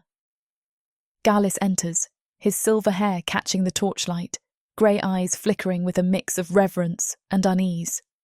"Cordelia," he says, his voice a low rumble, "you're unravelling." He steps closer, his dark elf grace fluid yet cautious, like a man approaching a wildfire. The divine essence in me surges at his presence, my body trembling with a need to anchor this power to something real, something alive. "You're holding too much," he warns, his clawed fingers hovering near my arm, hesitant to touch. "Let me help you carry it." I laugh, a jagged sound that echoes off the stone, the divine essence making me bold, reckless. "Carry it?" I say, turning to face him, my green eyes blazing with unearthly light. "This power doesn't want to be carried, Galis. It wants to burn. My hunger isn't just for revolution anymore. It's for him, for the man who's risked everything to stand at my side. What began as manipulation has grown into something deeper, a bond forged in defiance and desire. And I need him now to ground me, to keep me from dissolving into the cosmic fire within." He senses it, his eyes darkening with a hunger that mirrors mine. "Then let me burn with you." He growls, closing the gap, his hands finding my waist, claws grazing my skin through the thin ritual gown. The contact sends a jolt through me, the venom wine amplifying every touch. As much as Samara and I want to finish what these two characters have started, it looks like this chapter is about to get too hot for this platform to handle. Unfortunately, we have to pause here because their guidelines won't allow us to reveal the spiciest details. To keep bringing you these free audiobooks, we have to follow their rules. But don't worry. You can experience the full, unabridged version over at worldsofprotheka.com, where the boundaries of passion and fantasy collide. Use code YouTube30 for 30% off any of our unabridged audiobooks set in the rich and immersive worlds of Protheka. Protheka's magic is eternal. With these scenes, it will be unforgettable. I wake, cradled against him, the runes on the walls pulsing faintly, as if in rhythm with my heartbeat. The divine essence hums, quieter now, tethered by our union. "The serpent thinks it's crafting a bride," I whisper, voice rough, gesturing to the texts. "But I'm no bride. I'm their reckoning." My smile is sharp, predatory. This ritual ends with their god kneeling. Galis nods, his claws tightening on my skin, his grey eyes alight with unwavering loyalty. "I'm with you," he says, his voice a vow. "Our bond, forged in passion and rebellion, is a weapon sharper than any blade." The priests expect a sacrifice, but they've created a force that will unmake their world, and Garlis will stand with me as we burn it all down.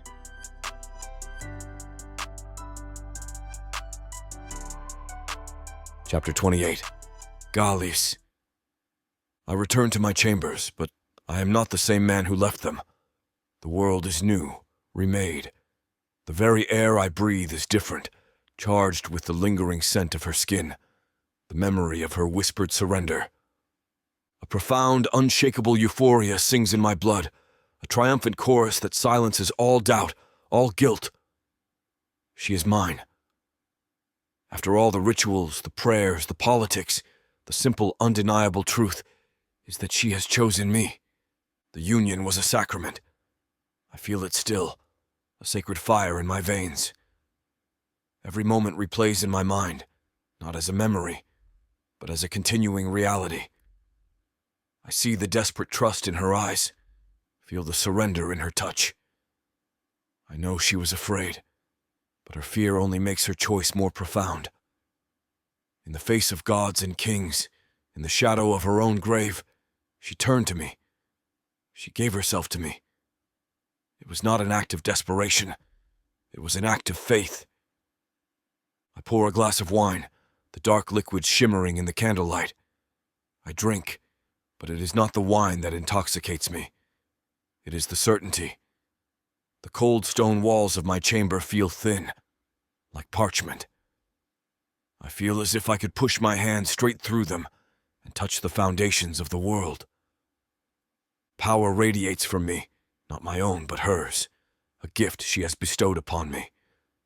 The palace is silent, the city sleeps below, and they are all blissfully unaware that a new and better age has just been conceived in the quiet desperation of a sacrificial bride's chamber. I stand before the grand tapestry that depicts the founding of Leandor, the first king kneeling in supplication to the great Serpent. For generations my ancestors have looked upon this image with reverence. I see it now with contempt. A city built on a promise to a slithering, silent god.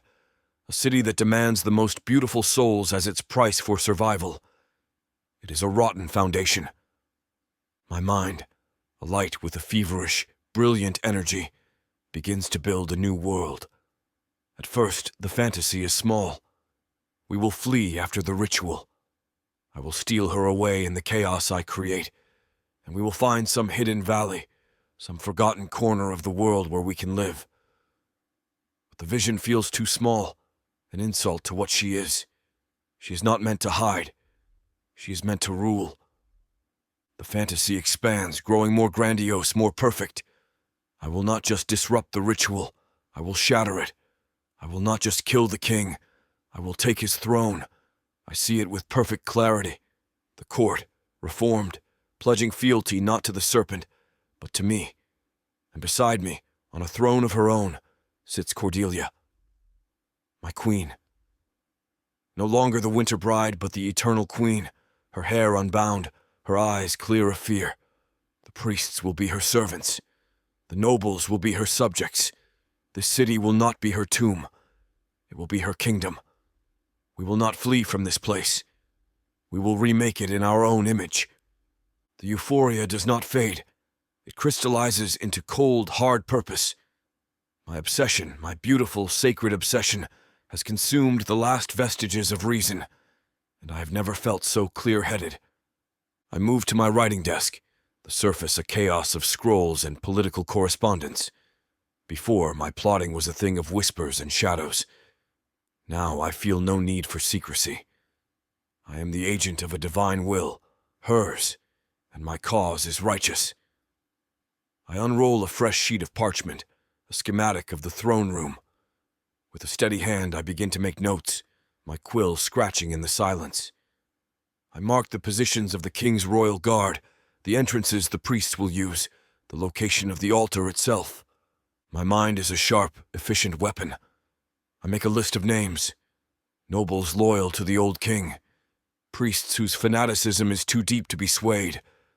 I look at each name and I feel nothing. No remorse, no hesitation. They are not people. They are obstacles. An architect does not weep for the stones he must clear away to build a cathedral. I will kill anyone who stands in my way. It is not murder. It is a holy cleansing. As the first gray hint of dawn touches the sky, I stand before the window once more. The temple spire is a black finger pointing at the heavens, an accusation against a silent god. For centuries, my ancestors have bowed to the power it represents. They were blind. I feel a profound, almost pitying contempt for the serpent. It is a creature of appetite and instinct, an ancient, slumbering power that knows nothing of the beauty it demands be extinguished. It believes it is the apex of this world, the ultimate authority, but it has never felt the surrender of a soul like hers. It has never been chosen. I have. Her love, her choice, has made me something more than just a man. It has elevated me. I am her champion, her high priest, her husband. Our union has created a new divinity in this world, a power based not on ancient hunger, but on a perfect, all-consuming love. The serpent demands a sacrifice. It does not realize it is about to be sacrificed itself. Its era ended, its altar overturned in the name of its own chosen bride. The thought settles in my mind, a final, perfect, blasphemous truth. If she is mine, the serpent itself will bow.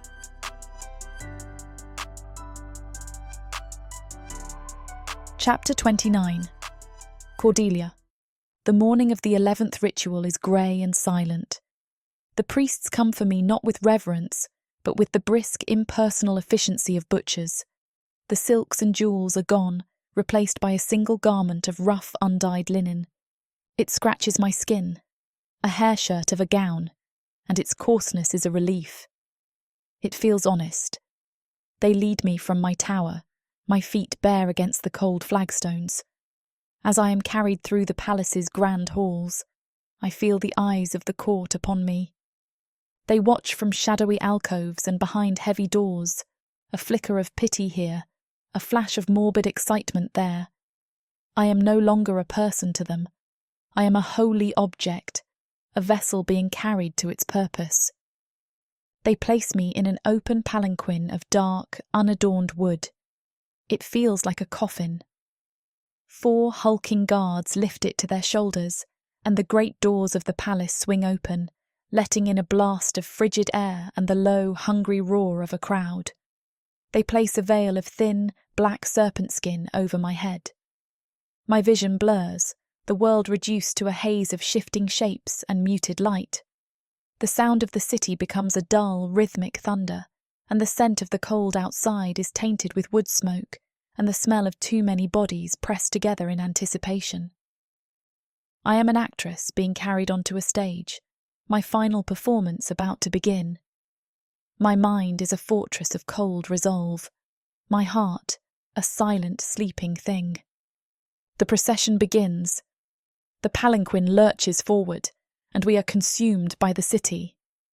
The roar of the crowd becomes a physical force, a wave of sound that presses in on me, making the air feel thick and hard to breathe. I see them through the hazy veil, a sea of faces, thousands of them, stretching down the main thoroughfare of Leondor. Their mouths are open, their eyes are wide with a terrifying mixture of religious fervour and primal fear. The ash begins to fall. It is not a gentle dusting. It comes in handfuls, thrown from windows and rooftops, scooped from urns by the people lining the streets. It is the ash of last winter's fires, they say, a symbol of purification. It feels like being buried alive. The grey flakes land on my arms, my hair, my lap. The grit gets in my eyes and on my lips. I taste the bitterness of old fires and something else, something acrid that might be bone. Through the veil, I see their faces, twisted with need. They are not just watching a spectacle. They are participating.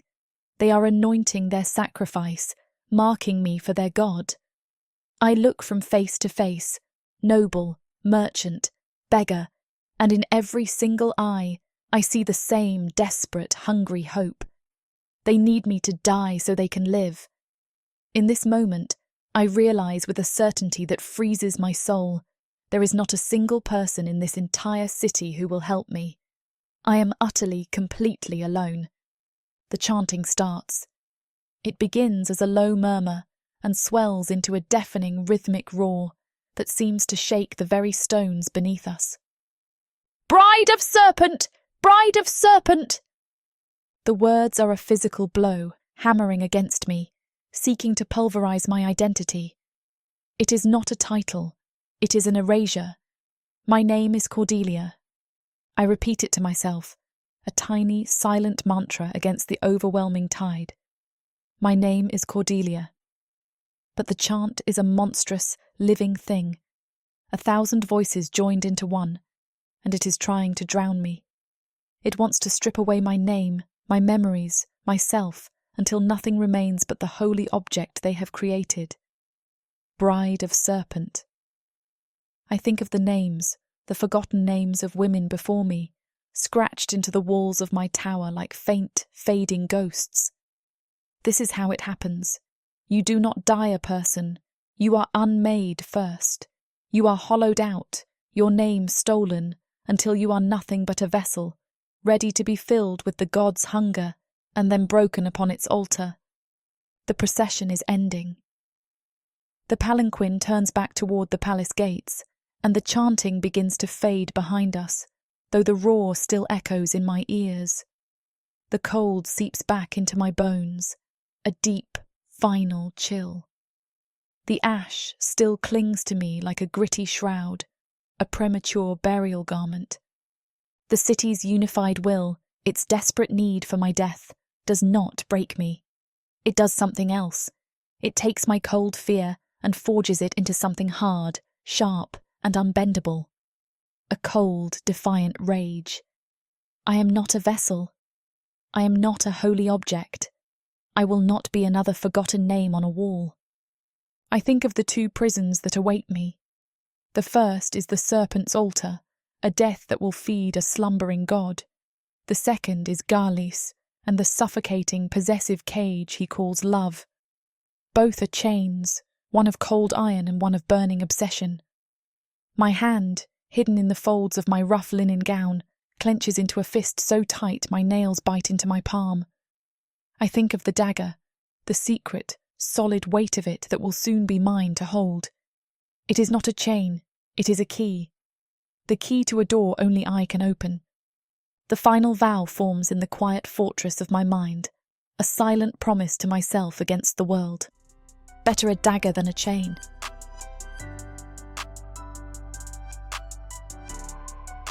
Chapter 30. Galis. From the high balcony of the Spire of Ancestors, I watch the procession. A river of my people flows through the main thoroughfare below, their voices a single bestial roar that rises to meet me on the cold wind. They are ants, all of them, a crawling mass of fear and superstition. And at their center, carried aloft in her simple wooden palanquin, is their god. My god. She is magnificent.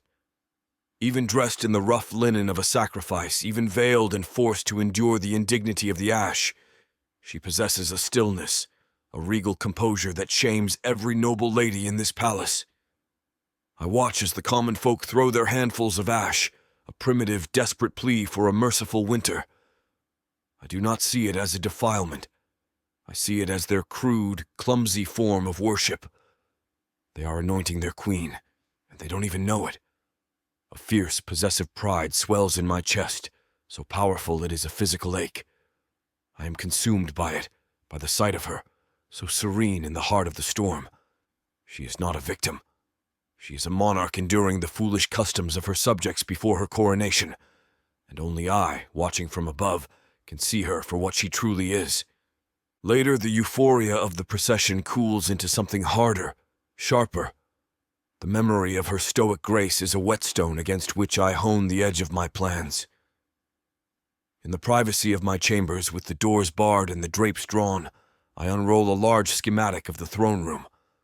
The vellum is old, the ink faded, but I know its every line and secret passage. My mind is a cold, clear instrument of righteous will. I dip a quill in a pot of fresh, black ink and begin to make my marks. This is no longer a vague fantasy of rebellion. It is the architecture of a holy war. I trace the path the priests will take from the antechamber to the altar. I mark the position where Lord Vorlag's men will stand, disguised as ceremonial guards.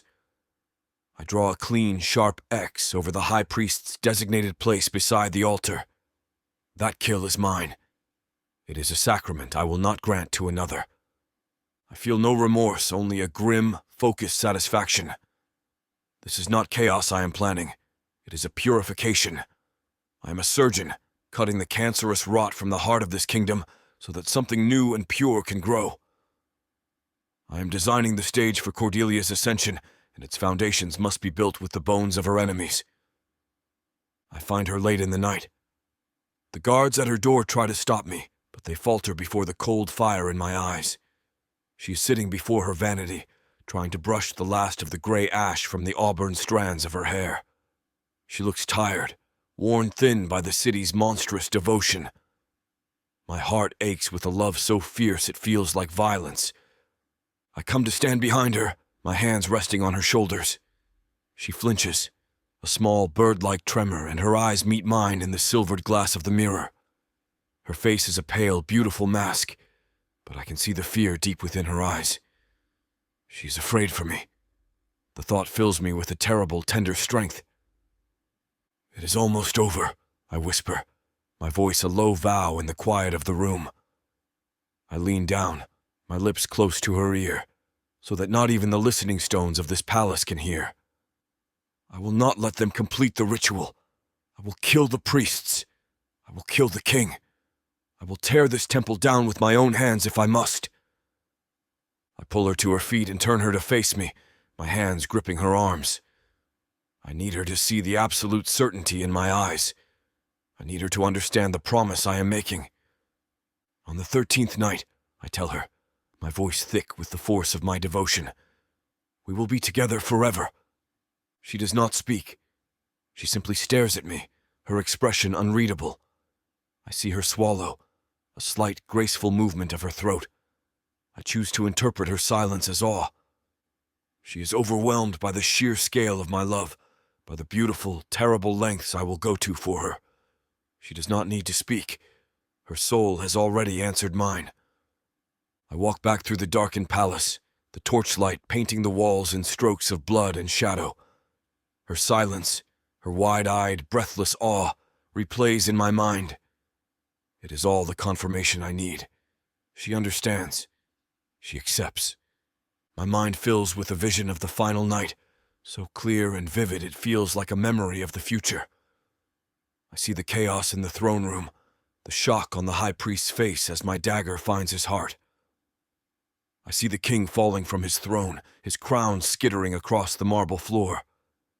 And I see Cordelia, standing by the altar, her white sacrificial gown spattered not with her own blood, but with the blood of our enemies. The screams of the dying will be our wedding hymn. The carnage will be the consecration of our union. It will be a terrible, beautiful, and holy thing. Not an act of treason, but a wedding of blood, to sanctify a love powerful enough to bring down a kingdom and build a new one from its ashes.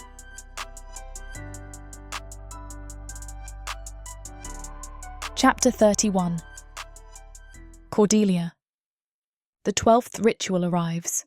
The priests collect me from my tower room and lead me back down into the belly of the world, to the cold, primal grotto deep beneath the palace. Something is different tonight. The air is not just cold, it is thick, humid, and carries a cloying, coppery scent that coats the back of my throat. The darkness feels heavier, more watchful. They lead me to the great stone basin in the centre of the chamber. This time it is not empty. It is filled to the brim with a dark, viscous liquid that barely reflects the flickering torchlight. It is the collected blood of 1,000 ritually sacrificed serpents. It is not the bright, hot red of life, but the dark, tar-like black of decay. The smell is overwhelming, a dizzying mix of iron, musk, and something ancient, like the smell of a tomb freshly opened. I do not fight as they remove the rough linen gown. My mind is a distant, cold place, a fortress of observation. I am a spectator to my own defilement. They force me into the basin. The blood is not cold as I expect, but shockingly, feverishly warm. It is thick and syrupy, clinging to my skin like a second living sheath, its obscene warmth seeping into me, trying to find a way inside. I want to scream, but the sound dies in my throat, drowned by the sheer tactile horror of it. The priests begin their low, guttural chant, the vibrations moving through the liquid, through me. They force my head back until I am submerged. The world vanishes, replaced by a warm, black, suffocating nothingness. And then, the visions come. They are not images I see, but things I feel.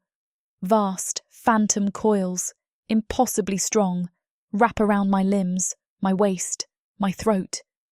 It is not a crushing grip, but an intimate, terrifying embrace, as if a mountain has decided to hold me. Whispers slither directly into my mind, not as words but as pure concepts, a sibilant, ancient language that speaks of endless hunger, eternal darkness, and the sweet, quiet bliss of dissolution. It is the serpent. It is more awake now, no longer a distant presence in the stone, but a consciousness touching mine through the conduit of this blood. It is tasting me, assessing me, preparing me.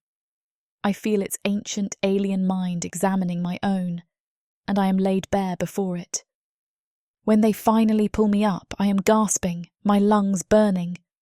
The whispers fade, the phantom coils recede, but the knowledge they imparted remains, a cold, hard certainty in the centre of my being. The blood is not just an offering, it is a seasoning.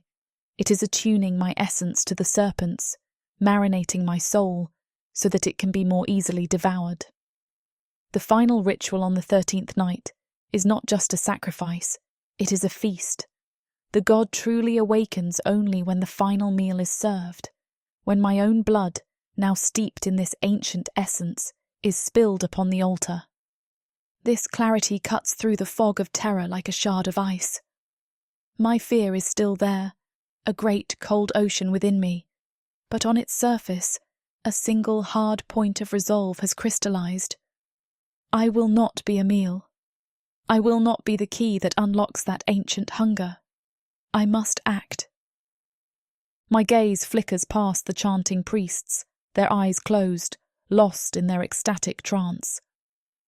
Over on a smaller secondary altar, a collection of ceremonial tools lies arranged on a black cloth, a silver bowl, an obsidian cup, and the dagger. It is carved from a single piece of volcanic glass, its edges lethally sharp, its hilt wrapped in serpent skin. It hums with a faint, dark energy. The priests are lost to the world. It is now or it is never. They pull me from the basin, my body slick with the cooling, sticky blood. They wrap me in a heavy, dark robe, its folds concealing my form completely. As two of the priests lead me away, their grips tight on my arms, I feel a surge of desperate, calculated strength. As we pass the tool altar, I let my knees buckle, crying out as if in a spasm of pain or weakness. I stumble, lurching sideways, my body collapsing against the cold stone of the small altar. My hand, hidden by the cascade of my robe, shoots out. My fingers close around the dagger's hilt. The stone is impossibly cold, its edges sharp, its reality a shocking anchor in the nightmarish unreality of the ritual. In one fluid, desperate motion, I pull it from its place and slide it deep into an inner fold of the heavy robe. The priests haul me back to my feet, their movements rough, annoyed by the interruption. They do not notice. They lead me up the long, spiralling stairs, and with every step, the secret weight of the dagger against my skin is a silent promise. My heart is a frantic drum against my ribs, a wild bird trapped in a cage of bone. But my mind is serene. The terror has not gone, but it is joined now by a sliver of exhilaration. I am no longer a passive victim being led to the slaughter. I am a saboteur. I have my weapon. The cold weight of the obsidian is the only thing in this world that feels real, a secret anchor in the storm. I have what I need. Now I only have to wait for the night to use it.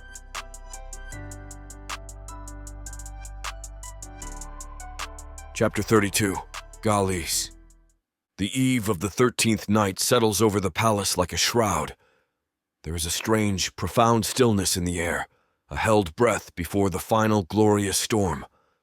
I feel the palace's energy humming in my bones, a deep thrum of anticipation that resonates with the fervor in my own soul. The very stones seem to know that their history is about to be broken and remade. I dress with the meticulous care of a bridegroom. Fine black silk robes embroidered with silver thread that glints in the candlelight like captured stars. My hair is tied back with a leather cord, and the serpent rings on my fingers are cool and heavy. I am a portrait of noble composure, but beneath the facade my spirit is a raging bonfire. I am ecstatic, but it is not the giddy, bubbling joy of a common man. It is a state of sublime, holy grace. I feel like a figure from the epic tapestries, a hero stepping onto the stage of destiny, ready to perform the great act for which I was born. I must see her. I must see her one last time before the dawn. Not to reassure myself, for my faith is absolute, but to share in this sacred, silent moment with my goddess. I need to look into her eyes and receive her final, unspoken blessing before I tear down the world for her. I find her standing by the hearth in her chamber, the firelight painting her pale face in flickering strokes of orange and gold. She is a vision of tragic, breathtaking beauty, her stillness a rebuke to the chaos I am about to unleash. She looks up as I enter, and her eyes are wide, dark pools of shadow.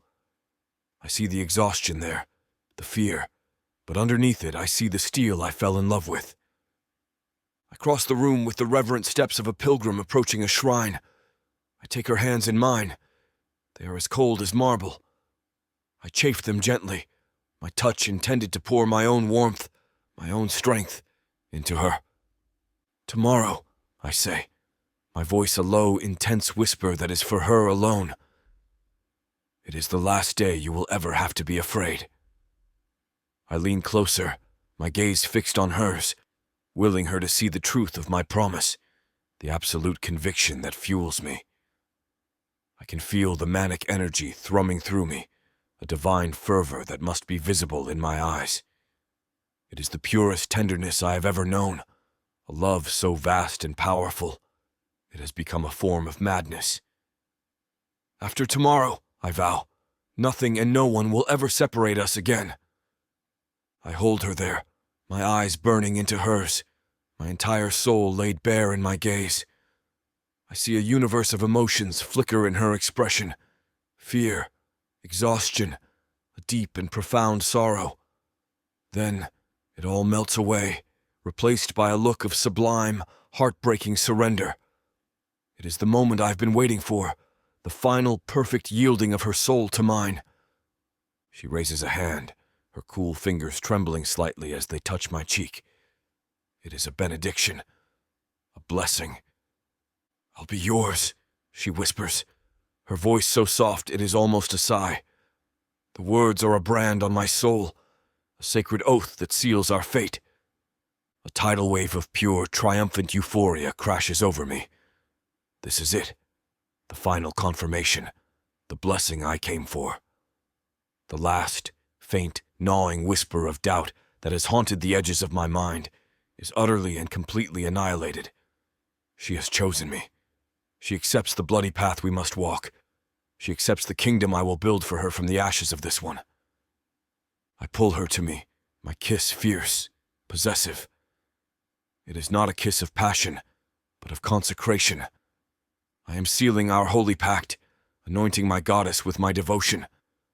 When I finally pull away, I feel invincible, as if her surrender has cloaked me in an impenetrable armor of divine will. I turn to leave, my work here done. At the door, I look back one last time.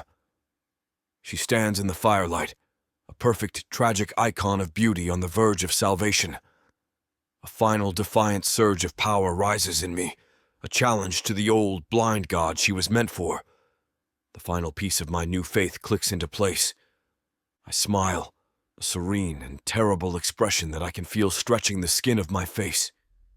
I speak the words to her, but also to the listening darkness, to the serpent in its slumber, to the deaf and uncaring heavens. Even if the gods themselves object, it is the ultimate vow. I have not just chosen her over my king, I have chosen her over my God. I have replaced the entire divine order with her. I close the door softly behind me, leaving my goddess to her final night of captivity. I walk through the silent palace, a groom leaving his bride on the eve of their wedding. I am serene. I am certain. The world will be reborn at dawn, and I am the chosen agent of its bloody, beautiful baptism.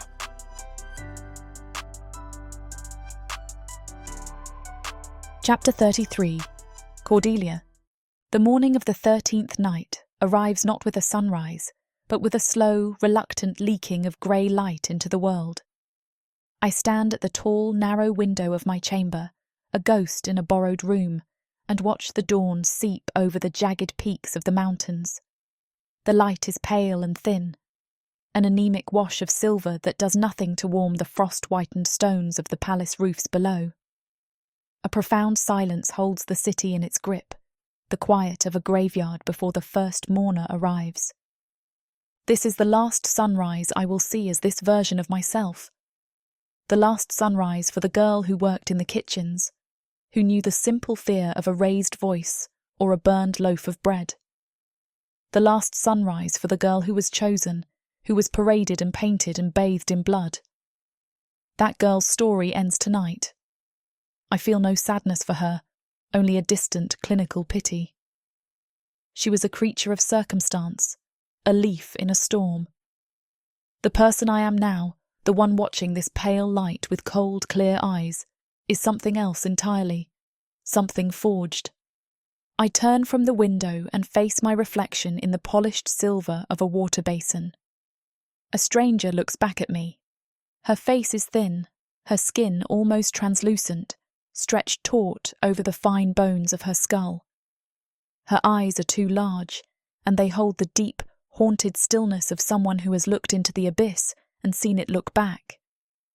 This is the face of the Winter Bride. This is the face they created. I say a silent farewell to the life that was stolen from me, to the simple, unremarkable future I once might have had. I mourn its loss, not with tears, but with a quiet, final acknowledgement. Despair is a luxury I cannot afford. It is a warm, heavy blanket, and I need to be cold. I need to be sharp. I meet the eyes of the stranger in the basin, and I do not flinch. That girl is gone. Let her rest. The woman who remains has work to do. I move to the heavy oak chest at the foot of my bed and retrieve the dagger. I slide it from the folds of silk where it has been hidden. The obsidian is a sliver of solidified night in my hands, its weight a solid, reassuring anchor in a world that has become a nightmare. I sit on the edge of the bed, the cold of the blade seeping into my skin, and I begin my final preparations. The work is not physical, but mental. I must sharpen my mind into a weapon as keen as this blade. I close my eyes and methodically push away the distractions. I push away the memory of Garlus's face, his eyes burning with a terrifying, possessive fire. I push away the feeling of his hands on me, his whispers in my ear. I push away the memory of the serpent blood, its obscene warmth, and the slithering phantom coils. I push away the vision of the great golden eye and the ancient cosmic hunger I felt from it. All of it is noise. I let it fall away, until only one singular thought remains, a cold, hard diamond of resolve at the centre of my being. I repeat it to myself, a silent litany, a prayer to the only God I have left to trust. I will not be devoured. I am not praying to the serpent for mercy, nor to the forgotten gods of my own people for salvation. I am praying to the iron core of my own will. For 13 nights, they have tried to hollow me out, to make me a compliant vessel. They have failed. I am not empty. I am full of a cold, quiet purpose that is entirely my own. I hear it. The heavy final sound of the bolt being drawn back on the outside of my door. The moment is here. I rise from the bed, the obsidian dagger disappearing into a hidden pocket I have fashioned in the seam of my simple gown. The cold weight of it against my thigh is a secret promise. I turn to face the door, my back straight, my hands clasped loosely before me. I am a portrait of calm, sacrificial grace. I am the perfect, willing bride. The priests, the king, Garlis, the serpent, they have all written a story for me, a role they expect me to play. Bride, victim, queen, sacrifice. Tonight, I tear their pages from the book. Tonight, I write my own chapter.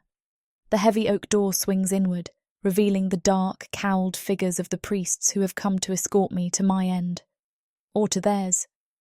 My resolve crystallizes into its final, perfect form. Tonight, I choose my own ending. Earth is pretty much a desolate wasteland since the orcs came over from Protheka, and being a woman, the best you can hope is to be someone's property.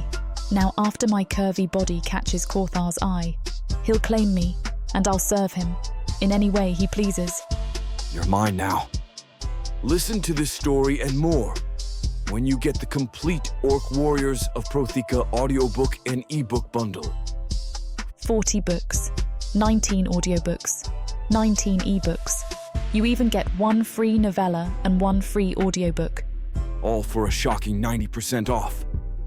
Protheka's magic is eternal, and the complete Orc Warriors of Protheka bundle will bring over 100 hours of that magic to you.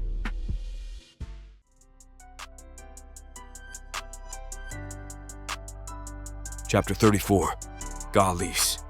The hour of the final ritual approaches. A deep, resonant bell tolls somewhere in the city, its solemn tone vibrating through the stone floors of the palace. For others, it is a call to worship. For me, it is a call to war. In the quiet solitude of my arming chamber, I make my final preparations. This is its own kind of ritual, a sacred, solitary act. I lay out the dark, flowing robes of the court, their silk embroidered with the silver coils of a serpent I no longer serve. They are a costume, a deception, a shroud for the righteous violence I am about to unleash. Beneath the silk, I strap on the tools of my new faith. First, a harness of hardened leather, cinched tight across my chest. Then the blades.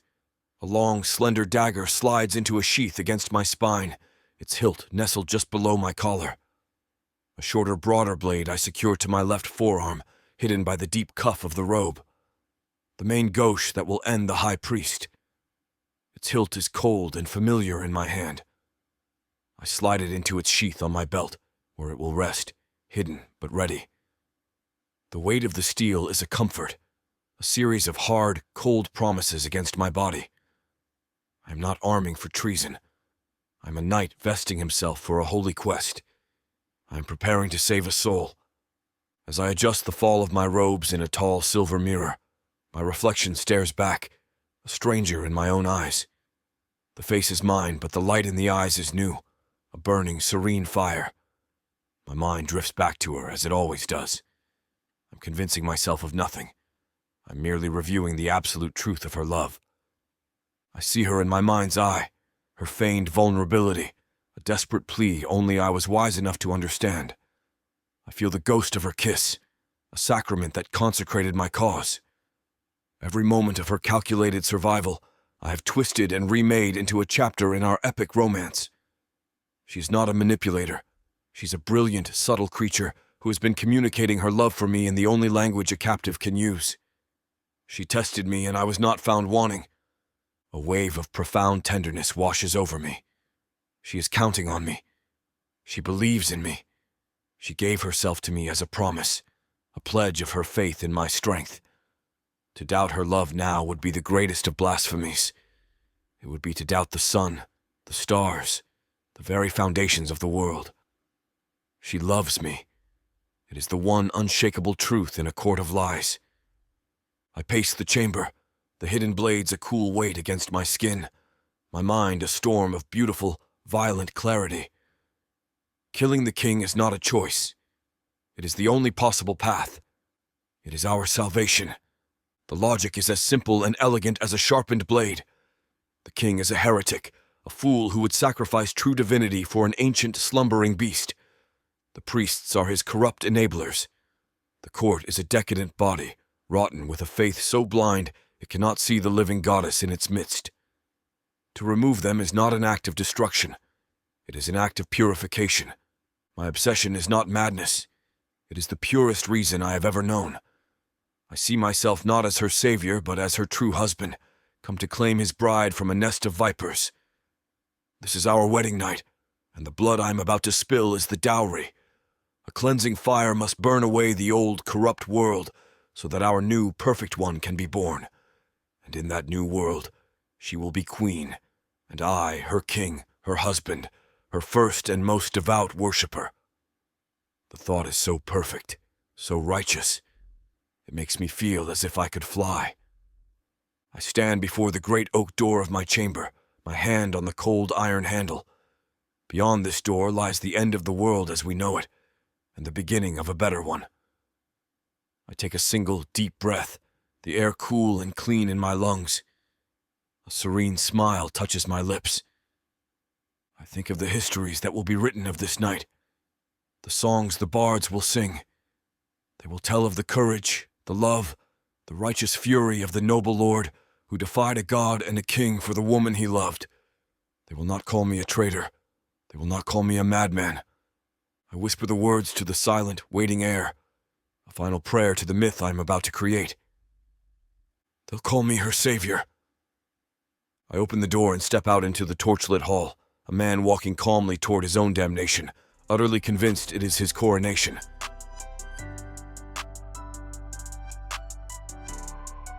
Chapter 35. Cordelia.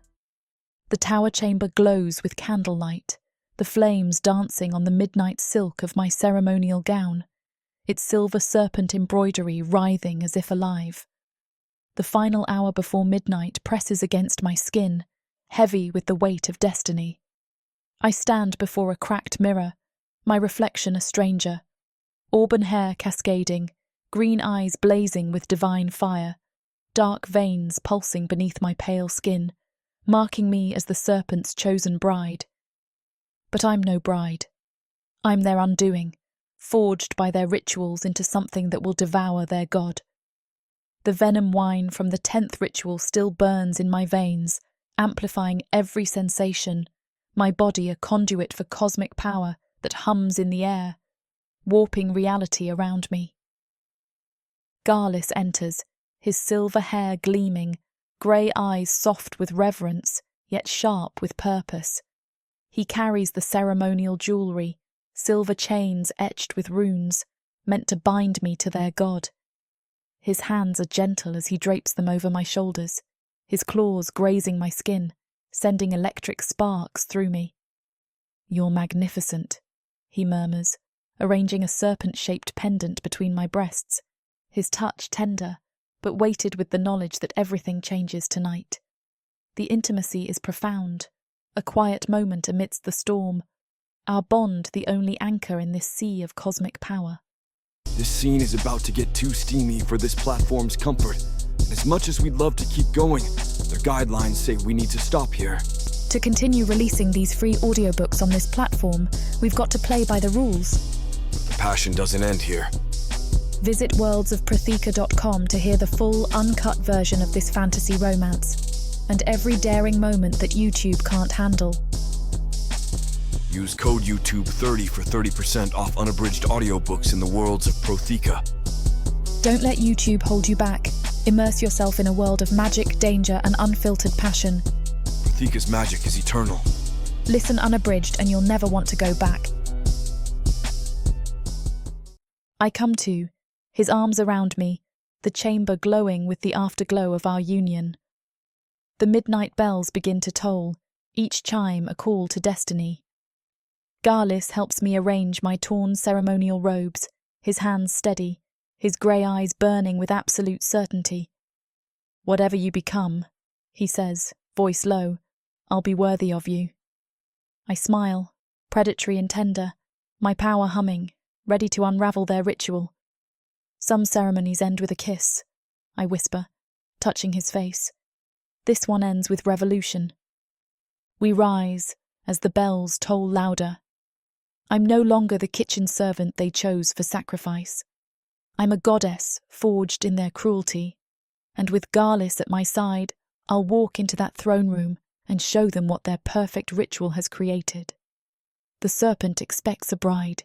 It'll get a predator, and its power will be mine.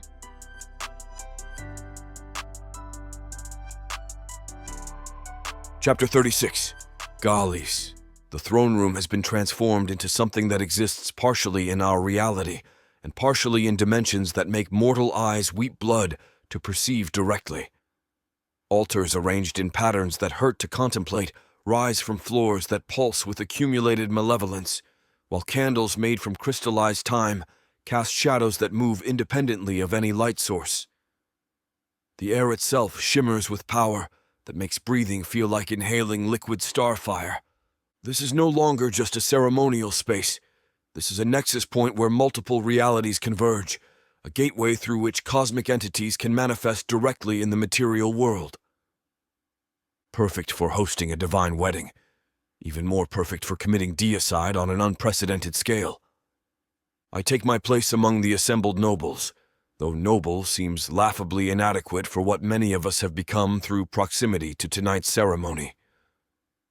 Enhanced consciousness flows between those of us touched by the network, creating a web of shared anticipation that makes the air electric with possibility. Through our strong bond, I can feel Cordelia approaching, no longer walking but gliding through corridors that bend space around her presence. She's magnificent in her ceremonial robes, terrible in her barely contained power, perfect in ways that make my enhanced awareness sing with recognition. The woman I fell so hard for, transformed into something worthy of reshaping existence itself. King Krez sits on his obsidian throne wearing robes that gleam with captured starlight, the serpent bone crown on his head pulsing with its own inner light. To his right, the high priest holds implements of ritual that exist across multiple dimensions simultaneously.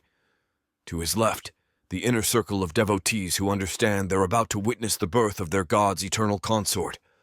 All of them radiating satisfaction and anticipation. All of them certain that tonight will cement their civilization's dominance for eternity. None of them understanding that their perfect weapon walks toward them with divine murder in her heart. The great doors swing open with a sound like reality tearing, and she enters. Even prepared for her magnificence, the sight of what she's become stops my breath entirely. This isn't just transformation anymore. This is an apotheosis made manifest, cosmic power wearing the face I love, like a beautiful mask over infinite possibility.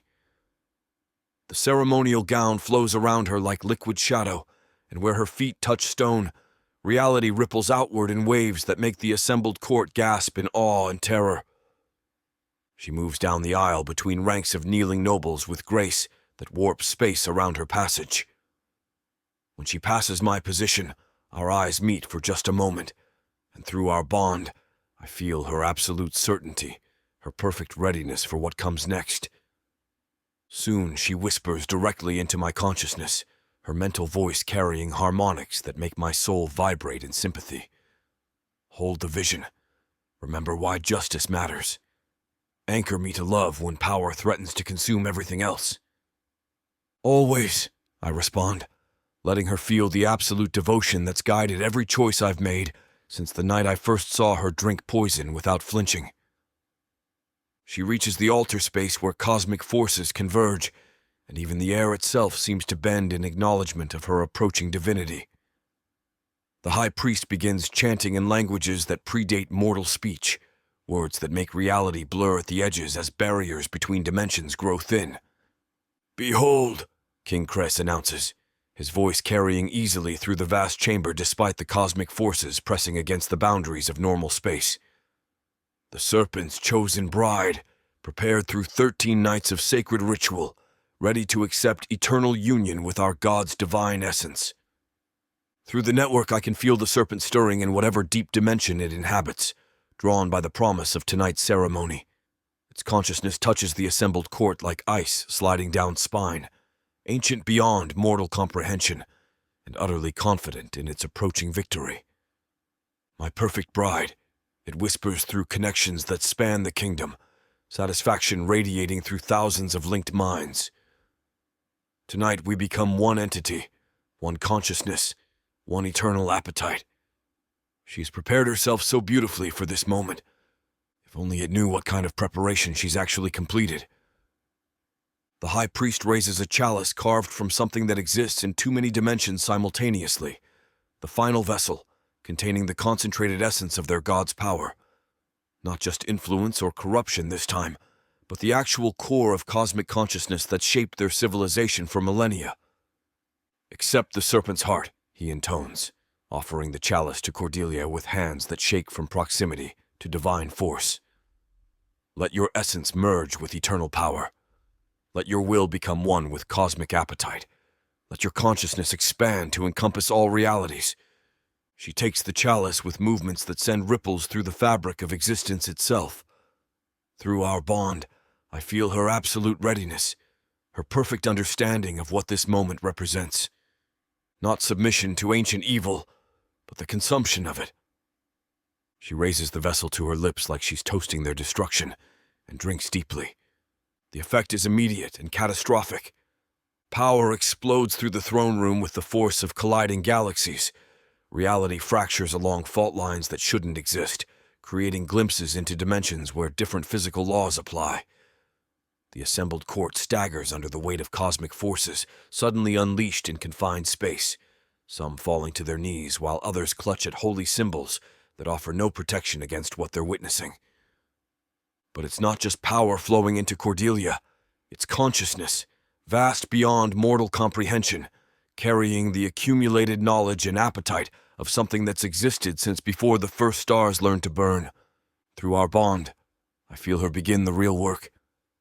Instead of being overwhelmed by divine awareness, she's cataloging every fragment of knowledge, every memory, every technique through which the Serpent has exercised dominion over reality. She's learning the true names of creation, the words that fuse existence to cosmic will, the methods by which gods redesign universes according to their desires. It has no idea that some brides come to divine weddings with murder in their hearts. The transformation accelerates beyond anything we've witnessed before. Her form becomes translucent, shot through with patterns of living starfire that hurt to perceive directly. When she speaks, her voice carries harmonics that make reality itself sing in response. "I accept your essence completely," she declares, her words echoing across dimensional boundaries. "I embrace union that will bind us beyond the possibility of separation." Perfect truth wrapped around perfect deception. Because yes, they will be bound beyond separation, right up until she devours their god from the inside out and claims its power as her own. The Serpent's consciousness flows into her like a river of molten shadow, carrying millennia of accumulated knowledge and appetite. I watch through our bond as she absorbs every fragment, catalogs every memory, maps every vulnerability in the cosmic entity that's about to trust her with its essence. Just as the ancient evil opens itself completely to what it thinks is willing merger, she springs her trap. "Mine," she whispers, but not with submission, with conquest. The reversal begins.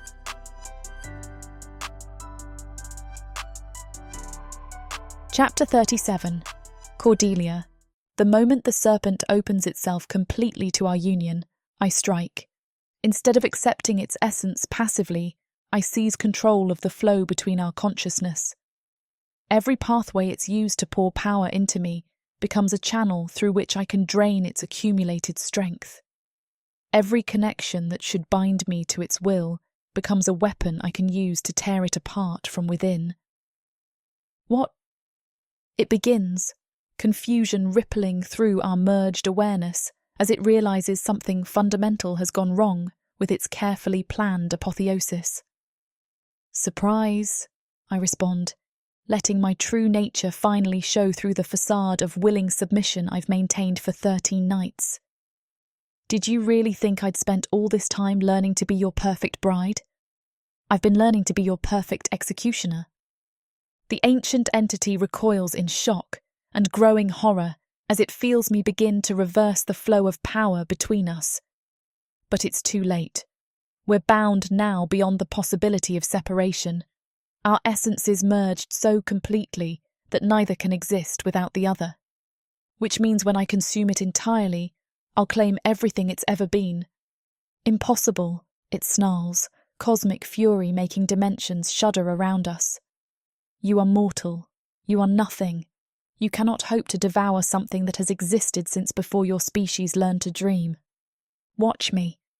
I open myself to the vast network it spent millennia constructing, thousands of dark elf minds connected to its will, all of them channels through which its power flows. But instead of allowing that power to shape me according to its preferences, I use every connection as a pathway for draining its essence into my expanding consciousness. The effect on the assembled court is immediate and devastating. Every noble, every priest, every servant of the Serpent suddenly finds their connection to their god reversed. Instead of receiving power and purpose from their divine patron, they're being drained to feed something new, something hungry, something that's learned to hunt cosmic entities for pleasure. Screams echo through the throne room as hundreds of dark elves feel their life force being pulled through network pathways that were never designed to flow in reverse. Some collapse entirely, their essence consumed to fuel my apotheosis. Others stagger under the weight of having their spiritual infrastructure turned against them. But I'm selective in my feeding. The true believers, the ones who've delighted in centuries of cruelty, they burn like candles in a hurricane, their power flowing into me until nothing remains but empty shells. The servants, the ones who had no choice in their participation, I leave untouched. Some nobles who showed mercy or kindness despite their nature, I spare entirely.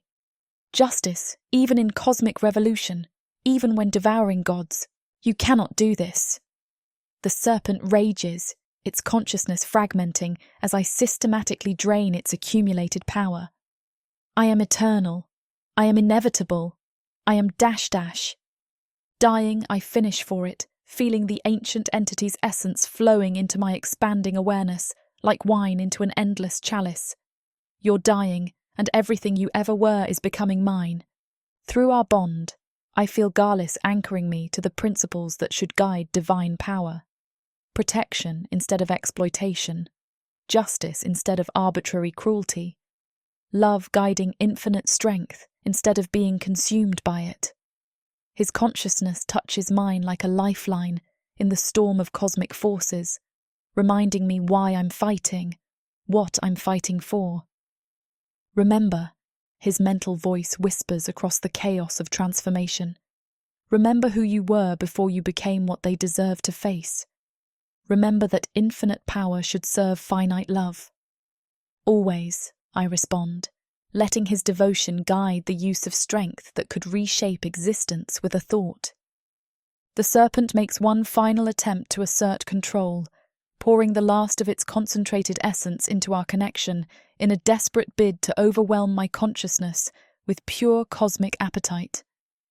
For a moment, the hunger is almost overwhelming, the desire to consume everything, to feed endlessly, to grow beyond any limitation or moral consideration.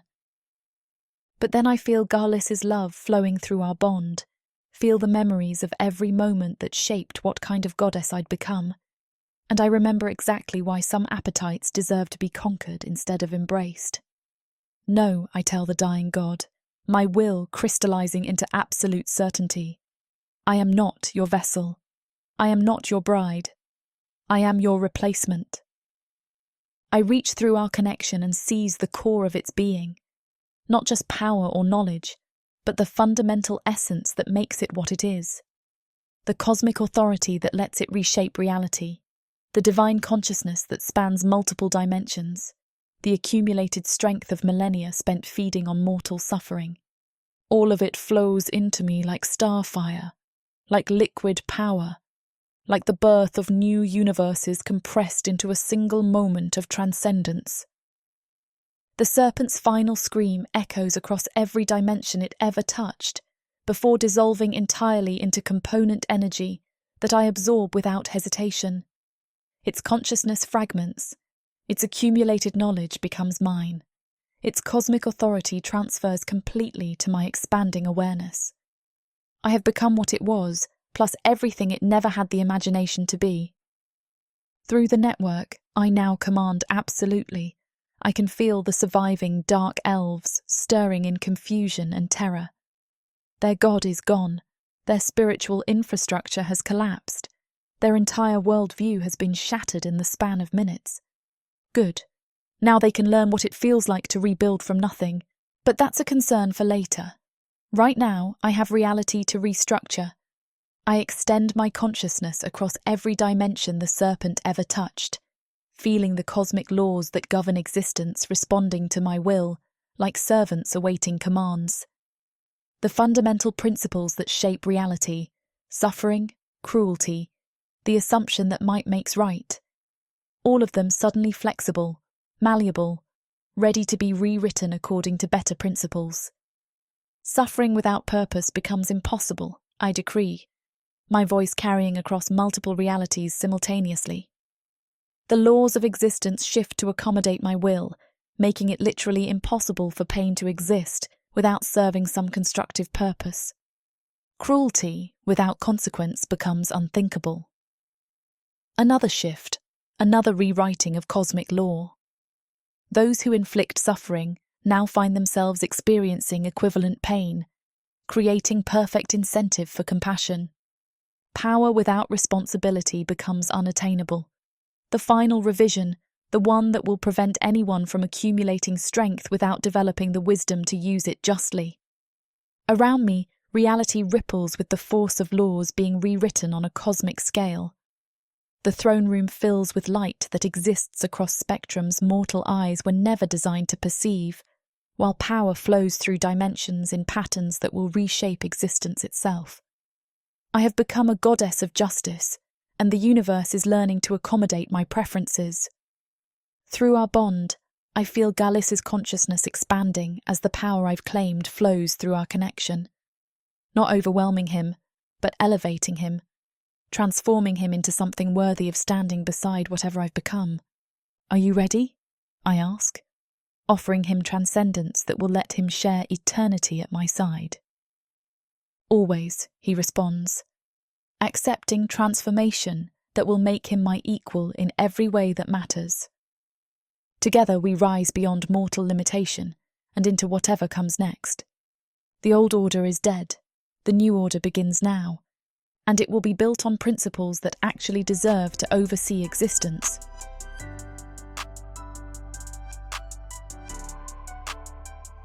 Chapter 38. Gallis.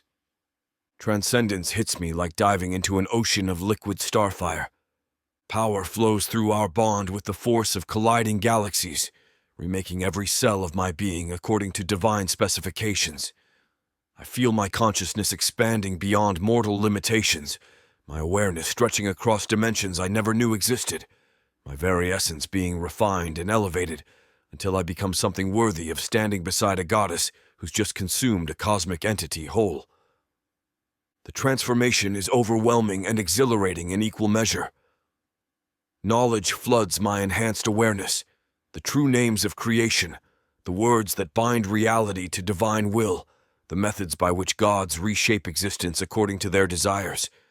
But underneath it all, anchoring me to sanity, is the love that's guided every choice since I first saw her drink poison without flinching.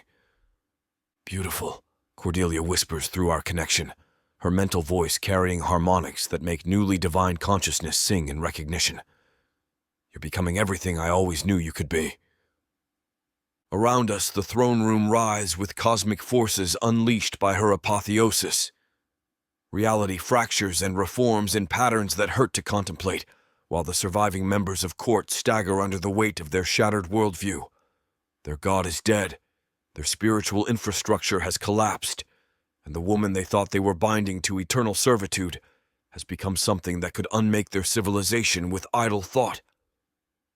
King Cress lies sprawled before his obsidian throne, life drained from him through network connections that reversed without warning.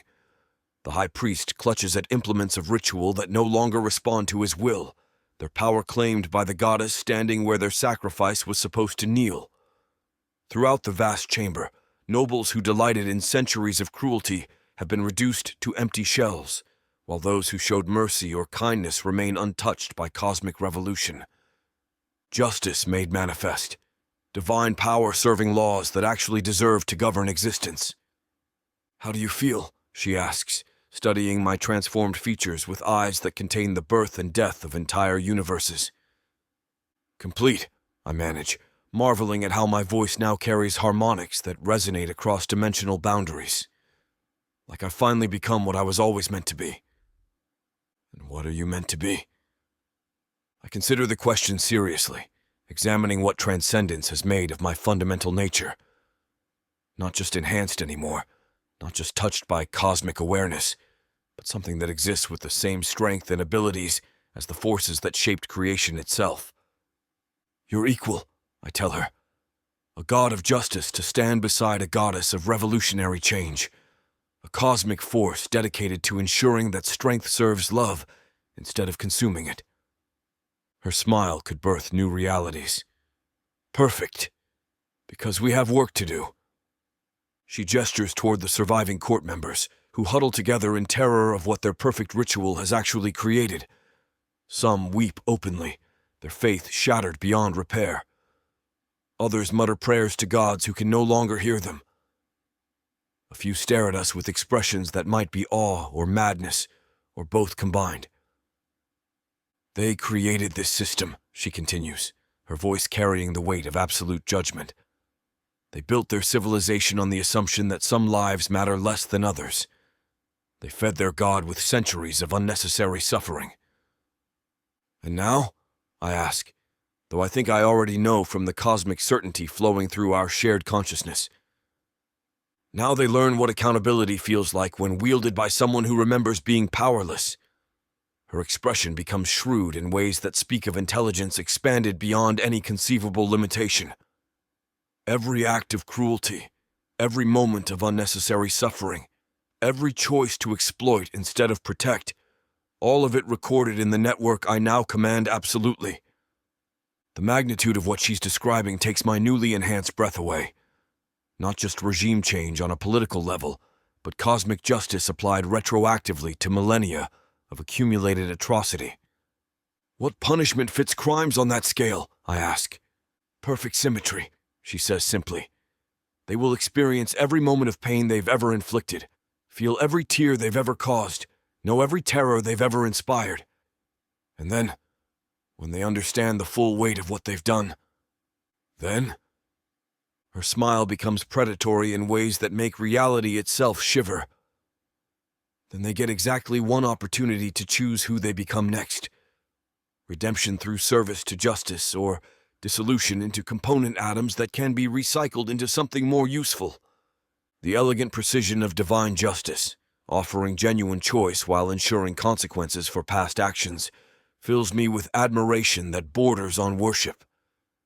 She hasn't just gained cosmic power, she's learned to wield it according to principles that do deserve to govern existence. Through our bond, I can feel her consciousness extending across every dimension the Serpent ever touched, her awareness encompassing realities that span impossible distances. She's not just a goddess now. She's becoming something that exists on the same scale as the fundamental forces that shaped creation itself. "What about the kingdom?" I ask, gesturing toward the broader implications of tonight's revolution. The humans in their slave quarters, the servants who've been ground down by centuries of oppression. "Free!" The word carries the weight of absolute decree. All of them, immediately, without condition or reservation. No more masters and slaves, no more arbitrary hierarchies based on accident of birth. With casual thought, she reaches through the network that spans the kingdom and begins rewriting the fundamental assumptions that govern their society. Slave bonds dissolve like mist, arbitrary restrictions evaporate, and for the first time in millennia, Every human in Leandor draws breath as a free person. The change ripples outward through dimensions I can now perceive directly, spreading beyond the boundaries of the kingdom to touch every reality the Serpent ever influenced.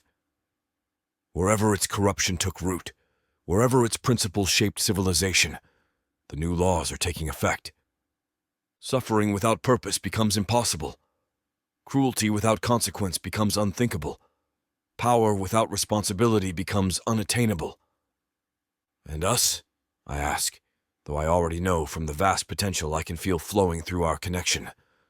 What's our role in this new reality? We build something better.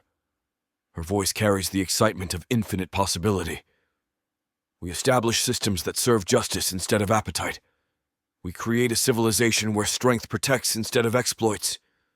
We become the deities that mortals actually deserve, the ones who remember being vulnerable and use infinite power to ensure no one else has to experience what we experienced. The vision she's painting, cosmic authority guided by principles of compassion, divine strength serving justice instead of arbitrary will, is everything I never dared dream of wanting until this moment. Where do we start? I ask. She looks around the transformed throne room, taking in the shattered remains of the old order and the surviving fragments of civilization that will need guidance in whatever comes next. Here, she says simply, with them. We start by showing the survivors that gods can be merciful as well as just, that power can heal as well as punish, that love can coexist with cosmic authority. She moves toward the huddled nobles with grace that warps space around her presence, each step sending ripples through newly restructured reality. When she speaks, her voice carries comfort as well as command. Rise, she tells them, divine authority making obedience inevitable. Your old god is dead, your old ways are ended, but you are not. You have choices to make, redemption to seek, a new world to help build. Some of the survivors look up with hope flickering in their eyes. Others remain prostrate in terror. A few seem to be calculating whether rebellion might still be possible. All of them about to discover what governance looks like when wielded by someone who remembers being at their mercy. I move to stand beside her, feeling the weight of cosmic responsibility settling across my newly divine shoulders. Together, we'll reshape this kingdom according to principles of actual justice. Together, we'll build something worthy of the power we've claimed. We'll prove that love and authority can coexist in the same heart. The old order is dead. The new order begins now. And it will be all that their victims deserved but never received.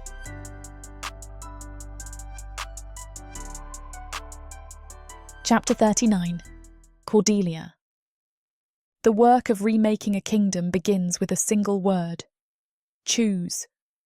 I stand before the surviving members of court, those who weren't drained entirely when I reversed their network connections, the ones who showed enough mercy or compassion to escape cosmic judgment, and offer them something their civilization has never truly provided: genuine choice. Your old god is dead, I announce, my voice carrying across dimensions that didn't exist before tonight's revolution. Your old ways are ended. The systems built on suffering have been dissolved. The laws that rewarded cruelty have been rewritten. What remains is a simple question. Who do you choose to become next? Through the divine awareness that now encompasses realities beyond counting, I can see their thoughts, their fears, their desperate calculations as they try to understand what survival looks like under a goddess who remembers being powerless. Lord Thane, who spent centuries delighting in human suffering but showed occasional mercy to children, trembles as he feels the weight of every cruel act he's ever committed pressing against his consciousness. The accumulated pain of his victims flows through his awareness like acid, showing him exactly what his appetites cost others. But underneath the terror, I sense something else. Recognition of wrong, the first stirring of actual remorse instead of just fear of consequences. That seed of genuine regret is what spared him from being drained to fuel my apotheosis. He begins, then stops, overwhelmed by experiences he never bothered to imagine when inflicting them on others. You feel it now, I observe, letting divine compassion colour my voice. Every tear, every scream, every moment of unnecessary pain. This is what accountability looks like when wielded by someone who understands suffering from the victim's perspective. What do you want from us? Asks Lady Langua, who ruled her household with casual cruelty, but never participated directly in the worst atrocities. Through the network, I can see her trying to process the fundamental shift in power, the knowledge that begging or bargaining won't serve her now. Growth, I tell her simply. Understanding. The choice to become someone worth the mercy you're receiving.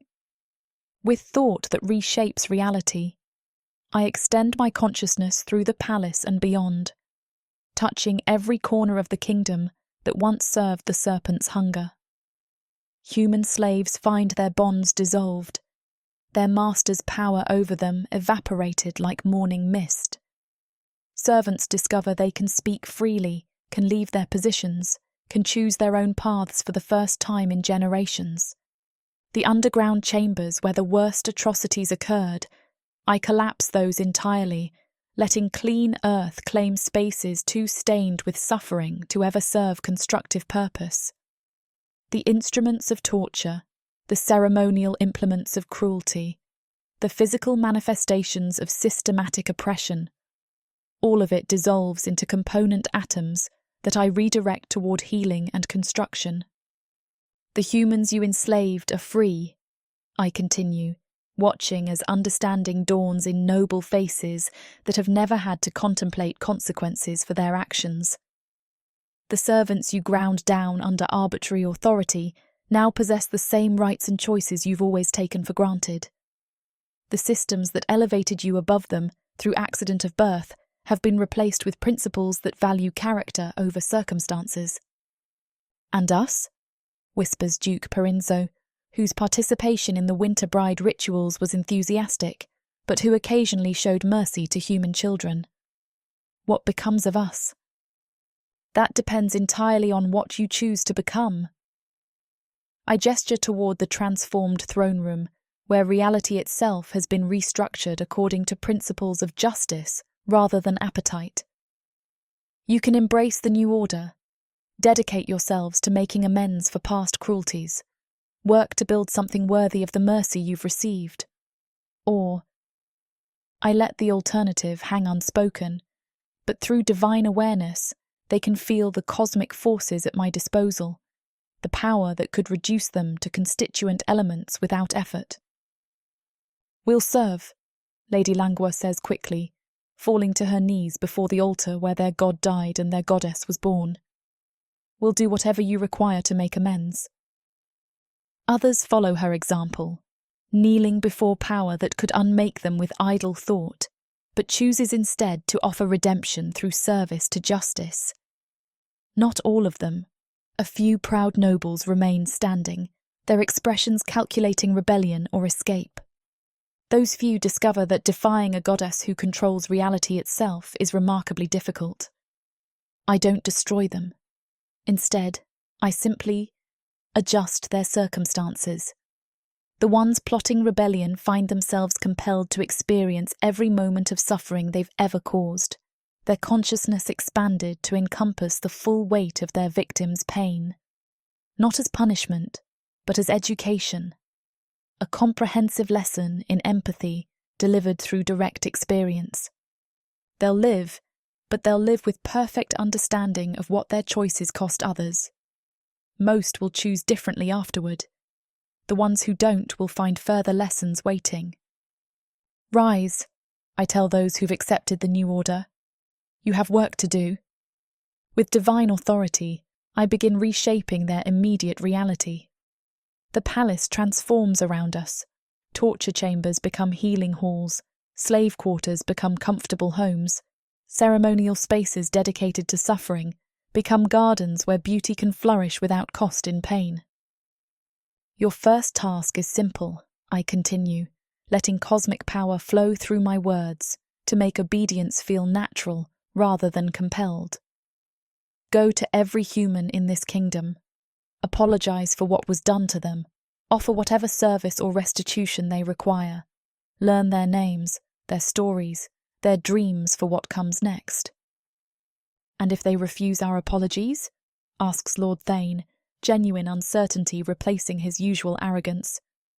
Then you keep trying, Galis answers, moving to stand beside me with divine authority radiating from his transformed presence. You dedicate your existence to proving that change is possible, that those who once delighted in cruelty can choose to serve justice instead. Some crimes can't be forgiven, I add, letting that truth settle into their enhanced awareness. Some wounds run too deep for apologies alone to heal, but that doesn't absolve you of the responsibility to try, to spend whatever time you have left making the world better than it was when you shaped it according to appetite instead of compassion. Through the network, I now command absolutely. I can feel the changes rippling outward, not just through the kingdom, but across every reality the Serpent ever touched. Wherever its influence took root, wherever its principles shaped civilization, the new laws are taking effect with the force of divine mandate. Systems built on unnecessary suffering collapse. Hierarchies maintained through arbitrary cruelty dissolve. The strong find themselves compelled to protect instead of exploit, to serve justice instead of personal appetite. It's not paradise. Free will still exists. Choice still matters. Growth through struggle remains necessary. But it's a reality where suffering serves purpose instead of mere entertainment, where power comes with responsibility, where love can coexist with strength. Go, I tell the transformed nobles, watching as they file out to begin the work of redemption. Learn, grow, choose to become worthy of the mercy you've received. When the throne room empties of everyone except Galis and myself, I allow some of the cosmic authority to recede, settling into a more manageable awareness of merely this dimension instead of all possible realities simultaneously. How do you feel? He asks, studying my expression with eyes that now hold their own divine fire. Complete, I tell him, meaning it with every transcendent fibre of my being, like I've finally become what I was always meant to be. And what are we meant to be? I look around the transformed space, no longer a throne room designed to showcase arbitrary power, but something that could serve as a seat of actual justice.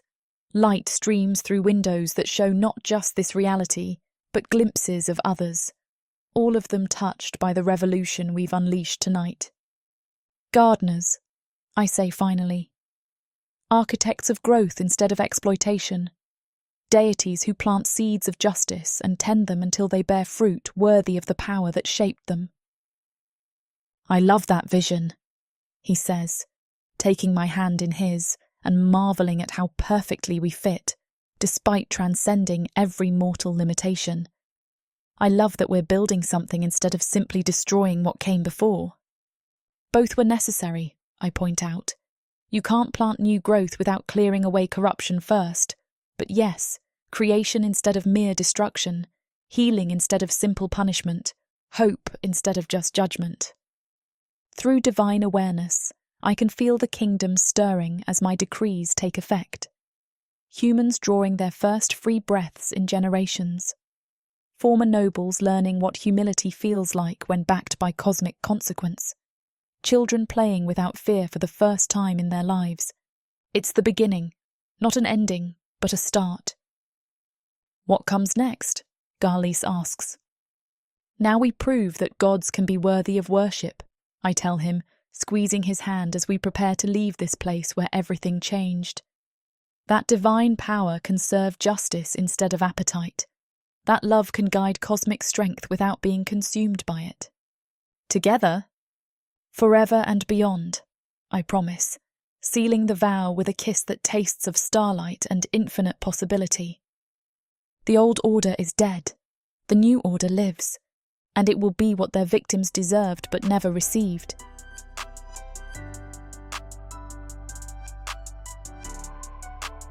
Chapter 40. Galis. 6 months after the night that changed everything, I stand with Cordelia on the balcony of what was once King Cress's palace, watching the sun rise over a kingdom that barely resembles what came before. The city of Leandor spreads below us like a living testament to what becomes possible when power serves justice instead of appetite. Where slave quarters once festered in darkness, gardens now bloom with flowers tended by hands that work because they choose to, not because chains compel them. Where torture chambers once echoed with screams, healing halls ring with laughter as former victims and former oppressors work side by side to build something worthy of the mercy they've all received. It's not paradise. Free will still exists, choice still matters, and the work of redemption takes generations rather than moments. But it's a beginning, and beginnings are what hope is built from. "Any regrets?" Cordelia asks, though through our bond I can already sense the answer she knows I'll give. "Only that it took so long," I tell her, realizing it with every divine fiber of my being. 40 years of serving a system built on cruelty, when I could have been building something that actually deserved to exist. She leans against me, her presence warm and perfect, despite the cosmic forces that flow beneath her transformed flesh. Even ascended to godhood, she still fits against my side like she was designed for exactly that purpose. "We couldn't have built this before," she points out. "We needed to understand suffering from the victim's perspective before we could wield power justly. We needed to remember being powerless before we could use infinite strength wisely. Below us, Lady Nerissa tends a garden where torture implements once lay, her hands gentle as she coaxes new growth from soil that was watered with too many tears.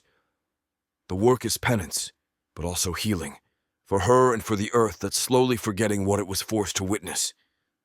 Lord Thane teaches human children to read in a classroom built where the winter bride ceremonies once took place. His voice carries patience earned through experiencing every moment of pain he ever inflicted, every tear he ever caused. The children listen with the particular trust that comes from knowing their teacher understands consequences personally. Duke Malachar works in the healing halls, his aristocratic hands now skilled at tending wounds and easing suffering. The irony isn't lost on anyone. The man who once delighted in causing pain now dedicates his existence to alleviating it. "Do you think they'll truly change?" I ask, watching our former enemies learn what redemption looks like when guided by cosmic consequence. "Some will," Cordelia says, with the certainty that comes from divine awareness of possibility and choice. "They'll discover that serving justice feels better than serving appetite, that protecting others provides satisfactions they never imagined. Others will simply follow the new rules because defying them brings immediate correction. And the ones who can't change?" Her expression becomes thoughtful, touched by the kind of sadness that comes from seeing potential unfulfilled. "They'll make their choices, and those choices will determine what becomes of them. But even the worst among them have been given opportunities their victims never received. That's more mercy than the old system ever provided. Through the network we now command together, I can feel the changes rippling outward beyond our kingdom's borders.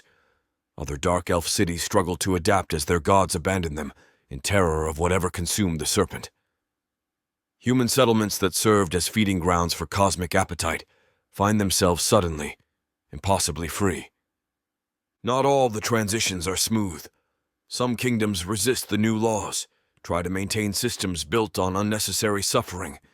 They discover that defying cosmic principles enforced by actual deities brings swift and educational correction. But resistance fades quickly when alternatives prove more pleasant than rebellion. "The reports from the outer territories?" I ask, though I already know from our shared awareness. 3 more kingdoms have formally adopted the new principles," she says, satisfaction coloring her voice. "Their rulers discover that leading through justice rather than force makes for more stable governance. Who could have imagined that people work harder when they're treated well?" Her irony makes me smile. One of the things I love most about her divine nature is how it amplifies rather than replaces her essential self. She's become something that could reshape reality with idle thought, but she's still the woman who drank poison without flinching, and turned her captor's ritual into the instrument of their cosmic-level doom. "Any word from the floating continent?" I ask. "Galmalith remains resistant."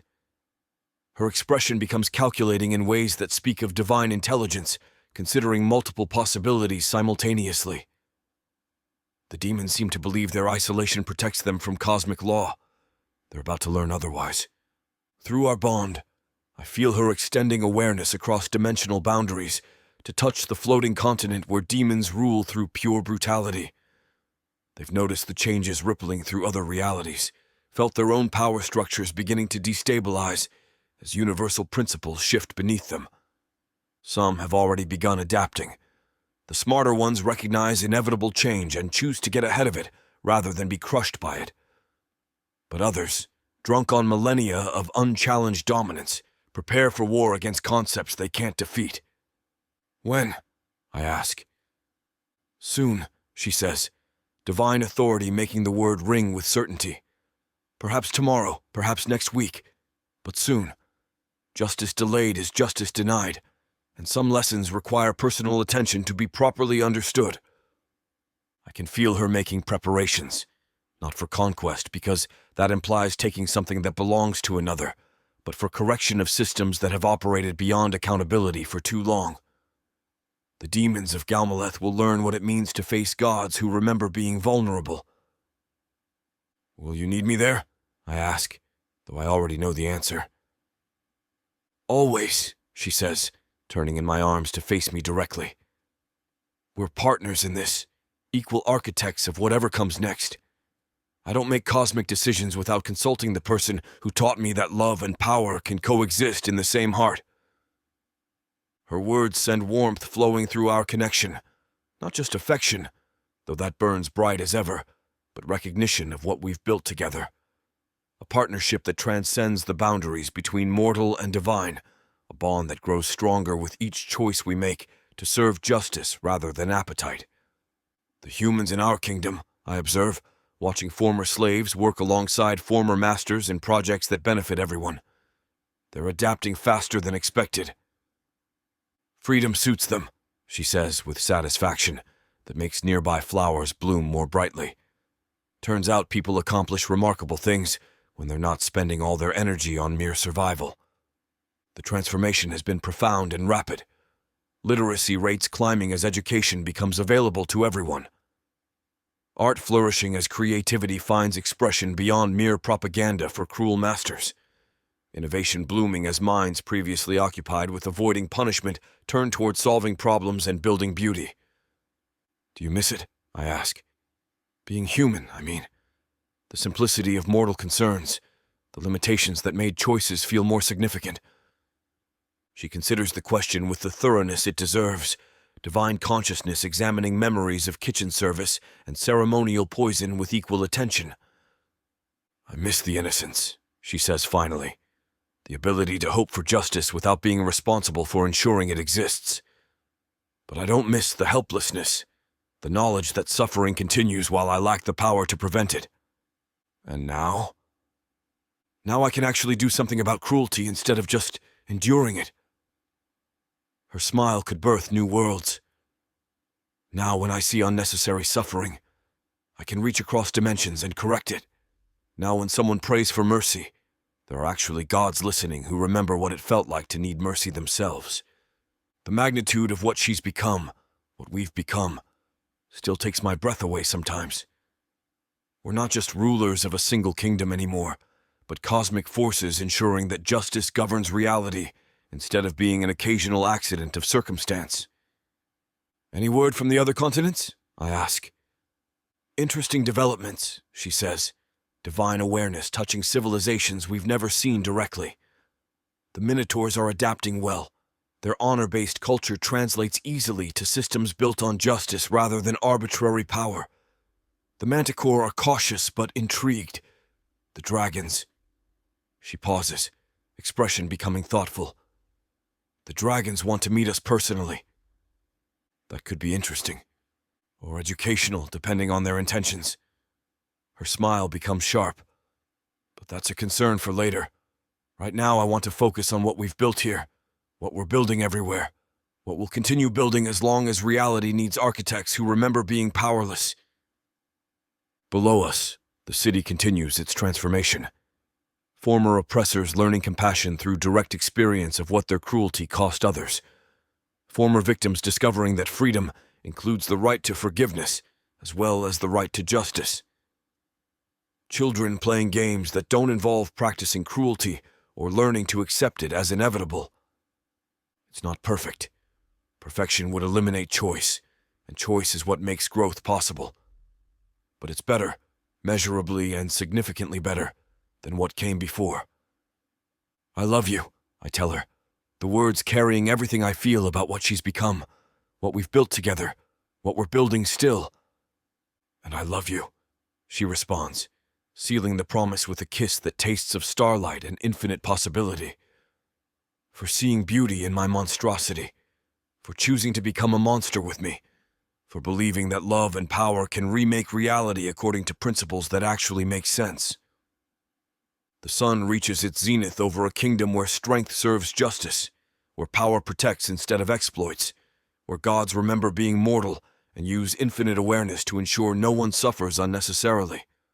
It's a good day to be alive in a reality where justice has teeth and love guides cosmic strength. It's a good day to be architects of change rather than victims of circumstance. It's a good day to prove that some monsters are exactly what the world needs. The Winter Bride ritual is ended. The chronicles of the Serpent are closed.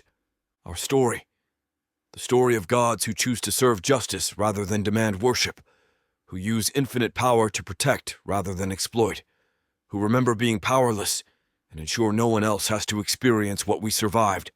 Our story is just beginning, and it will be everything their victims deserved but never received, written in starlight and sealed with love that transcends every boundary between mortal and divine.